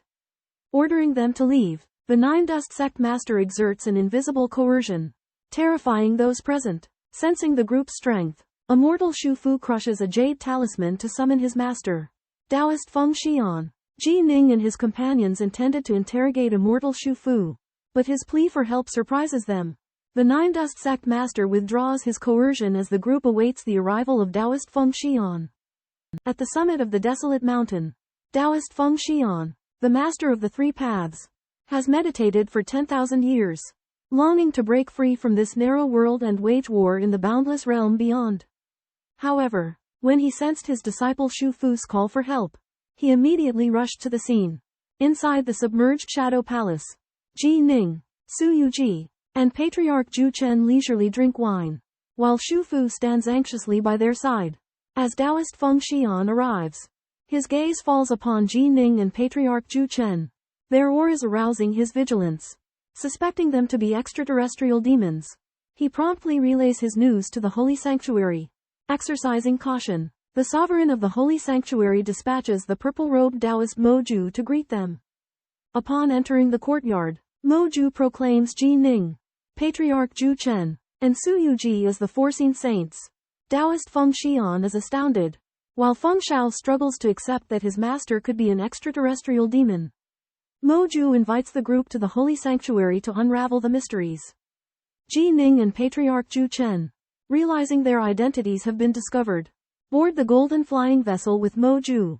They question how the holy sanctuary became aware of their existence. While Taoist Feng Xian worries for their safety, the sovereign of the holy sanctuary remains cautious, intending to discern whether to approach the saints with benevolence or hostility based on their conduct. In Dragon Wing City, an enigmatic diviner puzzles. Ji Ning, Master Zhuchen, and Su Yuji investigate, discovering an underground sanctuary constructed by the Saint Ancestor, a being that attained Tao. Eminent Taoist Mo Kei recounts the seer's history, the first taught cultivation methods, while the second, the Saint Ancestor, built the sanctuary and merged eternally with Tao. However, the third diviner brought disaster. Ji Ning and Master Zhuchen deduce the seer's aim was the ancestral land, and suspect the Saint Ancestor might be the ancient cultivator Emperor Xingju. Eminent Taoist Mo Kei hands over a scroll left by the Saint Ancestor that reveals Emperor Xingju was transported here and attained Tao. Moreover, it states the planet holds a treasure called the world-rending stone capable of subduing fire creatures. Ji Ning and Master Zhuchen realize this planet is not the ancestral land. Yet the world-rending stone proves crucial. Escorted by eminent Taoist Mo Kei, they venture deeper into the sanctuary seeking the stone, hoping it will provide a way out of this cosmic realm. Deep within the hallowed grounds where Patriarch Xingju ascended, Ji Ning, Patriarch Zhudust, and Feng Shao followed Daling Mohui into a pitch-black, unfathomably deep abyssal passageway. After a protracted flight, they reached a cavern with jade-like, iridescent stone walls that rippled with an irresistible, heart-stirring energy. However, this captivating sight belied a colossal peril. At the cavern's end lay an iridescent expanse, where countless humanoid creatures flickered into view. Daling Mohui revealed these were earthly demon generals, whose strength rivaled and even eclipsed that of extraterrestrial flame demons.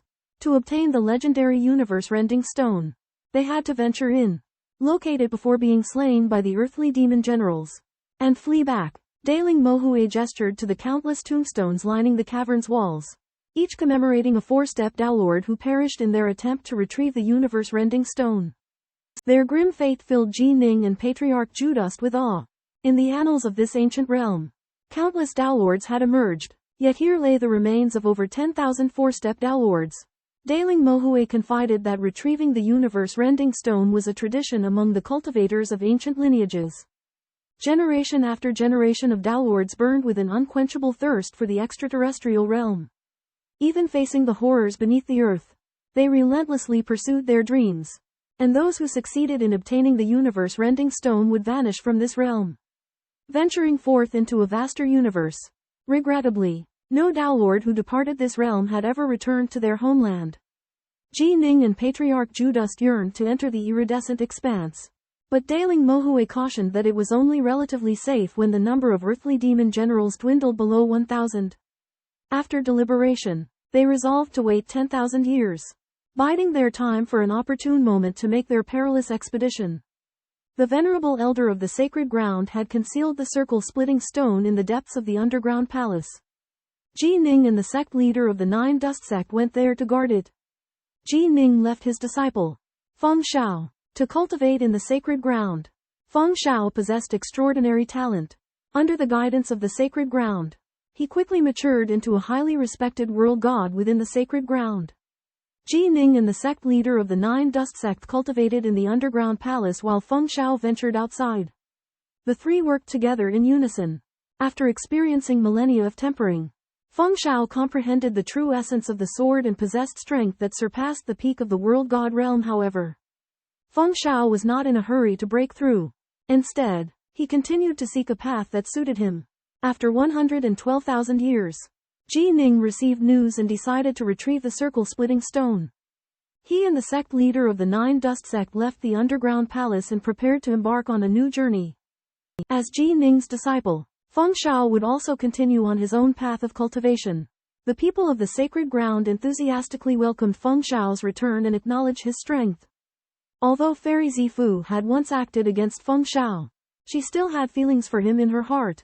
Ji Ning watched his disciple's growth with satisfaction. He understood that everyone had their own path. He could not fully replicate someone else's path. Only the path that suited a person was the best. Jining and Patriarch 9 Dust have decided to search for the world-rupturing stones deep within the heart of the earth. Escorted by Taoist Mo Ju, they enter a vast subterranean space with vibrant colors. This space is inhabited by powerful Earth Magi.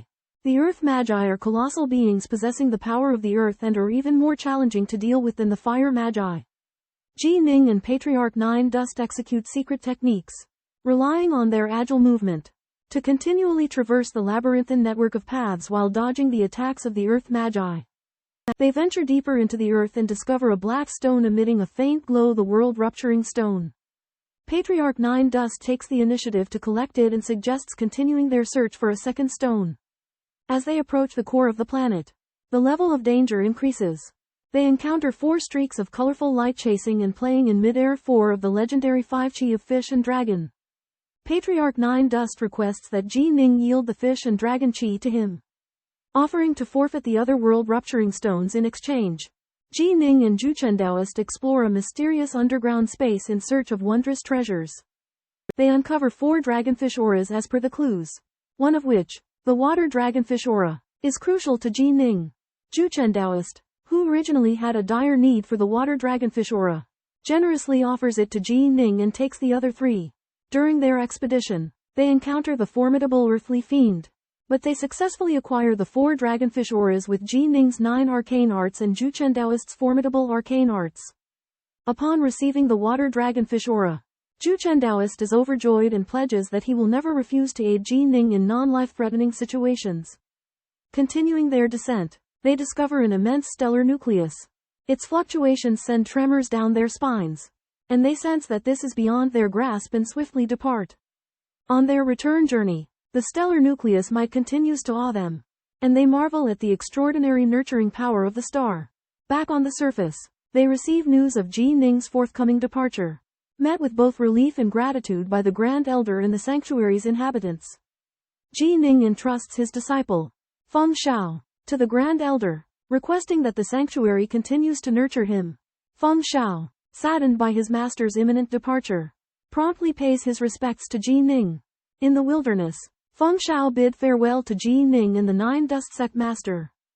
Jining expressed that they would meet again if fate permits, while the 9 Dust Sect Master quipped that he could leave whenever he wished. The two flew into the atmosphere, reaching the void beyond the stars. The 9 Dust Sect Master marveled at the prosperity of the ancestral land, but Jining pointed out that it was unrelated to the ancient cultivators. They selected a direction and flew outward in their black flying ship. In the vast void, they encountered a rocky passage. The 9 Dust Sect Master cast the secret technique Water Ripple, suppressing the Fire Demon Lord. They discovered that killing the Fire Demon became 100 times easier after obtaining the World Split Stone. They continued through the rocky passage, eventually entering a colossal passage 1,000,000 miles wide. Despite the dangers, they found that the giant passage was the main path and offered no shortcuts. Jining blocked a blow for the 9 Dust Sect Master, who used a talisman to summon a mighty wind that blew away countless fire demons, providing an escape opportunity. Finally, they emerged from the rocky passage into the vast void. Before them lay a rainbow-colored light that pierced through the void, with a star at its center. As they approached, they saw that the star was in tattered ruins, its surface covered in countless cracks. 2 enormous fragments of the star floated nearby. In the vast expanse of the cosmos, a shattered star lingers, exuding an AWE-inspiring aura. Even the Eternal Emperor could not breach it with ease. Its ruptured state confuses both Duster and Jining. Upon their descent to the star, they are met with an astonishing spectacular rainbow stream of light, spanning billions of miles, imbues it with formidable energy. Duster theorizes that this ethereal glow is a residual effect of an attack from an unfathomable power, potentially close to a sovereign. Venturing cautiously through the luminescence, they encounter a desolate wasteland within the star, void of any signs of life. As they approach the core, they make an astounding discovery. The core itself is cracked open, spilling forth golden grains of sand that pique their curiosity. Duster and Jining attempt to gather the sand, but it proves too firmly embedded within the core, defying easy extraction. They soon realize the extraordinary nature of this fluid sand. recognizing it as the fundamental building block of the star's core. With each grain they attempt to claim, their resistance intensifies. Eventually, even Ji Ning's ultimate sword technique, Heaven's Crack, fails to separate the sand. At this moment, the 6 sword spirits of the Northern Rainbow Sword appear, entreating Ji Ning to embed them within the golden sand. Ji Ning complies, and the 6 swords instantly absorb a vast quantity of the grains, their energy surging. Duster observes in admiration, recognizing Ji Ning's formidable destiny weapon.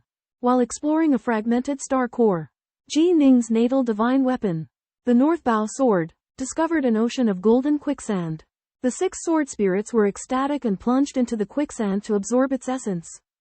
The gold sand surrounding the quicksand began to annihilate, and the Northbow Sword's aura and appearance changed. The sword body became thinner, the blade sharper, and its entire body turned a dark gold color. As the absorption progressed, the Northbow Sword's absorption capacity skyrocketed, whipping up a storm throughout the quicksand ocean. Sect Master 9 Dust was astonished to discover that the Northbow Sword had already absorbed 2 or 3/10 of the golden quicksand in the star core, and its quality promised to reach the level of a cosmic treasure. Ji Ning tested the Northbow Sword's power and found that its defensive capabilities had increased by 5060, and its attack power had more than doubled. To his delight, the power of the Northbow Sword's shadowless and dripping blood techniques had increased threefold and transcended space, respectively. With sword techniques that transcended space, Ji Ning now had a true life-saving skill. Even when facing eternal emperors, he could escape by using spatial passages. Sect Master 9 Dust was envious and remarked that Ji Ning had acquired such extraordinary abilities as a second-step Dao monarch. Ji Ning and Patriarch 9 Dust arrived at a site left behind by an ancient cultivator ancestor. Encountering powerful life preservation measures, Ji Ning's sword art had reached a realm that transcended space, allowing him to easily tear open space to escape. They explored a broken star, finding a rainbow stream of light that pierced countless rock tunnels, forming a giant passageway that was speculated to have been created by an existence at the realm of the Dominators. Ji Ning and Patriarch 9 Dust journeyed upstream, passing through the rainbow passageway and reaching its end. There, they discovered a cave opening. Upon flying out, their bodies rapidly expanded, making them realize that they had been inside a colossal, dark figure. The humanoid figure was 180,000 feet tall, containing endless space within it, nurturing flame fiends, earth fiends, and mortal beings. Ji Ning and Patriarch 9 Dust surmised that it was not a true life form. Inside the cave, they discovered the corpses of 2 dominators in the distance. One of them was the ancestor of Patriarch 9 Dust, seated cross-legged with a peaceful expression, emanating a formidable aura. Ji Ning and the Exalted of 9 Dust visit the ancestor of the ancient cultivators, and the Exalted recognizes the crimson staff beside the ancestor as a cosmic treasure. Learning that the descendants of the ancient cultivators may receive the ancestor's gift by passing a trial, the Exalted is thrilled. The black-robed, bald-headed youth, the spirit of the cosmic treasure, tells them the history of the ancient war. The ancient cultivators once ruled over chaos, but they suffered a calamity and joined forces with the Tao Alliance and the chaotic divine beasts to resist their enemies. The war broke out in the Sea of the Netherworms, where 3 of the ancient cultivators' masters and the master of the Tao Alliance were killed. After the war, the ancient cultivators were weakened, while the Tao Alliance grew stronger. The spirit of the cosmic treasure says that the victory in the ancient war ensured the continuation of the ancient cultivators' territory. But they selfishly decided that only their descendants would receive the ancestor's gift. The Exalted tries to take the test but is blocked by an invisible barrier. As Ji Ning is not a descendant of the ancient cultivators, he cannot take the test either. Ji Ning learns about the rise and fall of ancient cultivators in the Tao Alliance, as well as the dangerous nature of the Sea of the Netherworms. In a secluded cave, Ning finds the remains of 2 overlords, one from the Taoist Alliance and an ancient ascendant cultivator. The ascendant cultivator had sacrificed himself to gravely injure his foe, after which the Taoist overlord struck the lethal blow. Yet, in his last moments, the foe also gravely wounded the Taoist overlord, who left his final words before perishing. The Taoist overlord left behind some treasures, which the ascendant cultivator's disciple had taken and placed within a trial. The cave is where the 2 overlords and their rival clashed, and its walls are covered with the remnants of the battle. These remnants contain profound insights about the Great Tao, offering immense benefits to cultivators. Ning's friend Juchen is currently undergoing the trial left by the Ascendant Cultivator. While he explores the cave, he attempts to retrieve the foe's corpse but finds it immovable, as heavy as a mountain. After observing it, Ning theorizes that the foe might be an overlord from an enigmatic race, with power only inferior to the two overlords. Inside the cave, Ning and his servants study the remnants of the overlord's battle, gaining immense inspiration. Su Yuji, who specializes in illusions, is drawn to a profound sense of illusion near the Taoist overlord's corpse, which aids her cultivation. Thus, Ning and his group spend an extended time in the cave, continuously comprehending the Great Tao's mysteries. Within the dark cave, the profound mysteries of the Tao that governed this level beckoned all. Su Yuji excitedly called out to Ji Ning, claiming that the illusion cast by the white-robed High Lord had reached an unimaginable realm where the true and the false were indistinguishable. Ji Ning approached the white-robed High Lord, and the illusion gradually encroached upon him, blurring the real scene before his eyes. Alluring women, rare treasures, and malevolent demons appeared in turn, but Ji Ning relied on his powerful willpower to resist the illusion. As he delved deeper, the illusion grew more lifelike, making it difficult to discern. Ji Ning's Dao heart remained unshaken, and he forcefully broke through the illusion, only for it to return with even greater intensity. He struggled relentlessly, taking 10 full breaths to finally break free. However, when he reached a distance of 1 fathom from the white-robed High Lord, he encountered an array that prevented him from advancing further. Although the potency of the illusion did not increase, Ji Ning sat down cross-legged and entered the illusion. He discovered that the illusion was like experiencing countless reincarnations, where the true and the false were indistinguishable. However, he maintained his clarity and used the illusion to temper his Dao heart and elevate his state of mind. Unbeknownst to him, the white-robed High Lord's illusion originated from his comprehension of the ultimate 10,000 eons tribulation of the Tao of Light. If the High Lord had activated it voluntarily during his lifetime, Ji Ning would have been immersed in it, forgetting his own self. Now, the illusion's valent was only a fraction of its original power, yet it still gave Ji Ning a glimpse of the High Lord's formidable prowess. In the endless illusion of reincarnation, Ji Ning experiences countless lives. Once a fisherman's son, after his father's accidental death, he embarked on a fishing expedition alone and became a wealthy hero through hardships.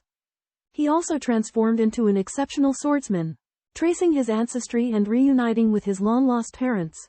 As a medical apprentice, Ji Ning devoted himself to the study of medicine and became exceptionally skilled. However, his heart harbored ambitions to become the ruler of the world. He established a formidable force, exterminating his enemies, and became a formidable demon lord, through both righteous and evil paths. From the mortal realm to the celestial and demonic worlds, Ji Ning has lived countless lives. Guided by his sense of transcendence, he continually breaks through the limitations of the illusion. As all the illusions shattered one by one, a special speck emerged beside Ji Ning's lifeless body. This speck embodies Ji Ning's experiences and wisdom from countless past lives. The intertwining of illusion and reality forms the world of the heart, signifying Ji Ning's successful breakthrough to the 6th realm of Heart Force Cultivator. The world. Heart Force cultivators are rare, and Ji Ning's trials within the 3 realms had not brought him to this realm. However, through his experiences in the endless illusion of reincarnation, he finally awakened to its mysteries and opened his world of the heart. From this day forward, Ji Ning stepped into the ranks of Heart Force cultivators. Of the 3 major schools, the Qi Refinement School pursues mystical techniques. The Divine and Demonic School focuses on divine abilities and weapons, while the Heart Force School dedicates itself to constructing and expanding a stable world of the heart, directly attacking the opponent's mind, rendering them unpredictable and formidable. In the darkness of the cave, Ji Ning discovered a special aura emanating from the corpse of the white-robed sovereign. He instantly realized that it was an excellent opportunity to open up his heart world.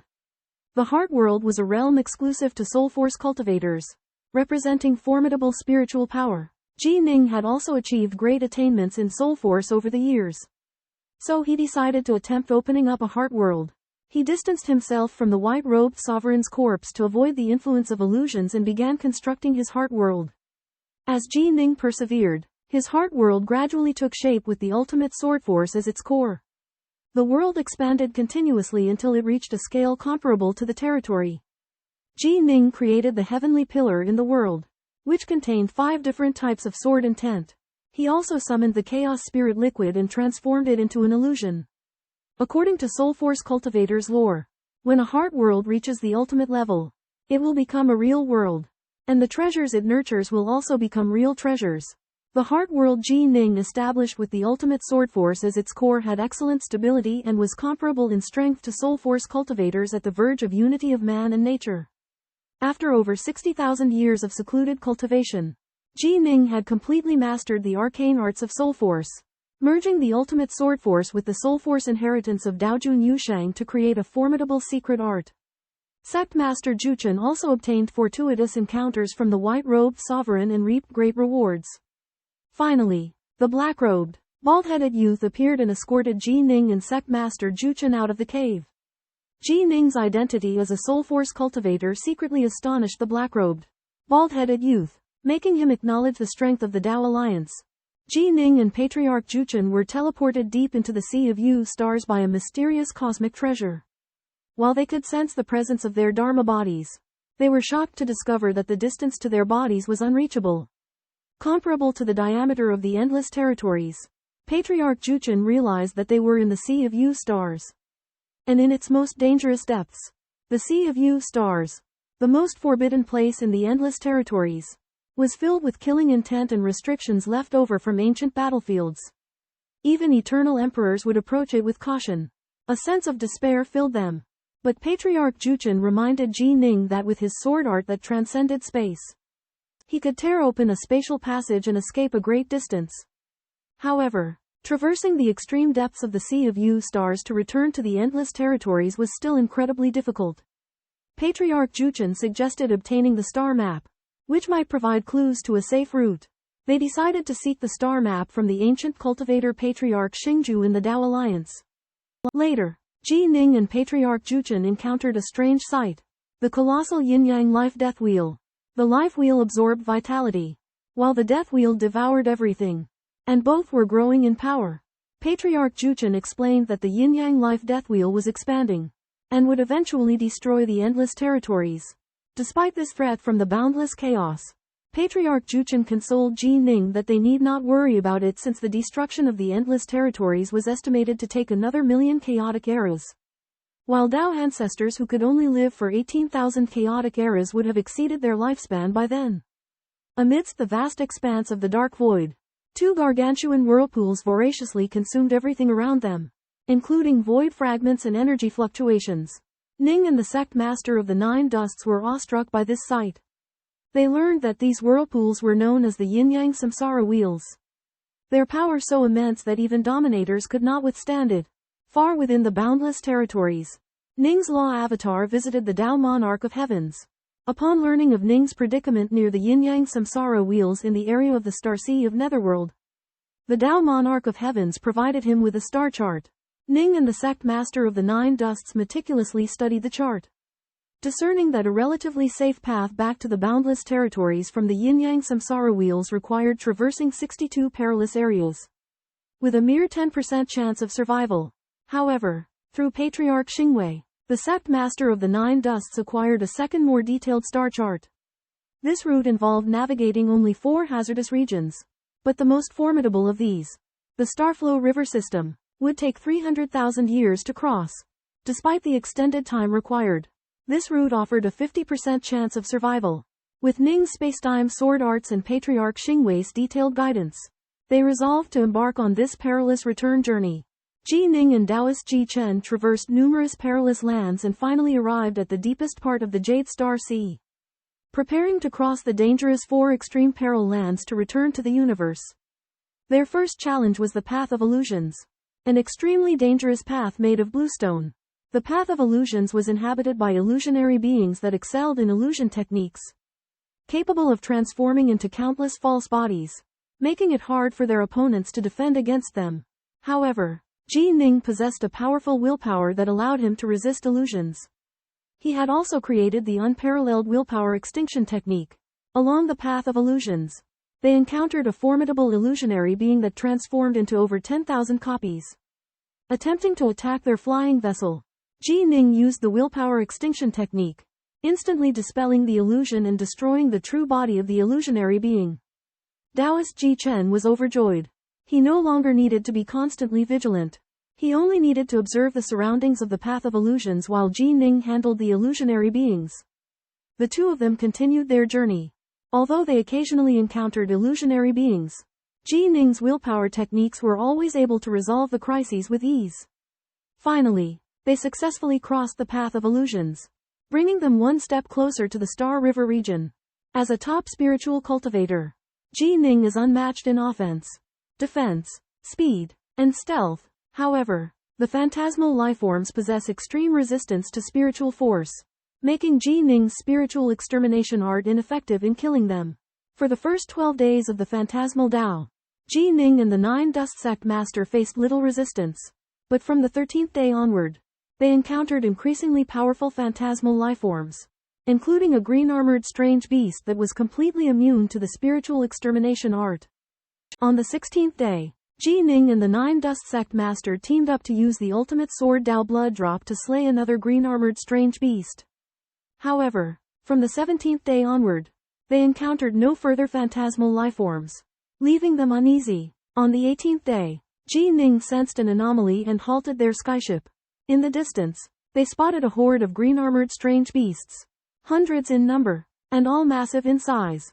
Notably, these strange beasts seemed to be prepared for them, with one being 10 zhang tall, 5-9 zhang tall, 12-8 zhang tall, and the weakest being 5 zhang tall. Their appearance signaled impending danger to Ji Ning and the 9 Dust Sect Master. The strange beast leader in particular possessed golden eyes that emitted illusions, nearly ensnaring the 9 Dust Sect Master. Fortunately, Ji Ning intervened swiftly, using his spiritual extermination art to dispel the illusions. With a command from the leader, hundreds of phantasmal lifeforms transformed their bodies into a million shadowy figures that assailed them. Ji Ning and the 9 Dust Sect Master used their secret techniques in unison. But the phantasmal lifeforms lacked a true form, rendering their techniques ineffective. In their moment of peril, Ji Ning unleashed world projection, trapping the phantasmal lifeforms and instantly obliterating them. However, the strange beast leader exhausted its essence power and unleashed a third azure eye that exuded a deadly aura. Ji Ning and the 9 Dust Sect Master realized they had to escape immediately or face dire consequences. Ji Ning and Taoist Zhucheng escaped from the Primordial Beast Emperor on board the Black Flying Ship. But they encountered the Emperor's secret technique, the Eyes of Hypnosis. The eyes not only possessed powerful illusory might but also manifested strange characters that were filled with mysteries, causing Ji Ning to feel utterly shocked. The Primordial Beast Emperor pursued them furiously, making it difficult for Ji Ning and Taoist Zhucheng to resist. But Taoist Zhucheng timely used a special formation treasure to trap the Emperor. The formation treasure, bestowed by the Ancestor, could be used repeatedly by expending chaos crystals to accumulate power. With the formation treasure, Ji Ning and Taoist Zhucheng escaped from the path of hypnosis, leaving the Primordial Beast Emperor roaring in frustration within the formation. Ji Ning then began to focus on studying the characters of hypnosis in the hopes of incorporating their mysteries into his own illusory techniques and thereby enhancing his power. Ji Ning and Lord Zhucheng reach the vast Star River realm, a magnificent view with countless golden stars floating in space. Unlike the dangerous fantasy dust path, traversing the Star River realm is relatively safe but still takes about 3 million years. In the past 3 million years, they've encountered ancient battlegrounds and trouble, but they've come through safely. Now, though, they are about to reach the end of the journey. However, on a distant star, they find a ruined cave. As they explore, a man called Dao Junlei appears, introducing himself as a member of the Star River race. The Star River race is an ancient group of cultivators from the boundless darkness who were forced to settle in the Star River realm after being excluded by the 6 great powers of the boundless territories. They are friendly towards the boundless territories and often provide guidance to places of fortune. Dao Junlei tells Ji Ning and Lord Zhucheng that there are many places of fortune in the Star River realm. That the ruin they explored was just the tip of the iceberg. The Star River race has explored the Star River realm for generations and knows far more about places of fortune than outsiders. Learning this, Ji Ning and Lord Zhucheng feel hope that perhaps, before they leave the Star River realm, they can have an unexpected harvest. Ji Ning, the Lord of Nine Dust, and a Daojun of the Star River race encounter Lai Ya. Lai Ya reveals that the Star River race has discovered a powerful relic known as the Thunder South Palace, left behind by an almighty expert at the Sovereign Realm. The three share similar aspirations and decide to embark on a perilous journey together. Lai Ya warns of the dangers ahead but assures them of his familiarity with the relic, which could ensure their survival. Nine Dust expresses curiosity about the Star River race's origins. Lai Ya explains that they drifted from endless darkness after fleeing for millions of chaotic eras. The Eternal Emperor led the survivors to settle in the boundless territories, while the Daojuns remain unaware of their ancestral home. The trio continues their journey, reaching the Thunder South Palace after 100 years. Lai Ya unlocks the barriers, revealing the hidden relic. They exchange life-bound oaths, promising to keep the secret. With excitement and caution, they prepare to explore this enigmatic realm left behind by an almighty expert. Ji Ning, Juchen, and Taoist Lei arrive at the Thunderheart Palace of the Star River race and find it hidden by restrictions. Taoist Lei uses 9 ancient incantations to open a portal in the void, leading to the palace's interior. Inside, they encounter a grand golden palace that belongs to a powerful being at the sovereign level. Taoist Lei warns that the palace holds 2 great dangers. The first danger is the eternal divine lightning, which permeates the palace and possesses sentience and wisdom. The lightning guardian appears and strikes the trio with 3 palms, each strike more powerful than the last. Patriarch Juchen deflects the first strike, while the second strike is narrowly blocked by the trio combined. For the third strike, Taoist Lei uses a golden bone artifact to protect himself and Patriarch Juchen, while Ji Ning withstands it alone thanks to his sovereign armor. Taoist Lei cautions against greed, warning that it will endanger their lives. Ji Ning, Juchen, and Taoist Lei pass the first danger and proceed deeper into the Thunderheart Palace.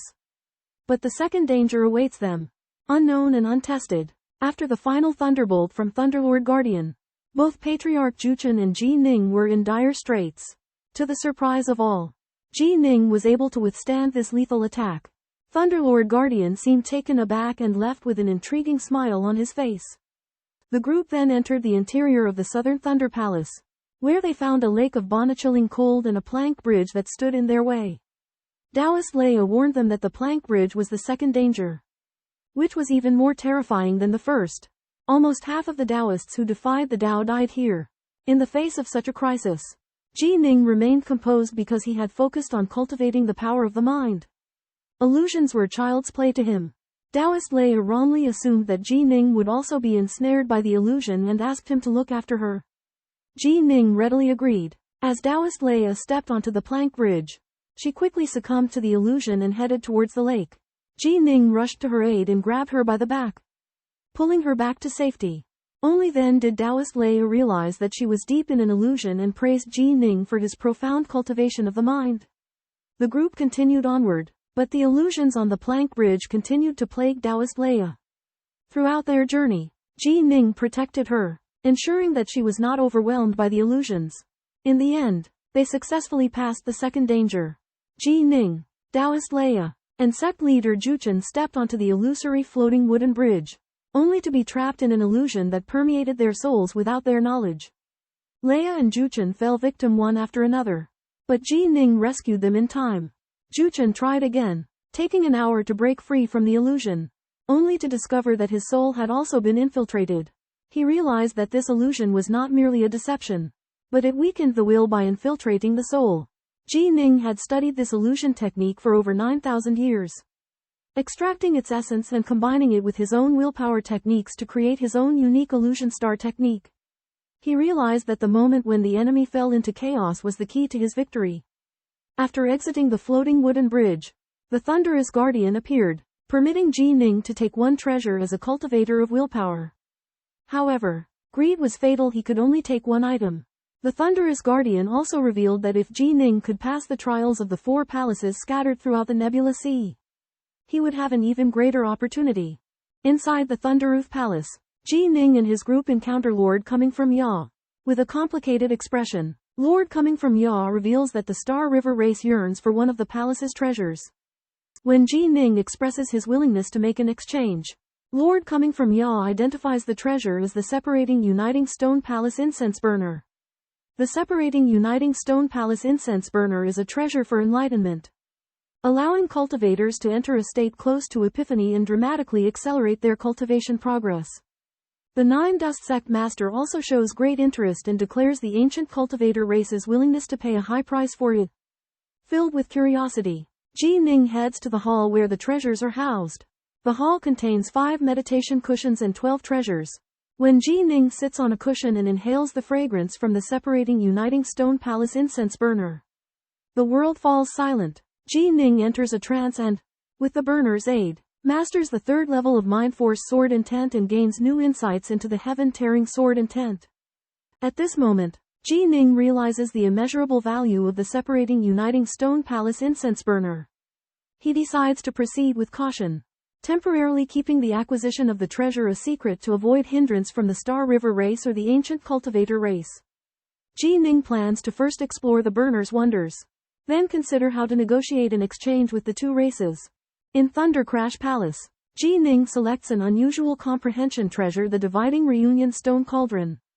This cauldron produces a fragrance which can lead cultivators into a trance-like state of epiphany. Ji Ning discovers that the cauldron is crucial for his path to the Tao, and decides to postpone the exchange. The ancient cultivators and the Starflow clansmen are disappointed, but they respect Ji Ning's choice. To compensate for their loss, Ji Ning asks the 2 Taoist lords to swear a sacred oath not to reveal the news of the cauldron, and the trio take turns using the cauldron for comprehension. However, after using the cauldron for comprehension, the Starflow clansman, Taoist Lord Leia, realizes that his Tao has reached perfection and can no longer advance. He decides to immediately attempt Tao integration within Thunder Crash Palace, triggering the most formidable tribulation for a primordial Taoist lord. Ji Ning and Sect Lord Zhucheng are shocked and excited, witnessing a Taoist lord on the verge of Tao integration. In the Hall of Livid Stone, the ancient cultivator Ji Ning and the sect leader of Zhucheng witnessed the Tao integration attempt of Tao monarch Leia from the Xing clan. Assisted by an altar and the cold nether jade dragon pill, Monarch Leia embarked on his integration. As he breathed in the fragrance from the incense burner in the hall, his body emitted an increasingly brilliant golden light, which was the radiance of the Tao. However, after 2 years, Monarch Leia's golden light suddenly dissipated, and his aura weakened, signaling his failed integration. He realized that the flower bud that had just formed on his Dao tree had withered before blooming, indicating his distance from the path of an eternal emperor.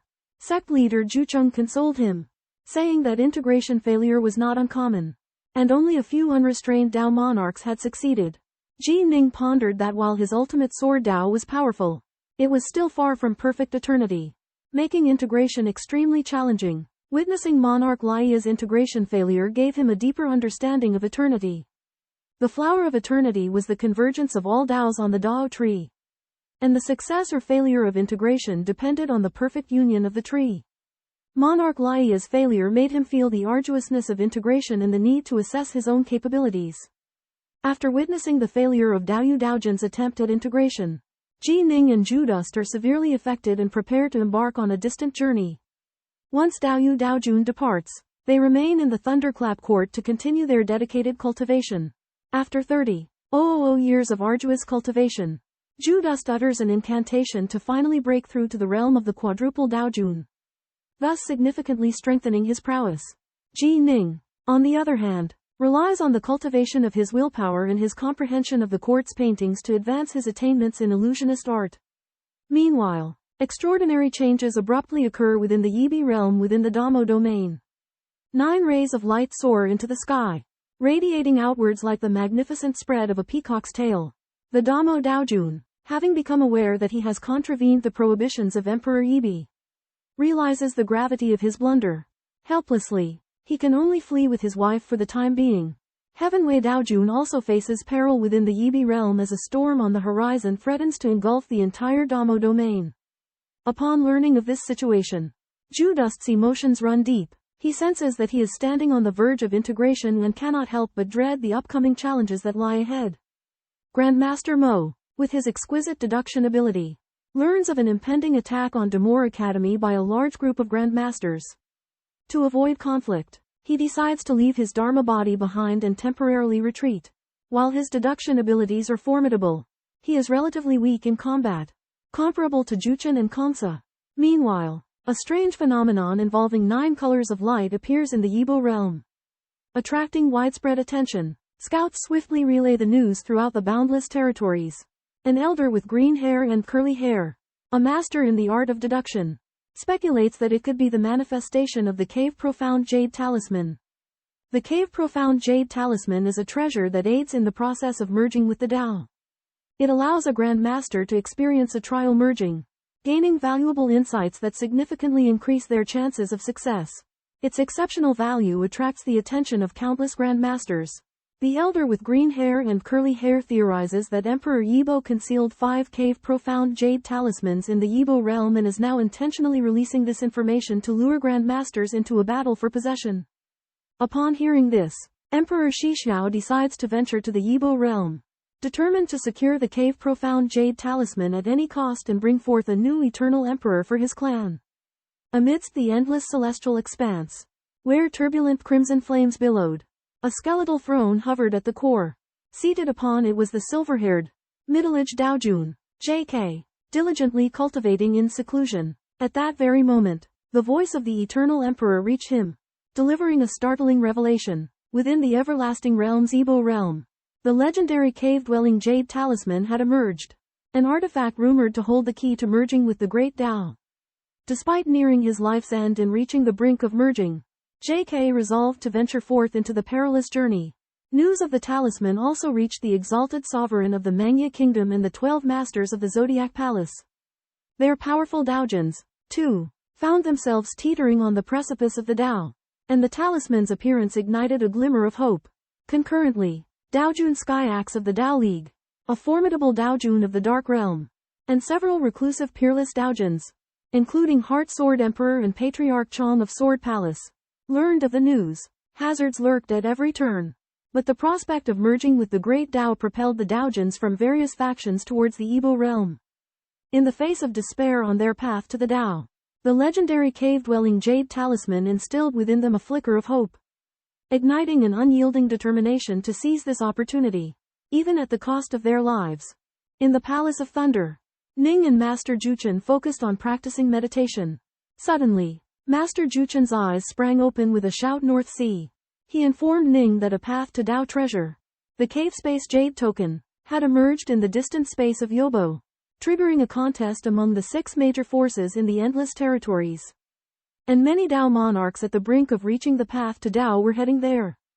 After learning his brother Tianyi was in Yobo space, Ning became concerned. Master Juchen suggested that he and Ning together go to Yobo space to contest for the cave space Jade token. And Ning agreed. They predicted the trip would be extremely dangerous, but trusted that by working together they could manage it. Meanwhile, in the Azure Heaven Palace, Tao Monarch Tiandao and Tao Monarch Yudu were also discussing the emergence of the cave space Jade token.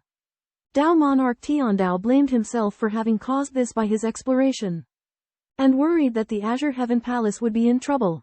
Tao Monarch Yudu believed that the arrangements by the Monarch of Yobo would make the contest for the cave space Jade token extremely fierce, probably leading to many Tao monarchs dying. Tao Monarch Tiandao ordered Tao Monarch Yudu to temporarily hide the disciples of the Azure Heaven Palace. And Ning's incarnation appeared to ask for the situation. Tianyi explained the story and said that the incarnation of Tao Monarch Damo would help him protect himself in Yobo space. Tao Monarch Yudu asked what Ning's incarnation was planning to do, and Ning replied that he was considering it. Celestial Master Tianyi, the only Tao Omicron cultivator on the verge of entering the immortal Tao who has yet to obtain the legendary treasure, the Grotto Jade Amulet, is suspected to be responsible for recent violent tremors in the ethereal wave realm that have attracted the attention of many Tao Omicron cultivators. The Great Mo Temple is shrouded in darkness, and the Devil Lord, Dust Rain, accuses the Great Mo Dao cultivator of involvement in the ethereal wave realm incident. Despite the Great Mo Dao cultivator's denials and threats of retaliation, many Tao Omicron cultivators have their eyes on the heavenly Azure Palace. True One Dao cultivator and repaired Dusky Dao cultivator, both from Dao palaces near the heavenly Azure Palace, are the first to arrive at the heavenly Azure Palace. They threaten to destroy the Heavenly Azure Palace if Celestial Master Tian Yi does not hand over information about the ethereal wave realm. Celestial Master Tian Yi swears that he has not obtained the Grotto Jade Amulet and refuses to divulge any information about the ethereal wave realm. Repaired Dusky Dao Cultivator produces a strange stone sphere, claiming that he will crush it and obliterate the Heavenly Azure Palace if Celestial Master Tian Yi does not comply. Heaven Wave Palace is in crisis. Taoist Chu Meng possesses a powerful artifact, the Stone Sphere, and intends to destroy Heaven Wave Palace. Faced with Taoist Chu Meng's threat, the four Taoists of Heaven Wave Palace are in a dilemma. Taoist Yu Do suggests exchanging information about the Yibo realm to preserve Heaven Wave Palace. However, Taoist Chu Meng demands all the information held by Taoist Tian Yi, which Heaven Wave Palace cannot accept. Taoist Chu Meng gives them 3 breaths to decide. At this critical moment, Ji Ning intervenes. He uses his mental annihilation technique to instantly kill Taoist Chu Meng, forcing Taoist Zhen Yi to flee in panic. Heaven Wave Palace is saved from the crisis, and Ji Ning demonstrates his formidable strength as a mental force cultivator. The Taoists of Heaven Wave Palace are astonished. They never realized Ji Ning was a mental force cultivator, and one with such a high level of cultivation.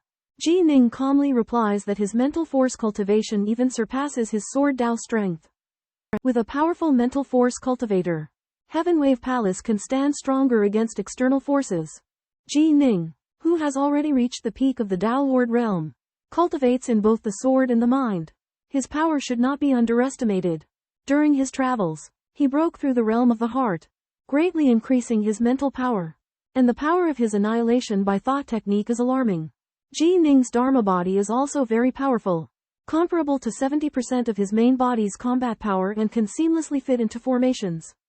With his extraordinary mental power and powerful Dharma body, Ji Ning is unassailable. Dao Lord Zhen Yi barely escaped from Ji Ning's Dharma body and spread the word of Ji Ning's formidable strength.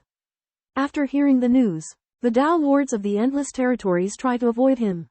Ji Ning has achieved his goal, and the vast majority of Dao Lords know the difficulty and retreat. Dao Lord Damo hid and dared not appear. Qing Huan, the prince of the Mangya kingdom, learned of Ji Ning's incredible strength, secretly competed with him, and was determined to cultivate even harder.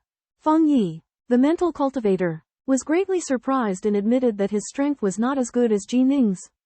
However, Huo Jin became very jealous and refused to fall behind.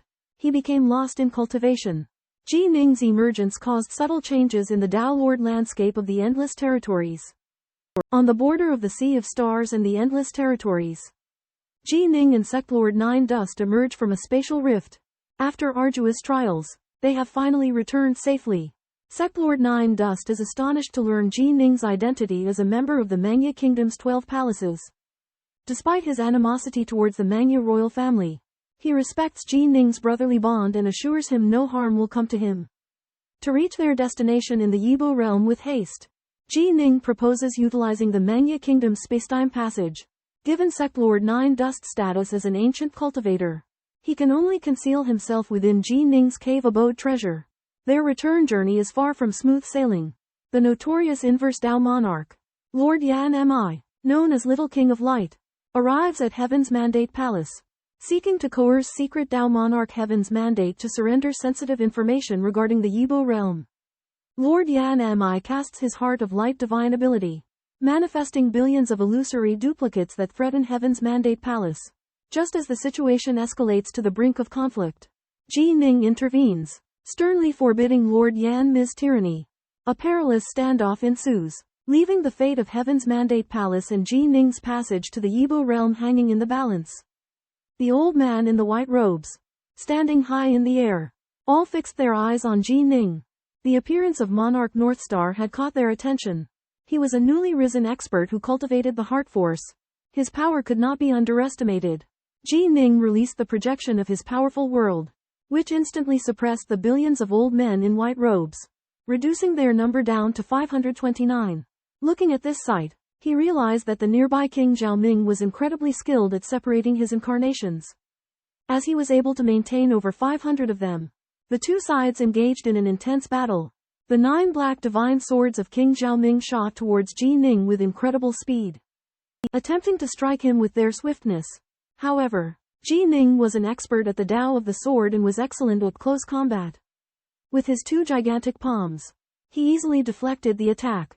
In order to counter Ji Ning's world projection, King Zhaoming manifested 320 black divine swords, which spread out in all directions to attack Ji Ning. In response, again used his yin-yang Tao of the sword and his sword Tao of yin-yang to block all the incoming divine swords.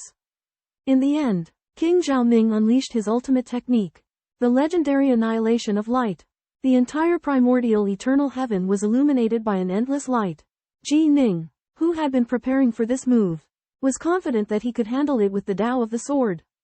However, Monarch Heavenly Tao and the others were filled with worry and concern for his safety. King Bright Moon's Taoist Yanni in his 500+ incarnations unleashed light annihilation, emitting 9 sword lights containing a fearsome annihilation intent to bombard Ji Ning. However, Ji Ning relied on his formidable defenses and effortlessly resisted the attack, leaving Taoist Yanni surprised. He then unleashed his second strongest technique, Light of Annihilation. Light of Annihilation is renowned for its extreme speed and warping abilities. Taoist Yanni transformed into a golden beam of light and relentlessly attacked Ji Ning. Yet, Ji Ning's flawless defense successfully deflected Taoist Yanni's assault. Ji Ning then employed the illusionary star technique, disrupting Taoist Yanni's divine soul and seizing the moment to pierce through his body when his speed had slowed. However, Taoist Yanni relied on his light incarnation life-saving ability to nullify this fatal blow and ultimately escaped. Ji Ning came to understand that although Taoist Yanni's strength fell short of his own, his life-saving abilities were formidable. Similarly, it would be difficult to kill him easily.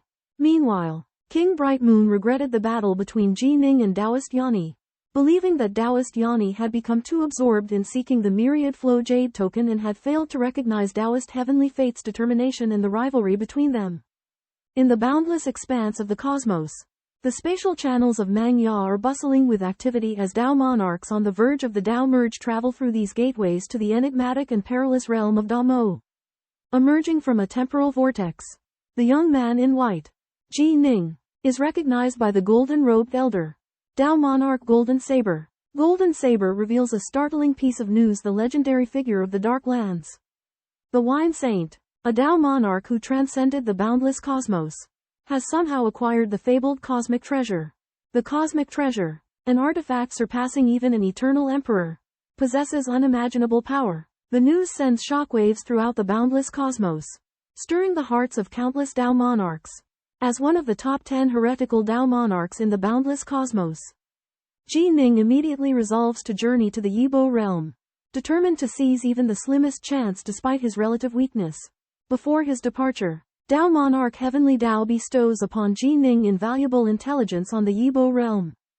Ji Ning teams up with Elder Zhucheng, the leader of the ancient cultivator clan, and together, they breach the array set up by the Tao Alliance on the outskirts and enter the Yibo realm. Outside the Yibo realm, an immense array laid down by 10,000 Tao monarchs blocks the entry of Eternals and Darklands Tao monarchs. However, for a formidable duo like Ji Ning and Elder Zhucheng, the array poses no significant obstacle. Stepping into the Yibo realm, Ji Ning and Elder Zhucheng forge ahead together, embracing the unknown challenges and opportunities that await them within this enigmatic domain. In the vast Yibo realm, 2 figures descend upon a verdant wilderness. Lord of the Nine Dust Sect marvels at its beauty, but Ji Ning warns of hidden dangers lurking beneath the surface. Following the river, Ji Ning uses a world projection to navigate, seeking the quickest path to the core. Along the way, they encounter 6 Tao monarchs, led by Tao monarch Shallow Fi.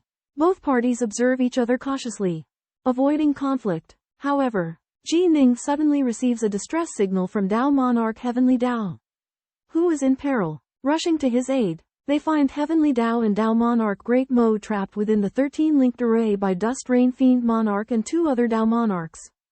Dust Rain Fiend Monarch threatens Heavenly Tao to surrender the Yibo realm intel, but he refuses. Desperate, she unleashes her formidable power, attempting to break through the array. The ancient array's radiance flickers, resisting her onslaught. A fierce battle erupts, with the arrival of Ji Ning and Lord of the Nine Dust Sect.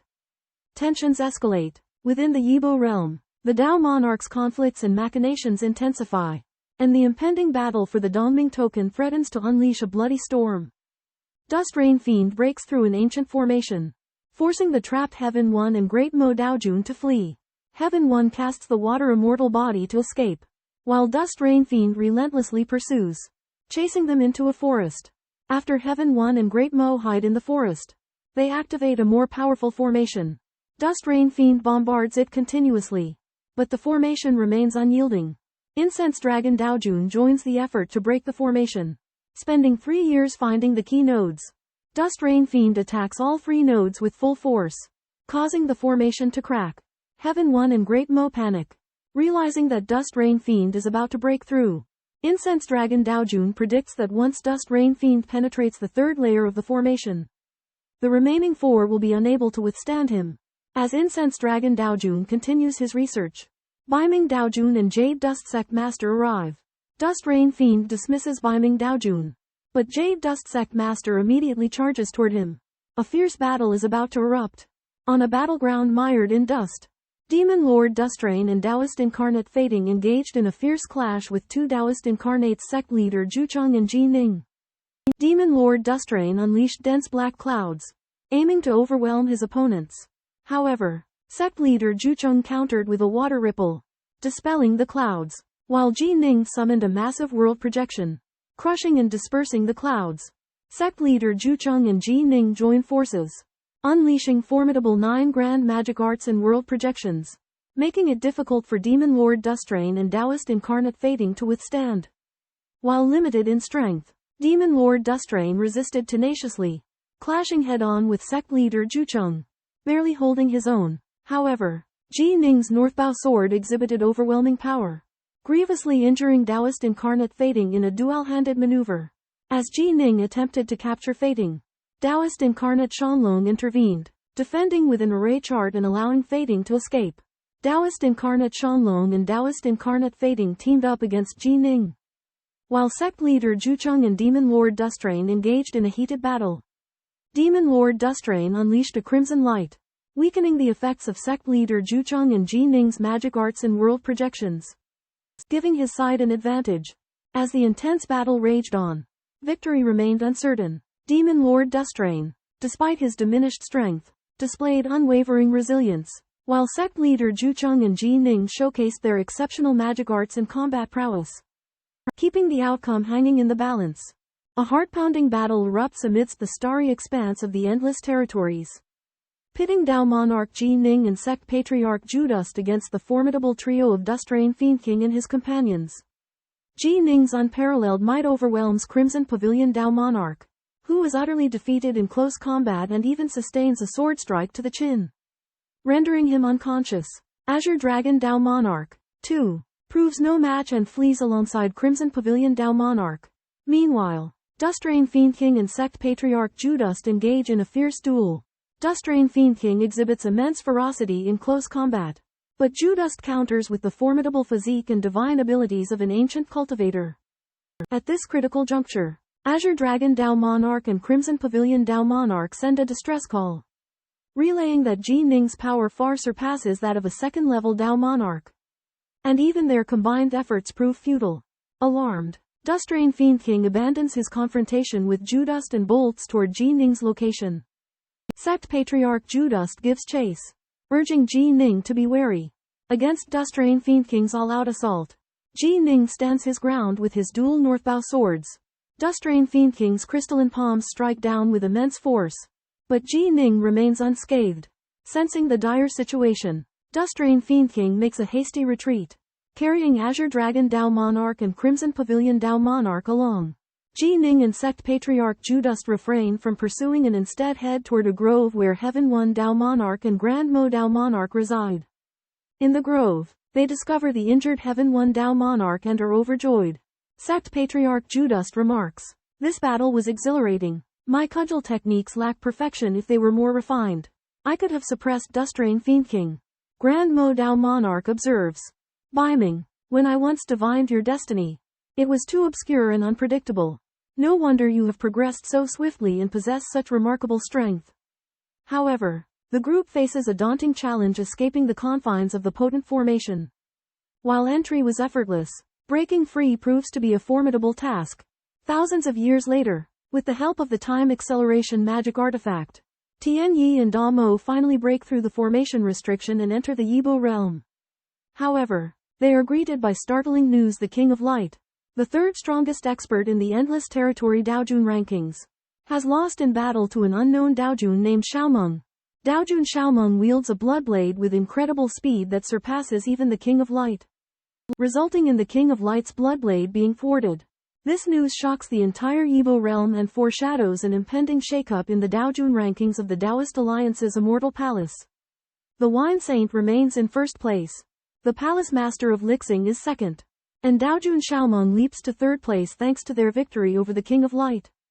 The two masters of the Taoist Alliance's Immortal Palace, the golden-haired bald alien and the black-haired, black-robed elder, express their sentiments on the matter, believing that the battle for the divine profound jade amulet will bring about a major reshuffling of the Daojun rankings.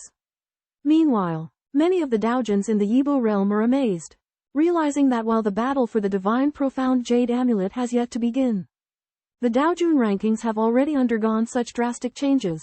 Countless Daojuns eagerly await the arrival of the true battle, when the Immortal Palace rankings will be rewritten once more, witnessing the glory and legend that belong to the Daojuns. After more than 180 years of arduous endeavor, Tianyi and Da Mo finally escape the mysterious forest. Although the winds howl and the snow falls thick, they can't help but rejoice at finally being free from the relentless pursuit. Knowing that he cannot find the opening of the Dark Jade Talisman directly, Da Mo decides to seek temporary refuge in Ji Ning's dojo with Tianyi. Ji Ning and Zhu Chen continue their journey, but the entire Yibo realm is now in an uproar. Jia Puo Luo informs them that 1,000 years have passed and that the 5 opening of the Dark Jade Talismans have emerged. 2 of the talismans are located in the Ninefold realm and 3 in the Tenfold realm. However, due to time constraints, the Dao monarchs have been unable to locate them in time. Puo Luo therefore reveals the location of the first opening of the Dark Jade Talisman, sparking a frantic scramble among the Dao monarchs. Countless projections of worlds descend upon the Yibo realm, with powerful cultivators rushing to investigate and seize the opening of the Dark Jade Talismans as quickly as possible. Over 100,000 Dao monarchs wait anxiously on the outskirts, hoping for a miracle. Ji Ning, too, unflinchingly unleashes a projection of his world, enveloping the entire Yibo realm in the hope of seizing the initiative and finding the other opening of the Dark Jade Talismans. Within the Yibo realm, over 20 cultivators with heart force gathered to search for the whereabouts of the legendary Cave Profundity Jade Talisman. Due to the obstruction of the formation spell, their world projection could not penetrate the area where the Jade Talisman was located. Ji Ning and other Dao monarchs decided to rush towards the mountain cavity but found that a 7-man team had arrived before them. The sacred leader of the era, Sui Meng, took action and crushed the 7 men with his powerful world projection, killing 2 of them. At this time, one of the most powerful Dao monarchs, King JK, also arrived. Relying on his precious treasure, he resisted Sui Meng's projection and rushed into the mountain cavity. Sui Meng, the sacred leader of wine, and the palace lord of Xingyun joined forces to block him. But King JK broke through the pressure with astonishing strength and continued to advance. Just then, a Dao monarch from a special life race joined the competition. He was very powerful and desired to obtain the Cave Profundity Jade Talisman. As time passed, numerous Dao monarchs from the Yibo realm rushed over, and this competition became increasingly fierce. A speeding black boat carries Ji Ning and his companions towards a cave within the 9-layered realm, with the intention of seizing the fabled Grotto Abyss Jade token. Despite the urgency, Ji Ning's world projection observes that other formidable foes are farther from the target, giving them a glimmer of hope. Meanwhile, inside the cave, Taoist Kai Chong discovers the cave's interior is barren. In his anxious search, he stumbles upon the Grotto Abyss Jade token concealed beneath rocks. As he seizes the token in excitement, King Crimson Bird ambushes him, initiating a fierce chase and struggle. Under duress from world projections and King Crimson Bird's crimson flames, Taoist Kai Chong barely withstands the onslaught using defensive artifacts. However, King Crimson Bird's formidable attacks eventually shatter Taoist Kai Chang's defenses, annihilating him. The Grotto Abyss Jade token falls into King Crimson Bird's possession, filling him with elation. As King Crimson Bird prepares to escape, The world projection of the Venerable of Dream Years descends, suppressing him. His companions escape while other Heart Force cultivators learn of the Grotto Abyss Jade token's acquisition by King Crimson Bird, causing them distress. Although Ji Ning shares their concerns, he trusts that the Venerable of Dream Years and others will not spare King Crimson Bird and continues to rush towards the cave, hoping to arrive before them and contest the ownership of the Grotto Abyss Jade token. In the intense battle in the Yibo realm, the Lord of Sui Meng and the Peacock King fought fiercely for the Cave Ling Jade token. Meanwhile, a team of 8 Dao monarchs also joined the battle, allying with the Lord of Sui Meng to seize the Jade token from the Peacock King.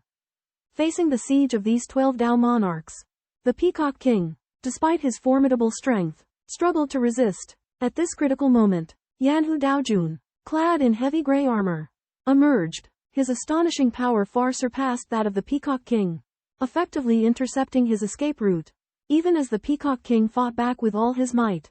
Igniting his eternal bloodline, he was unable to break free from Yanhu Daojun's relentless pursuit.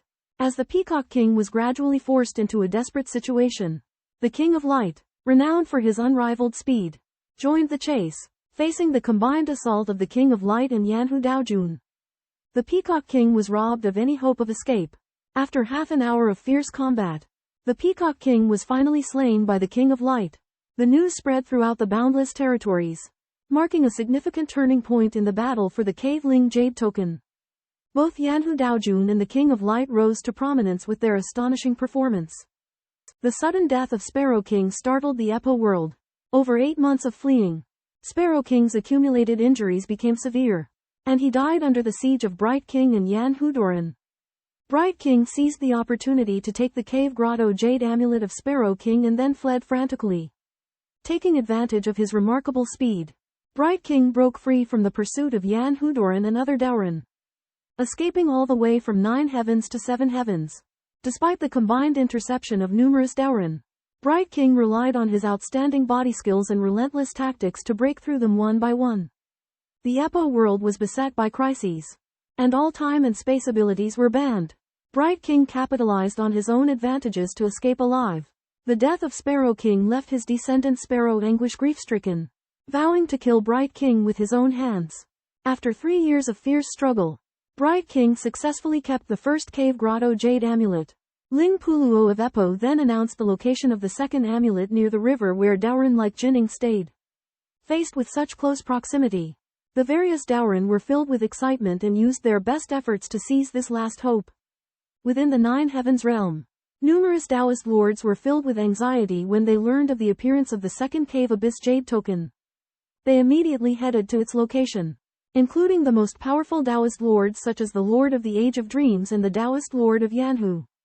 However, Ji Ning, Zhu Chen, Tian Yi, and Da Mo, who were closest to the token, became the targets of everyone's attention.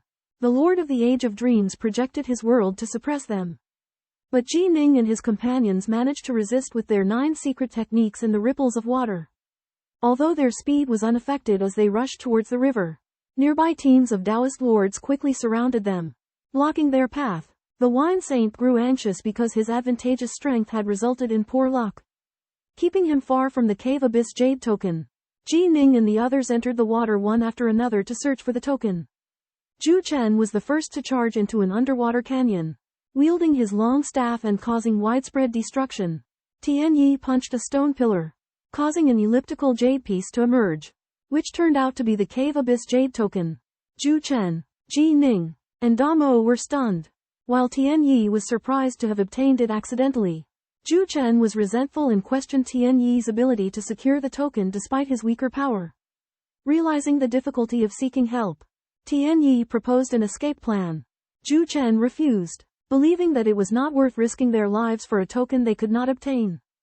Ji Ning, moved by their friendship, took Taoist Lord Tian Yi into his cave heaven magical treasure and decided to flee with all his might, surrendering the token if necessary. In the Yemo realm, Supreme Tao Father Ji Ning and Sect Master Zhucheng decide to flee from pursuit in order to protect Supreme Tao Father Tiandao. Zhucheng had intended to retrieve the Dongming Jade Amulet after Tiandao was assassinated, but he has a deep friendship with Ji Ning and cannot bear to see him in danger. Thus, the two join forces to escape. and Supreme Taofather Damo joins them. However, the Taofather's pursuit is more dangerous than anticipated. The first group of Taofathers they encounter consists of 8 powerful individuals, 6 of whom use extraordinary objects. Ji Ning uses the star illusion technique to hinder most of the Taofathers, while Sect Master Zhucheng wields his staff to destroy the power of the extraordinary objects. Thanks to the combined efforts of Ji Ning and Zhucheng, 4 of the 8 Taofathers are killed, and the rest flee in disarray. Sect Master Zhucheng is elated and believes that he and Ji Ning can fight their way out. Ji Ning is also grateful for Zhou Sheng's loyalty, but he knows that their escape is far from over. They continue to flee and repeatedly encounter groups of Taofathers, but they are able to break through each time thanks to Ji Ning's star illusion technique and Zhou Sheng's formidable strength. However, as the number of pursuing Taofathers increases, the pressure on them becomes greater. Pursued by the Tao monarchs, Ji Ning and the Lord of Nine Dust embarked on a joint escape. They handily defeated the first ambushing troop, astonishing the hidden cultivators of the Heart Force. A Tao monarch revealed the identity of the Lord of Nine Dust, who was the genius Redwater Tao monarch of the ancient cultivator race. Possessing immense power, the group realized that assassinating Biming and Nine Dust would be a formidable task. Ji Ning cast the Phantom Star Art, easily disorienting many Tao monarchs. The Lord of Nine Dust engaged the Tao monarchs in combat, displaying his formidable prowess. Throughout their escape, they encountered multiple Tao monarch teams, but overcame each hurdle. On the 19th day of their flight, they encountered the red-robed youth Shui Huan, a powerful peak Tao monarch. Shui Huan employed his illusions and nimble footwork to simultaneously contend with Ji Ning and the Lord of Nine Dust. The Lord of Nine Dust and Shui Huan engaged in a fierce battle, but neither could gain an advantage. Ji Ning used shadow dodge to approach Shui Huan, launching a surprise attack with his blood drop sword art. Shui Huan countered with free hands, but Ji Ning's swordplay was surprisingly resilient, sustaining no major injuries. Seizing an opportunity, the Lord of Nine Dust swung his cudgel at Shui Huan's waist, causing him to vomit blood and fall back. Shui Huan was surprised by Ji Ning's close combat prowess, realizing that his attention had been divided, making it impossible to fend off both opponents simultaneously. In the boundless Nine Serenities realm, Ji Ning and Cultmaster Zhuchen encountered Taoist Snowjoy's pursuit. Taoist Snowjoy unleashed his ultimate skill, Star God Clone, summoning 2 clones with similar strength, putting Ji Ning and Zhuchen in a precarious situation. Cultmaster Zhuchen managed to hold on with his formidable defense but was unable to break free from the clone's containment. He cleverly cast a trapping formation, temporarily obstructing Taoist Snowjoy. Ji Ning and Zhuchen seized the opportunity to escape, but their whereabouts were exposed, drawing the covetous eyes of numerous Taoists. Taoist Scar joined the chase, his astonishing speed hindering them with constant long-range attacks. While the trapping formation could restrain Taoist Scar, it could not last indefinitely, and Taoist Snowjoy was hot on their heels. As time passed, Ji Ning and Zhuchen's progress slowed to a crawl, and their situation grew increasingly dire. More Taoists arrived, trapping them within the Nine Serenities realm with no escape route. Ultimately, they were simultaneously restrained by Taoist Scar and Taoist Snowjoy, leaving them at a standstill and utterly trapped. Daojun Zuowan and Daojun Sieg besieged the Black Airship, restricting Ji Ning and cult leader Zhuchen. Even though cult leader Zhuchen could fight 2 enemies by himself, he was still at a disadvantage. At this time, cult leader Suameng and King Chou arrived in the White Airship and joined forces against cult leader Zhuchen. Daojun Zuowan and Daojun Sieg also joined the battle. Cult leader Zhuchen used Water Immortal Body to fend off the attacks, making it impossible for the enemies to inflict fatal damage. Upon seeing this, cult leader Suameng ordered Daojun Sieg and Daojun Zuowan to capture the Dongming Jade Talisman together. In the midst of the chaos, cult leader Zhuchen was besieged by the 3 peak Daojins and was grievously injured. He laughed maniacally, claiming that he had obtained the Dongming Jade Talisman and that it was impossible for them to take it away from him. Faced with cult leader Zhuchen's provocation, cult leader Suameng frowned, realizing the strong defense of Water Immortal Body. He decided to use other means to obtain the Dongming Jade Talisman. In the midst of a chaotic snowy wasteland, the Nine Dust Sect Master encounters the Ska Dao Lord, the Snowjoy Dao Lord, and the Demon King. As the battle rages, the Nine Dust Sect Master falls into the illusion realm of the Dream Age Sect Master. At the Dream Age Sect Master's command, the illusion realm shatters, catching the Nine Dust Sect Master off guard and leaving him vulnerable to 2 strikes. The Demon King binds him with chains. The Nine Dust Sect Master harnesses the robust body of an ancient cultivator, transforming into a vast stream of water to temporarily break free. The Dream Age Sect Master counters with relentless mental illusions, preventing the Nine Dust Sect Master from sustaining his water immortality body. Ska, Snowjoy, and the Demon King seize this opportunity to launch successive attacks, draining the Nine Dust Sect Master's divine energy. As the stalemate continues, the Dream Age Sect Master unveils his ultimate weapon, Crimson Velvet Venom. The lethal toxin penetrates the Nine Dust Sect Master's body, inflicting unimaginable agony. Witnessing this, Ji Ning becomes frantic but is suppressed by the Dream Age Sect Master's overwhelming mental power, rendering him unable to aid the Nine Dust Sect Master. Ultimately, to alleviate the Nine Dust Sect Master's suffering, Ji Ning defies his wishes and seals him within a heavenly grotto treasure. Faced with the Demon King's assault, Ji Ning finds himself on the brink of despair. In a moment of crisis, he shatters the final talisman granted by the Sword Dao ruler, clinging to a glimmer of hope. As the azure and crystalline leaves shattered, a concealed and immense power erupted, far exceeding a full-force strike from a lord of the 8 great sacred cities. Ji Ning, consumed by agony for the tortured Juchen, resolved to avenge him. Guiding the power, he conjured an image of a formidable colossal sword, causing time and space to freeze and severing cause and effect. Taoist Sujia panicked, retrieving a black seed that released vines, encasing himself in Taoist Zuowan. Patriarch Suameng also drew near, attempting to seize the Dongming Jade Talisman. As the trio of Lord Cho, Sujia, and Zuowan charged at Ji Ning, Patriarch Suameng made his move, only to be awed by the illusory sword. He and Lord Cho each retrieved treasures for defense, including a massive floral array formation. The illusory sword struck the floral formation, causing the petals to spin frantically in an attempt to divert the power. However, the formation couldn't withstand the relentless force, shattering petal by petal. Patriarch Suameng and Lord Cho hastily employed life-preserving artifacts but were ultimately severely wounded by the illusory sword. To Patriarch Suameng's ecstatic, he found himself alive and ordered Lord Cho to continue attacking Ji Ning. Lord Cho charged with his massive blade as Patriarch Suameng observed from afar, believing that Ji Ning couldn't possibly have a second Dao talisman. However, while Ji Ning's second state talisman had indeed been depleted, he had been gifted with 2 protective state talismans by the Sword Dao Sovereign, each containing a portion of his full-force strike. Lord Cho, though enraged, could only flee for his life in the face of such formidable power. Once, Ji Ning had dominated heroes using his Sword Dao ruler Dao talisman. However, he had exhausted his last 2 Dao talismans and was now desperate. Taoist Seagar, to protect himself, spent a fortune on a vine ball as a shelter, but it was wasted when Ji Ning attacked the Ugly King and others with all his might. Seeing an opportunity, the Ugly King joined with the Lord of Age Dream to suddenly attack Ji Ning. Although Ji Ning's defense was superb, he was shaky before his opponent's overwhelming strength.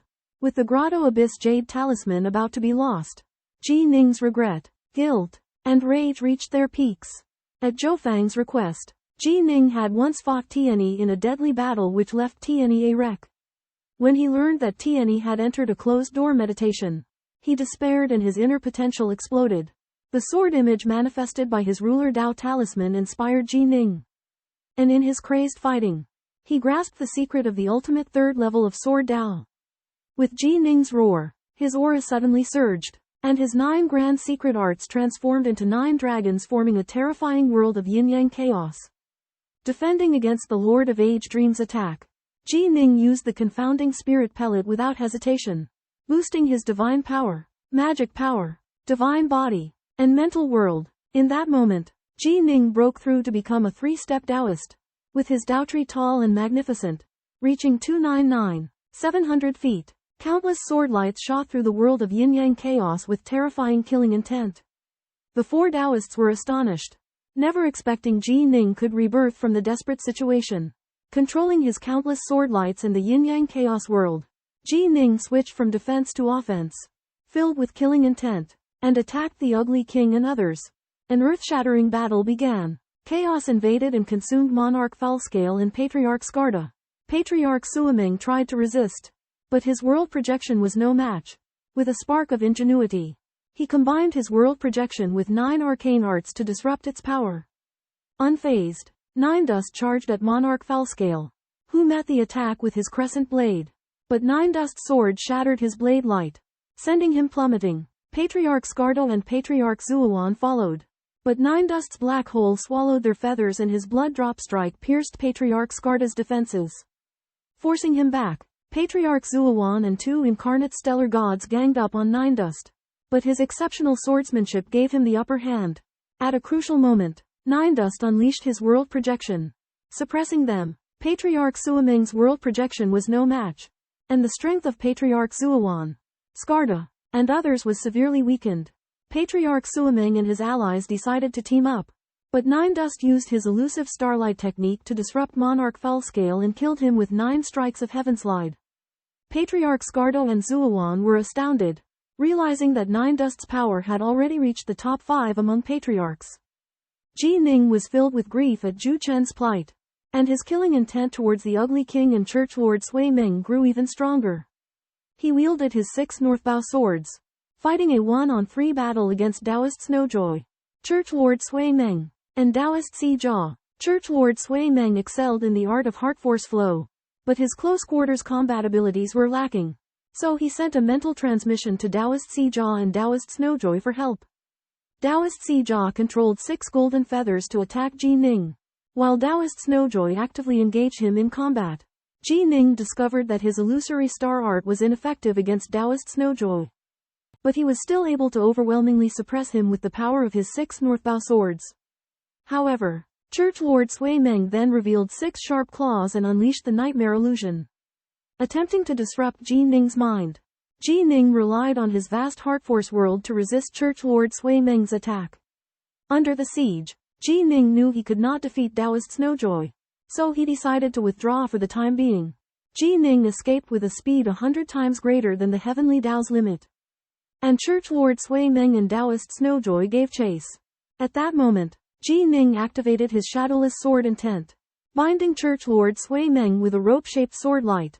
Church Lord Sui Ming was shocked, realizing that Ji Ning's evasion technique could bypass divine sense detection. Ji Ning then appeared before Church Lord Sui Ming, his 3 heads and 6 arms ready to execute his foe. Under the suppression of the Bo Jia realm, exceptional Taoist cultivators Daotong Siga, Daotong Zhuomin and sect leader Suoming were trapped there, in the face of a surprise attack by Jinning. By virtue of dream incarnation, sect leader Suoming managed to escape, but was badly injured. Using Thorn Stealth and Visible Stealth, Jinning got close to sect leader Suoming, but the latter escaped once again.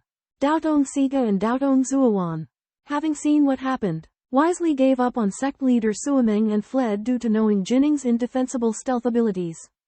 Destitute and without a way out, sect leader Suoming sacrificed a block of black rock, releasing a powerful golden light.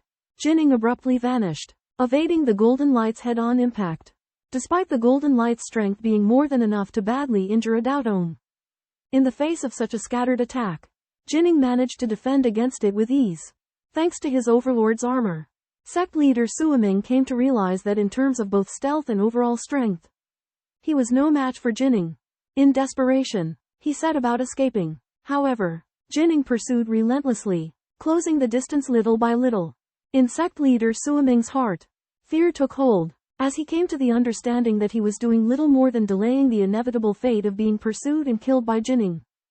After a fierce 3-hour confrontation, Ji Ning used his excellent mind control and shadowless esoterica to successfully suppress the 9th magnitude assault of the aggressive numinous treasure lord of the Somnium sect.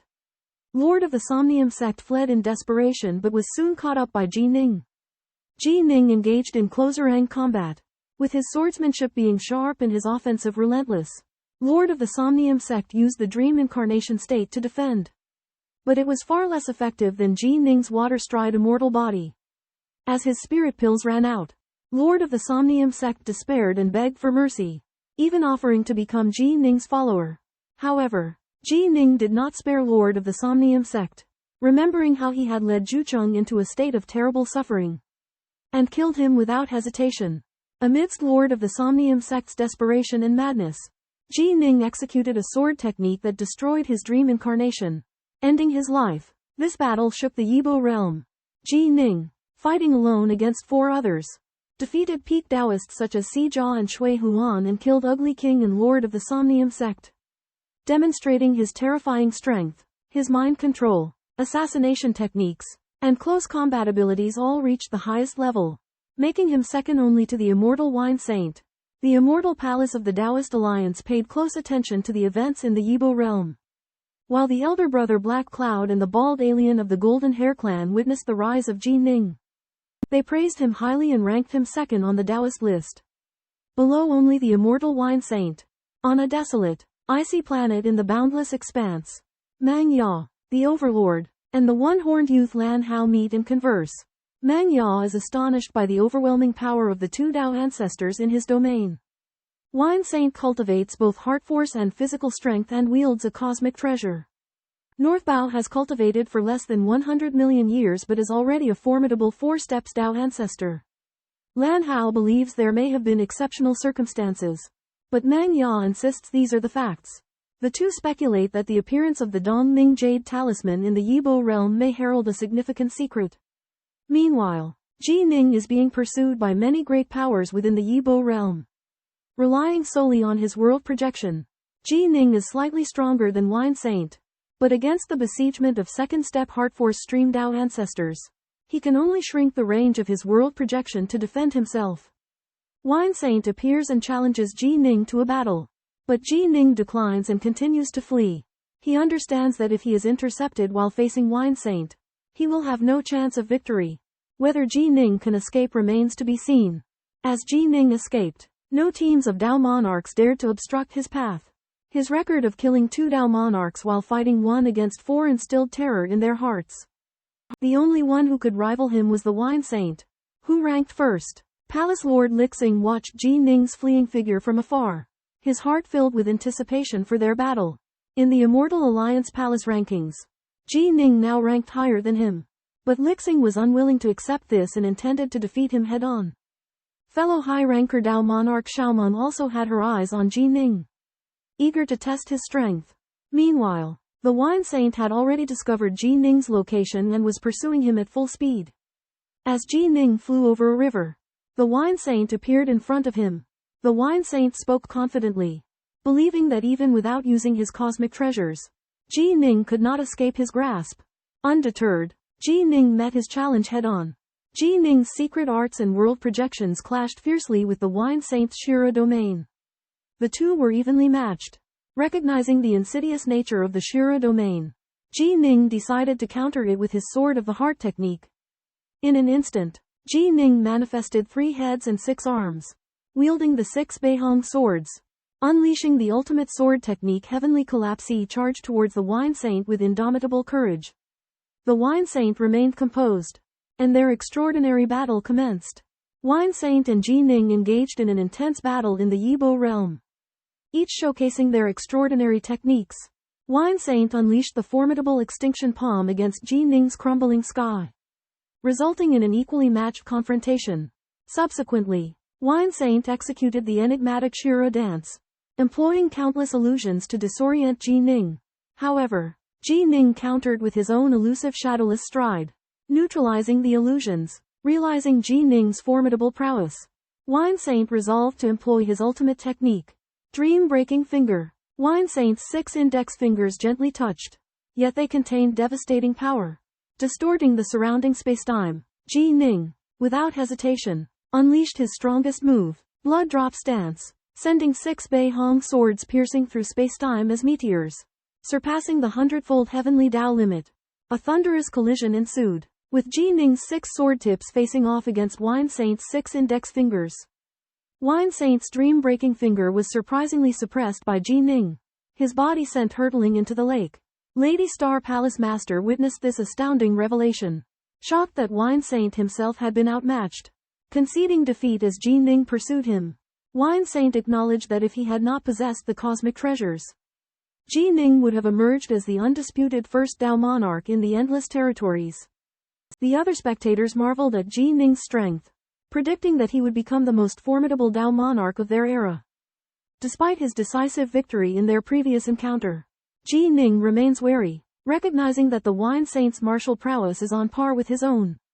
His triumph was only possible due to the enhancement granted by the Beihong sword, a quasi-cosmic treasure. To his blood drizzle technique, the Wine Saint acknowledges that while his sword of northern radiance is not a true cosmic treasure, it possesses great potential, notably in amplifying the potency of the blood drizzle technique. Thus, Ji Ning reasons that his victory was natural. However, the Wine Saint's black-gloved right hand now radiates an oppressive aura, eliciting a sense of unease in Ji Ning. The Wine Saint unleashes his annihilating palm, plunging the world into darkness as palm winds rage. The sheer force of this terrifying strike leaves even the spectating Star Palace Lord in awe.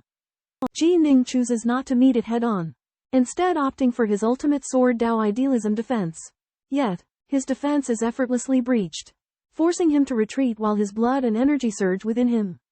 Despite the protection of his overlord robe, he feels a numbing sensation. The relentless Wine Saint relentlessly presses his attack, bombarding Ji Ning with fists, palms, and fingers. Ji Ning can only passively defend, unable to retaliate. While the Wine Saint's techniques rival those of the 8 great saints, they fall short in terms of complexity. In time, Ji Ning recognizes the flaw in his cosmic treasure while it significantly amplifies his power. It cannot compensate for the shortcomings of his techniques. Deciding to retreat, he utilizes 9 ultimate techniques and the protection of world projection. Vanishing without a trace, the Wine Saint gives chase. But Ji Ning's incredible speed and mastery of the shadowless warp technique make him an elusive target. Their pursuit continues for a day. Yet the Wine Saint remains determined. Suddenly, a boundless aura of eternity descends upon the Yibo realm, illuminating the snowy mountain ridges with brilliant colors. This AWE-inspiring presence surpasses even that of the sovereigns. Ji Ning and the Wine Saint are astounded, realizing that a Taoist has successfully merged with the Tao, becoming an eternal emperor. News of this event sends shockwaves throughout the Yibo realm, causing countless Taoists to erupt in joy, regardless of their personal aspirations. This momentous occasion symbolizes the ascent of a powerful individual to the pinnacle of the cosmos. Within the Yibo realm, Sword Saint Ji Ning and Palace Lord Li Xing witness the birth of an eternal emperor. As the power of the universe descends, they speculate that the newly ascended eternal emperor must be nearby. Suddenly, Wine Saint arrives and proclaims that Ji Ning's prowess now eclipses that of the other Sword Palace Dao Lords, making him the natural choice for Palace Lord. Ji Ning and Palace Lord Li Xing search their surroundings, still seeking the identity of the new emperor. However, as Ji Ning's expression changes, 2 familiar figures materialize: Grand Mo Dao Lord and Heavenly Dao Lord. To Ji Ning's astonishment, it is Heavenly Dao Lord who has broken through to become an eternal emperor. Heavenly Dao Lord admits to having used the Cave Profundity Jade Talisman, leaving Ji Ning torn between relief and anger. Wine Saint and Palace Lord Li Xing realize that with his formidable water elemental immortal body, Heavenly Dao Lord would be difficult to kill even for the High Lords of the 8 Saint cities. Word of Heavenly Dao Lord's breakthrough spreads like wildfire throughout the Yibo realm and the Endless Territories, causing a sensation. The Lord of the ancient cultivator lineage senses an event of even greater significance unfolding within the Yibo realm than Heavenly Emperor Yi's birth. Wind and Rain Lord and Mangya Lord also take keen interest in the Yibo realm, believing it holds secrets relevant to their own.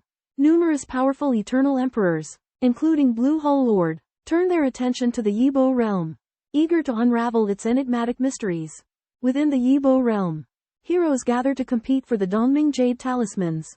Dao monarchs like Ji Ning have witnessed the success of Monarch Emperor Tianyi in merging the Dao, which evoked mixed emotions. Monarch Emperor Tianyi admitted to using the Dongming Jade Talisman but declared he would surrender it if he couldn't withstand it.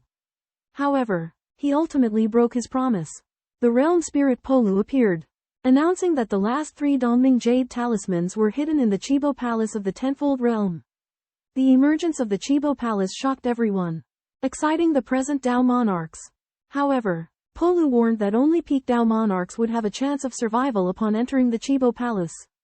Ji Ning and his group confronted Monarch Emperor Tianyi head-on, learning about his experiences with the Dongming Jade Talisman. Despite Monarch Emperor Tianyi's vow upon his life, Jining felt anger and disappointment. With the appearance of the Chibo Palace, a heart-pounding pressure permeated the Yibo realm. Sovereign Mangya and Sovereign Lan Hao were stunned, revealing that the Chibo Palace was a treasure in the endless territories. Realm Spirit Polu proudly declared that the Chibo Palace was Monarch Emperor Yi Ba's contribution to the endless territories. However, all the Dao monarch's attention was focused on the last 3 Dongming Jade talismans. Eager to enter the Chibo Palace, high in the sky of the Yibo world, tens of thousands of world spirits, Pu Luo, dissipated, numerous Dao monarchs rushed to the Kaibo Hall, hoping to seize an opportunity. However, only peak Dao monarchs were able to enter the hall and have a chance at survival.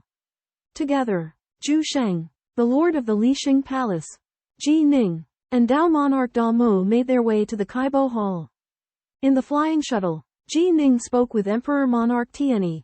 Originally, Emperor Monarch Tianyi had promised to hand over the Dongming Jade Talisman to Ji Ning. But when faced with a desperate situation, he became absorbed in evolving the path of Dao, ultimately becoming an eternal Emperor Monarch. He violated the previous agreement, which led Ji Ning and Zhu Chen into a dangerous situation. Emperor Monarch Tianyi explained that when using the Dongming Jade Talisman to achieve a state of enlightenment, he was reluctant to be interrupted and ultimately evolved the path of Dao. Ji Ning understood his actions but still believed he owed Zhu Chen a debt since Zhu Chen succumbed to the poison of the Hong Luo venom, making his life a living hell. Deeply apologetic, Emperor Monarch Tianyi vowed never to forget his wrongdoings. He left the flying shuttle, and a world spirit, Pu Luo, opened a passage for him, sending him out of the Yibo world. Ji Ning and the others continued on their journey toward the Kaibo Hall, anticipating the unknown opportunities and challenges that lay ahead. One day, Ji Ning receives a divine message from the sovereign, informing him that in addition to the aperture jade slips, there are many precious fruits within the Crimson Wave Hall. The sovereign hopes that Ji Ning will try his best to obtain these fruits, and is willing to buy them from him, offering items such as chaotic liquefied essence, treasures, or even universe treasures in exchange.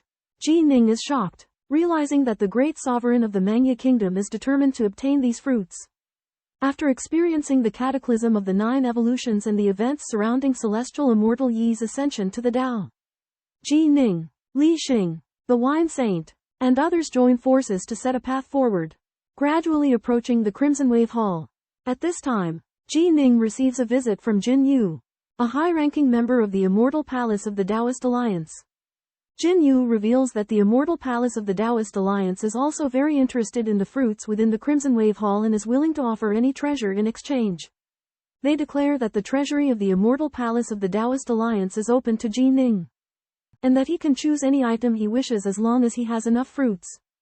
Jin Yu also states that the Immortal Palace of the Taoist Alliance promises that for the same fruit, the value of the treasure that can be exchanged from the Taoist Alliance will be higher than that of the other 5 major forces.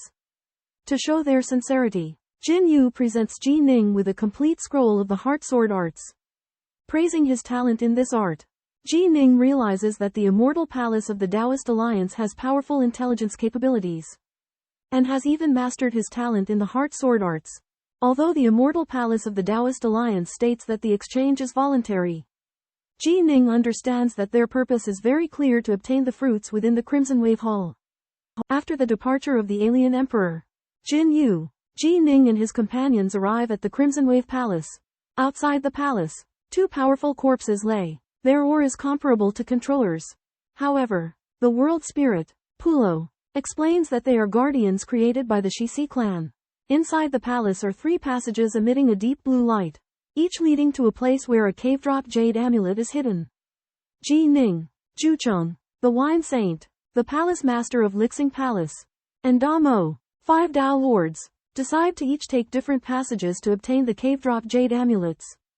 The amulets are treasures of the Dao, more important to Dao Lords than the Crimson Wave Palace's fruits. However, the fruits of the palace are also precious, and they plan to seek opportunities outside the passages. Ji Ning chooses to go with Zhu Cheng to the right passage. He hopes to obtain the cave-drop jade amulet, upgrade his divine body, controller's secret technique, and Beihong sword, and even attempt to reverse time and resurrect his senior apprentice sister. However, the world spirit, Pulo, warns that obtaining the cave drop jade amulets is not an easy task and that their lives could be in danger at any moment. They must proceed cautiously and use all their means to contend for this treasure. Entering the Kaibo Hall, Ji Ning and Zhu Chen found themselves in a vast world. Densely packed armored warriors lined the spatial corridor, leading to an ancient throne and a golden sphere. The guardian spirit Bu Luo revealed that the cave profundity jade talisman was on the second level, while the token required to harvest Kaibo Hall fruits was on the third. Motivating each other, Ji Ning and Zhu Chen decided to first obtain the cave profundity jade talisman. They flew into the deep blue light passage, arriving on the first level, encountering 6 warriors comparable to second-level Dao monarchs in the spatial corridor. Ji Ning used world projection and 9 secret arts, but they were nullified by the golden sphere in the sky. The 6 warriors attacked Ji Ning and Zhu Chen with killing intent, making them realize that traversing the first level was harder than anticipated. They fought with all their might, hoping to quickly obtain the cave profundity jade talisman before it was seized by other peak Dao monarchs. Ji Ning and Zhu Chen crushed 6 warriors along the way, only to find that their bodies were indestructible and constantly entangle them. As golden light shot down from the sky, another 6 warriors were added, bringing the total to 12. They realized that they could not continue to fight or they would attract more warriors. Ji Ning discovered that after they blasted the warriors out of the edge of the spatial corridor, they would lose their attack power. So they began to deliberately repel the warriors one by one. However, as they moved forward, the number of warriors continued to increase and their coordination became more and more tacit, causing them great hindrance. 9 months later, 26 warriors besieged them, and Ji Ning and Zhu Chen fought hard to win. Just when they were unable to support themselves and were about to rest, a black earthen humanoid creature appeared on the dark earth, calling itself the God Tree Messenger. The God Tree Messenger told them that the Red Wave Palace was refined by the Sis tribe to cultivate Dao monarchs, and revealed that the Sis tribe was once extremely powerful, but was destroyed because of its great ambition.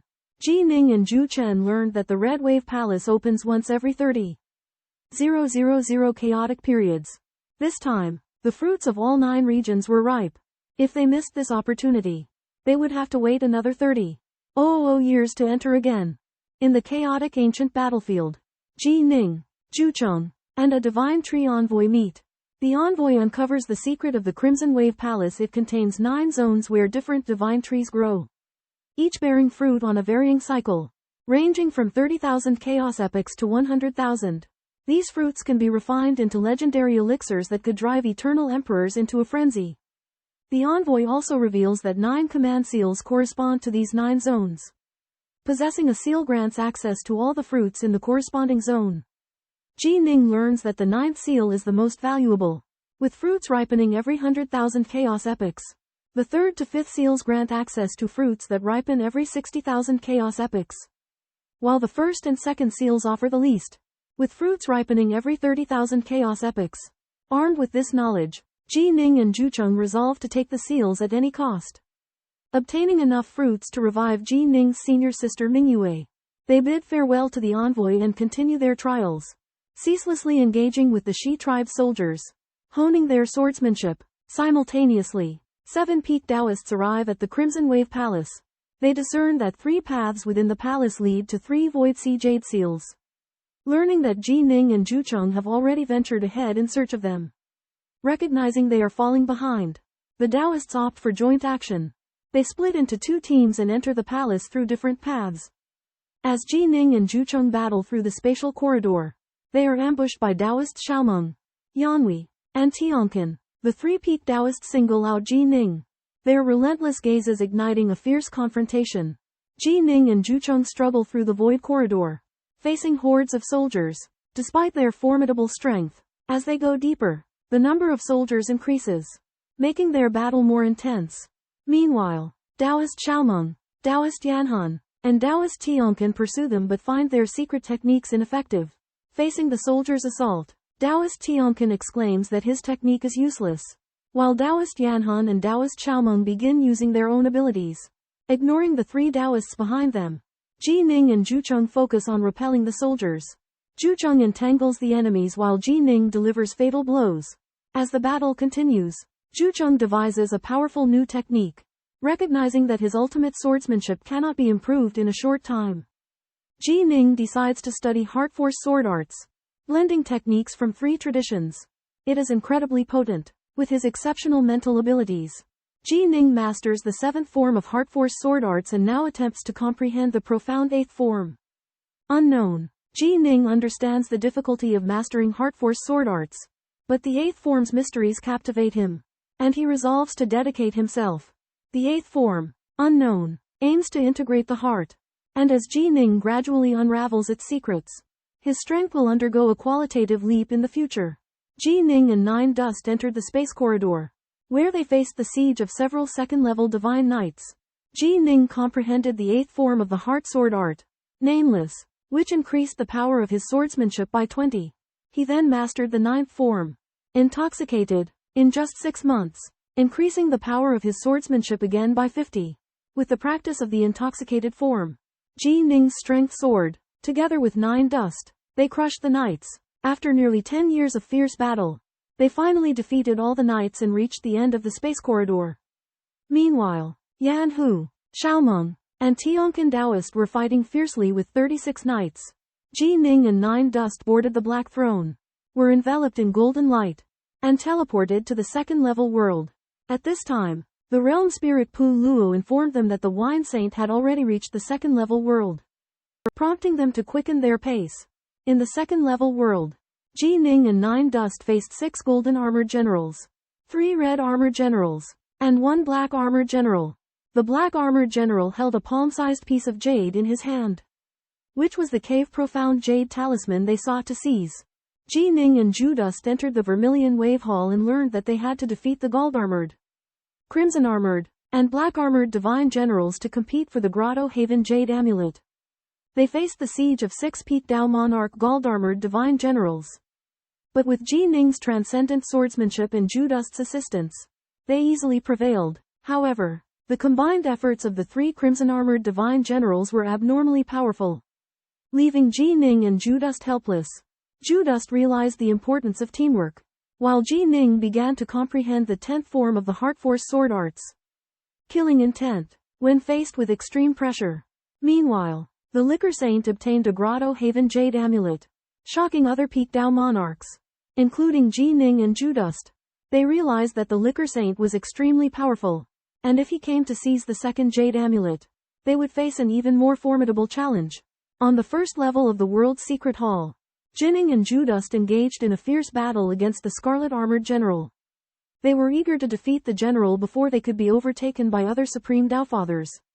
Time was of the essence, and Jining was determined to stake everything on a gamble. Based on his heart-embodied style, he mastered the 10th form of Sword of the Heart Kill. This swordsmanship required unwavering conviction and a fervent desire for victory. It enabled perfect harmony between heart force and swordplay, dramatically increasing its potency. Jining activated the blood drop of supreme swordplay. With the enhanced synergy between his Beihong sword and heart force, his speed and power surged more than tenfold. He thrust his sword through the rune core of the enemy Scarlet Armored General at an astonishing speed, quickly defeating 3 generals. Meanwhile, in another hall, 5 Supreme Daofathers, including Palace Lord Lixing, joined forces with 3 Scarlet Armored Generals to engage the Wine Saint in a fierce battle. The Wine Saint relied on the immense power of his cosmic treasure to barely hold his own against the Dark Armored General. Upon realizing that Jining's assault had reached a stalemate, the Wine Saint set his sights on another target and flew towards Jining and Ju Dust's location. Sensing the Wine Saint's intentions, Palace Lord Lixing and his companions knew the situation was dire, and they had to defeat the Dark Armored General as swiftly as possible. They fought with all their might, seeking an opportunity to strike at the general's rune core. Amid the relentless pursuit of formidable foes and the pressure of dwindling time, Jining and Ju Dust managed to defeat 3 more Scarlet Armored Generals in quick succession. Thanks to their lightning speed and masterful comprehension, they had secured a glimmer of hope for victory. Facing the Black Armor God, Ji Ning and Zhu Chen unleashed their secret techniques and world projections. But their attacks proved ineffective against the 3 layers of black light protecting their opponent. The Black Armor God swung their saber, its speed and power surpassing that of a Peak Dao monarch. Ji Ning dodged the blade with the shadowless stance, then summoned 6 northern rainbow swords that penetrated the black light despite the saber's defense and pierced the rune core in the god's chest. Although the black armor god's strength rivaled that of the masters of the 8 sacred cities, they possessed only a single saber and lacked domain-type secret techniques, making them unable to anticipate their opponent's moves. Ji Ning's 6 northern rainbow swords, with their uncanny speed and unpredictability, pierced through the black armor god's defense and swiftly defeated them. In the meantime, Zhu Chen seized the hollow yin jade from the throne, much to the disbelief of the wine saint. Though he had just obtained the first hollow yin jade, Ji Ning and Zhu Chen had already secured the second. Arriving at the hall, the wine saint encountered Ji Ning and Zhu Chen and marveled at their astounding speed and prowess. The liquor saint is greatly impressed by Ji Ning as he defeats the god general with Zhu Chen's aid, and yields the Grotto Heaven Jade Amulet. He proposes an alliance to seize the Grotto Heaven Jade Amulets in the main hall of the Dawn Star Palace. But Ji Ning declines. He explains that the competition for the Grotto Heaven Jade Amulets will intensify and that with so many Zenith Taoists vying for it, he is more concerned with rescuing his elder apprentice sister Yu Wei. Thus forsaking the Jade Amulets, Ji Ning and Zhu Chen enter the third microcosm, where the realm spirit Puo Luo informs them that they can choose a channel and compete to seize the tokens within. 3 channels each contain 3 tokens, and the 9th token is the most valuable. Ji Ning elects to take the channel that contains the 9th token, whereas Zhu Chen chooses another. The two part ways, with Ji Ning hoping to acquire enough treasures from the token fruits to beseech a mighty figure to resurrect Yu Wei. Zhu Chen, in gratitude for Ji Ning's earlier gift of the Grotto Heaven Jade Amulet, pledges to turn over any tokens he acquires to Ji Ning. Although Ji Ning expresses some concern for Zhu Chen's safety, Zhu Chen assures him that with his undying water aspect body, he is capable of ensuring his own survival. In the third-level world of Kaibo Palace, Ji Ning encounters his friend Zhu Chen. Zhu Chen gives the Cave Abyss Jade Talisman to Ji Ning, who promises to repay him. Ji Ning discovers that the talisman can be used for 1 month and advises Zhu Chen to announce its disposal to avoid being pursued by other Dao monarchs. Ji Ning then steps into a passageway and finds a spell called Life inscribed on a prism-shaped pillar of stone. This spell enables him to alter his soul and spirit aura, allowing him to disguise himself as anyone. Ji Ning is shocked by its power and speculates that the Siths have infiltrated many cultivators' forces. After learning the life spell, Ji Ning disguises his aura and passes through the 7 colored chains of the first abyss. Obtaining the first decree token, he continues on, preparing to cross the second abyss, but discovers another spell, Dao Heart, inscribed on a pillar at its edge. This spell is equally astonishing, and despite Ji Ning's mental preparation, he is still awestruck by its implications. On the outskirts of a remote village, in a dilapidated cottage, lived a young woman named Adele, kind-hearted but ostracized for her mysterious past and extraordinary abilities. Adele possessed heightened senses, perceiving subtle vibrations imperceptible to others. One day, a gruesome murder shocks the village, leaving one of its inhabitants brutally slain. Adele senses the lingering presence of death, a growing unease stirring within her. Following faint traces left behind, she uncovers a savagely dismembered body in the wilderness outside the village. Horrified, Adele realizes a sinister force has descended upon her community. Driven by responsibility and compassion for her fellow villagers, Adele embarks on a solitary investigation to expose the killer. Utilizing her uncanny abilities, she seeks every clue, every whisper. As she delves deeper, Adele discovers the village's secrets extend beyond her initial perception. The villagers guard a terrible truth, concealing a pact once made with malevolent forces in exchange for the village's well-being. However, the covenant exacts a price, leading to innocent lives being claimed. Determined to unveil the truth and protect those she holds dear, Adele faces unknown perils and relentless opposition. Yet her resolve remains unshaken as she edges closer to the heart of the matter. Ultimately, Adele unravels the conspiracy behind the terror, confronting the perpetrators, seeking justice for the fallen, and bringing long-awaited peace and redemption to her village. Before an abyss howling with gloomy winds, Ji Ning discovered the Dao Heart Dharma. Cultivating the Dao Heart requires enduring severe agony, an agony comparable to the red mist venom that Eternal Sovereign had suffered from. The Dao Heart Dharma contains 7 levels of hellish heart-refining ordeals, and the prism stone pillar before Ji Ning only recorded the first 3. The Zenith Dao lords of the Shishi clan could only study the first three, while Ji Ning was determined to pass all three levels of the hellish heart-refining ordeals. Ji Ning sat down with his legs crossed and began chanting the Mohaya Dharma. Severe pain immediately came, more intense than any torment Ji Ning had endured before. He gritted his teeth and persisted, chanting the Dharma again and again. 21 years later, Ji Ning finally passed the third level of the Dao Heart's hellish heart-refining ordeal. And his Dao Heart became even more formidable. He stepped towards the three-colored chains ahead, while the other Zenith Dao lords were still struggling for the grotto scripture Jade Sigil in the second layered world. Ji Ning's Dao Heart was tougher than the Zenith Dao lords of the Shishi clan. He believed that by passing these three chains, he would gain the opportunity to enter the third layered world. Ji Ning steps onto the five elements altar, enduring excruciating pain from the three-colored chain, and advances all the way to the fourth command token. Then, he ascends the 8,003 steps one by one to the top of the altar. Facing the 9,000 layers of restrictions atop the altar, Ji Ning activates his temporal acceleration shield to suppress the restrictions and executes the blood-dripping sword Dao. He continuously breaks through the restrictions, but the further he goes, the stronger the restrictions become. Ji Ning spends hundreds of years breaking through 8,000 layers of restrictions. Just when he believes that victory is within his grasp, the World Spirit Pulo announces the rule of the command token competition. The holder of the 9th command token becomes the target that others can attempt to rob. Surprised, Ji Ning continues to break through the restrictions. After 900 years of effort, he finally breaks the last layer and obtains the 9th command token. However, World Spirit Pulo's prophecy comes true, and Ji Ning immediately becomes the target that the other Dao monarchs attempt to rob. In the third stratum of the Vermilion Wave Palace, Ji Ning learns of the dwindling number of fruit token medallions, leaving only 5 remaining. Driven by a sense of urgency, he sets out to seek an alliance with Juchen by heading towards his passageway. Upon arriving at Juchen's passageway, Ji Ning encounters a formidable group of 12 ultimate Dao monarchs, led by King Guga. Citing the unfair distribution of Grotto Profundity token medallions and fruit token medallions, King Guga demands that Ji Ning surrender his 9th token. Faced with such fierce opposition, Ji Ning remains undeterred. He manifests his 3 heads, 6 arms, and wields 6 Northbow swords in preparation for battle.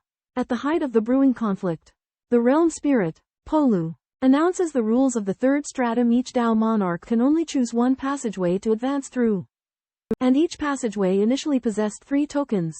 Ji Ning receives startling news from the Mangya Kingdom regarding a significant shift in the Dao monarch rankings.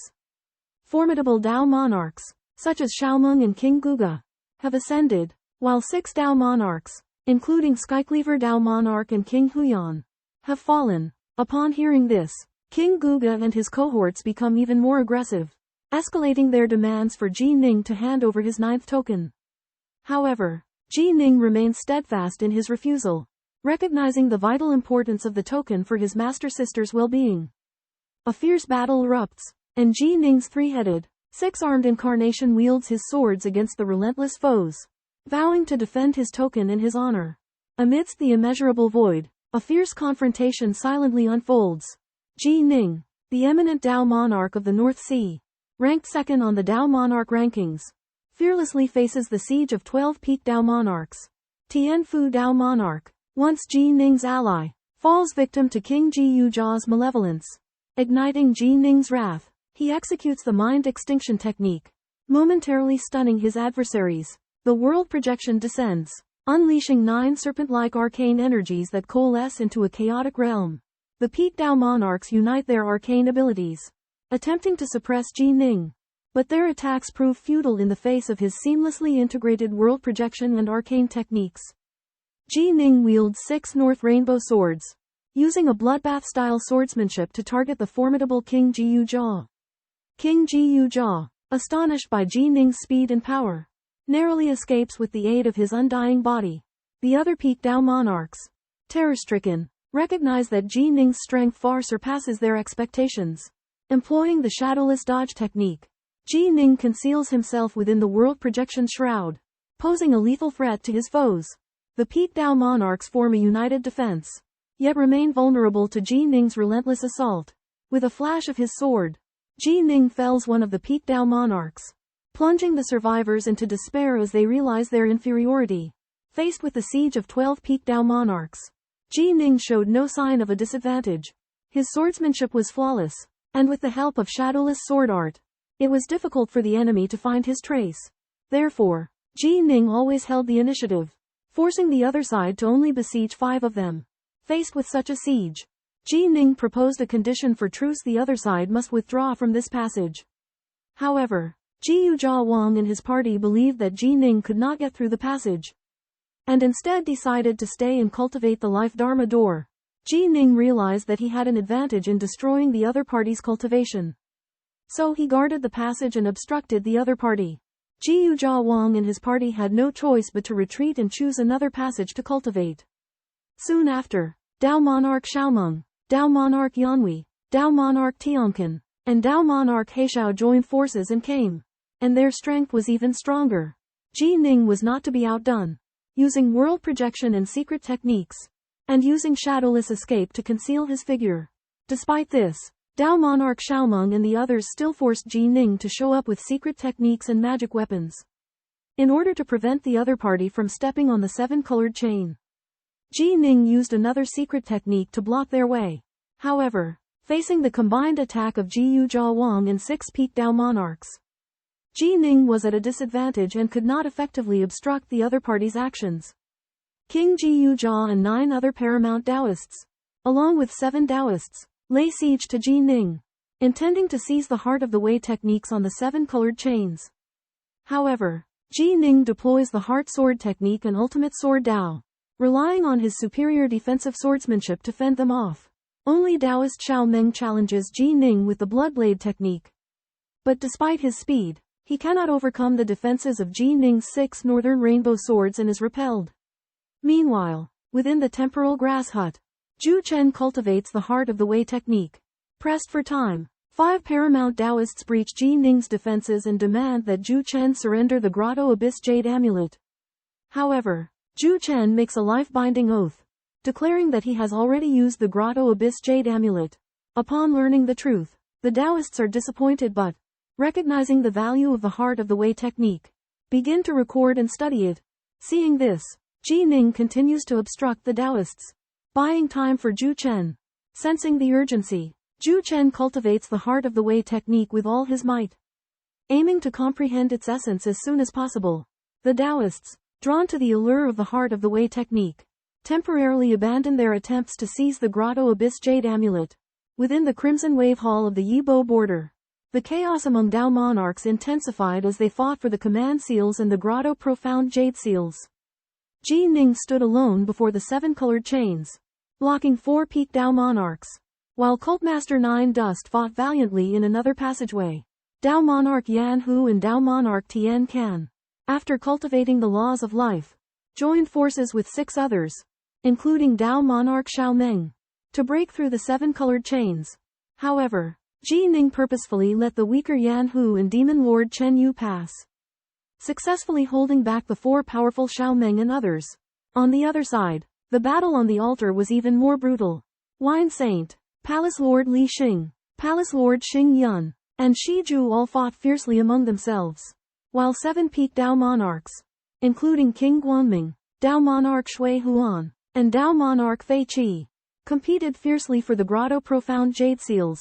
After a year of fighting, Palace Lord Li Xing managed to seize the 8th Command Seal. Cultmaster 9 Dust, after breaking through 9,000 layers of restrictions, successfully obtained the 7th Command Seal, much to Ji Ning's delight. Meanwhile, Dao Monarch Fei Qi, with King Guanming's protection, stubbornly held onto the last Grotto Profound Jade Seal. As the battle raged, another 5 peak Dao monarchs perished. Dao Monarch Fei Qi, with his strong self-preservation abilities and the protection of King Guanming, managed to secure the Grotto Profound Jade Seal temporarily. Ultimately, Cultmaster 9 Dust successfully broke through the restrictions at the top of the altar, seizing the last of the 9 Command Seals. Dao Monarch Fei Qi, with King Guanming's protection, managed to escape and retained the final Grotto Profound Jade Seal. Upon the altar of the Kaibo Hall, Ji Ning witnessed the agitated expression of sect leader Zhu Chen after his failed attempt to seize the command token. Sect leader Zhu Chen successfully retrieved 3 command tokens and handed them over to Ji Ning.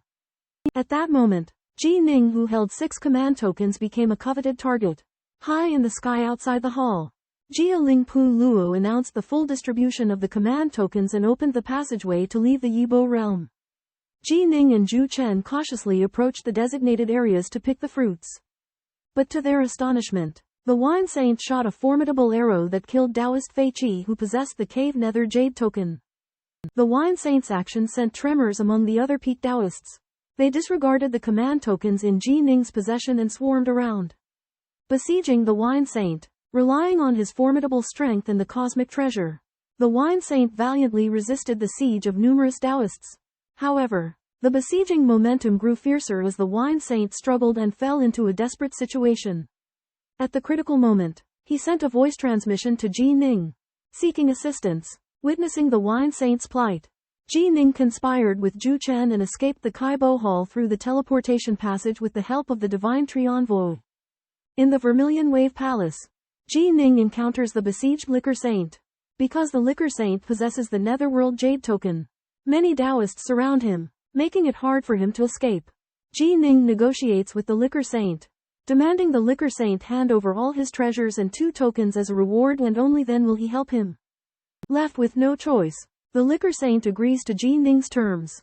Ji Ning and Zhu Chen join hands on the battlefield and, together with the Liquor Saint, they fight against the surrounding Taoists. Ji Ning uses his shadowless evasion technique to maneuver around the Taoists' attacks with agility. With the Liquor Saint's secret techniques, they sweep all around, putting immense pressure on the Taoists. Upon realizing Ji Ning has joined the battle, the Taoists' expressions change dramatically. Though they are unwilling, they want to avoid direct conflict with Ji Ning. Under the combined attack of Ji Ning and the Liquor Saint, the Taoists' encirclement is broken. The Liquor Saint is able to escape while the Taoists are forced to retreat.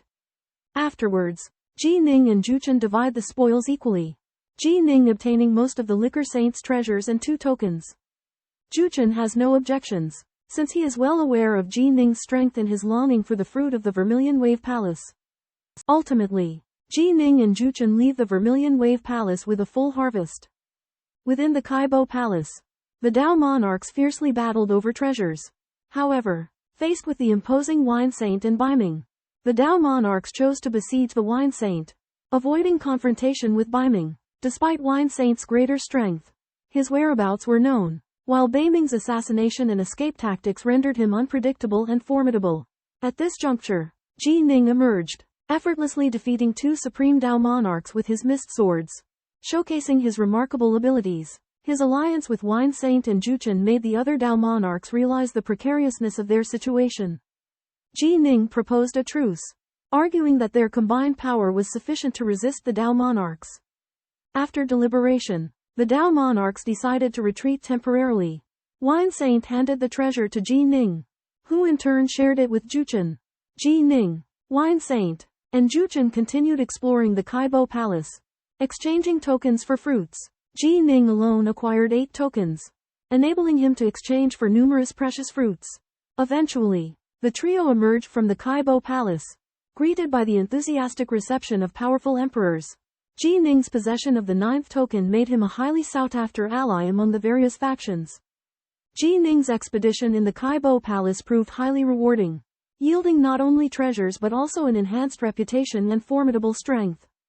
Introduced by the 3 major sovereigns and some of the most powerful eternal emperors, Ji Ning learned of Wind Monarch, the leader of a unique living species, the beautiful and ancient cultivator sovereign, Orchid sovereign, and one of the 2 Tao alliance leaders, Emperor Qinsu, Sovereign 7 of the Eternal Clan and Sovereign 5 of the Dark World also greeted Ji Ning. After Ji Ning revealed his desire to resurrect his Dao companion, Orchid Sovereign explained the difficulties of the task, due to the fact that Ji Ning's Dao companion perished in the Chaos World. Resurrection would be exceptionally difficult. Orchid Sovereign pointed out that the Eternal World, the Otherverse, and the Chaosverse each possessed their own fundamental forces. To resurrect a being whose true soul had been extinguished necessitated counteracting the backlash of these fundamental forces. The backlash of the Chaosverse was the most terrifying. Sovereign Mangyu explained that the Chaosverse was the source of all realms and otherverses. while realms and otherverses were merely tiny reefs in the Chaosverse. Despite this, Orchid Sovereign expressed that there was still hope for resurrection since Ji Ning's Dea companion was relatively weak. The three sovereigns and Sovereign 5 all expressed their willingness to provide aid, on the condition that Ji Ning provide them with certain treasures in exchange, such as the Cold Flame Tripod's fruits. Ji Ning decided to entrust his hopes of resurrecting his Dea companion to these mighty beings, hoping that they would find a viable way to do so. Ji Ning learns that only the legendary Supremes have the ability to reverse time and revive his Taoist companion. However, Supremes are extremely rare, and none have ever been encountered by even the three sovereigns and numerous emperors.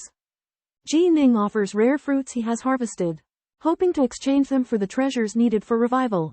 However, the value of these fruits is far from enough to attract a Supreme, and not even an organization as large as the Crimson Wave Hall can compare. The three sovereigns inform Ji Ning that Supremes are detached from worldly affairs and would not easily intervene in the birth and death of all things in the universe. Ji Ning understands the power and remoteness of the Supremes, but he remains undeterred. He decides to venture into the 9-star seas in search of treasures comparable to those of the Crimson Wave Hall, as a price to request the intervention of a Supreme. The three sovereigns warn Ji Ning that the 9-star seas are fraught with danger, but that risk and reward go hand in hand. To improve his own strength, Ji Ning requests from the three sovereigns the precious materials needed for the Sword Dao Incarnate Protective Divine ability. Emperor Jin Yu of the Dao Alliance offers a very low price, which displeases the other sovereigns and emperors. Ji Ning realizes that the appeal of the Cold Flame Crucible Essence fruit is exceptionally high. Ultimately, Ji Ning decides to exchange his harvested Clear Heart fruits for the precious materials, to enhance his own strength in preparation for the day he can request the aid of a Supreme. 3 August Celestials and 3 Supremes met to discuss an exchange of rare fruits.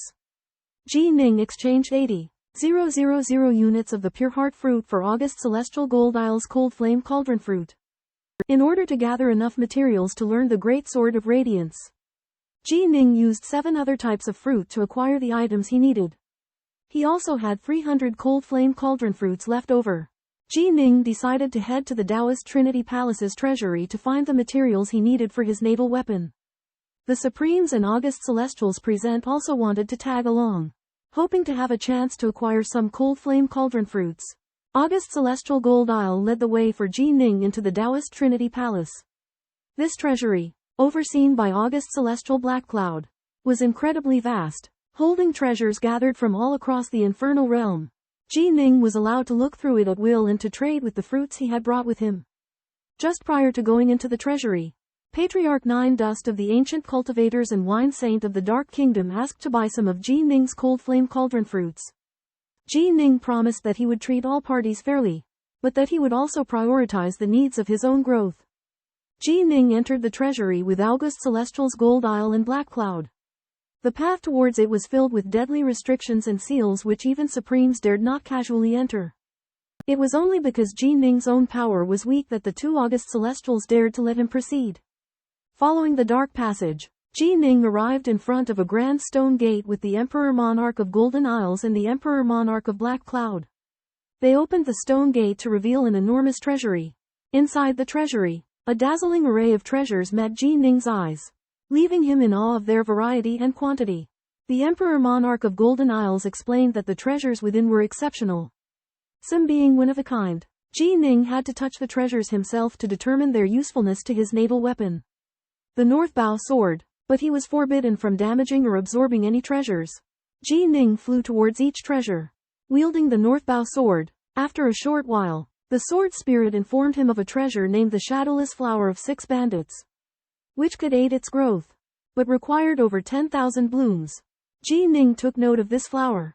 Over the next few hours, Ji Ning continued searching, discovering 11 more treasures that could benefit the North Bow Sword. However, when he voiced the quantities of these treasures needed, the Lord of Manya and the Lord of Wind and Rain present grimaced. Shadowless flowers of 6 bandits were extremely rare in the Yan Dragon territory, making it difficult to gather 10,000 blooms. Additionally, the veritable Iron of Banfire required a massive quantity the size of a 10,000-meter tall mountain, which was impossible to obtain from the Yan Dragon territory. Dao Jun Baiming searched for the 12 treasures needed to enhance the power of his Beihong sword. But despite his tireless efforts, he found only a few. However, the price offered for the 9-bend cold marrow shocked everyone, with many forces vying for it. Eventually, 6 forces agreed to divide the 9-bend cold marrow equally, providing it to Baiming. However, the most scarce item, the sunken fire blackstone, could not be found in sufficient quantity within the entire endless territory to meet Baiming's requirement of 10,000 Zhonghai mountains. Just when everyone had lost hope, an enigmatic figure known as Sovereign Lan Hao, who had been in seclusion in the Dragonflame territory, emerged and claimed that he could provide enough sunken fire blackstone. Sovereign Lan Hao revealed that the sunken fire blackstone was located in a strange place called the Demon Elephant Stone Wall and promised to lead the way himself. To ensure credibility, Lan Hao made a life-bound oath, which convinced everyone. Although the journey to the sunken fire blackstone would be arduous, taking 9 years, Baiming was filled with hope.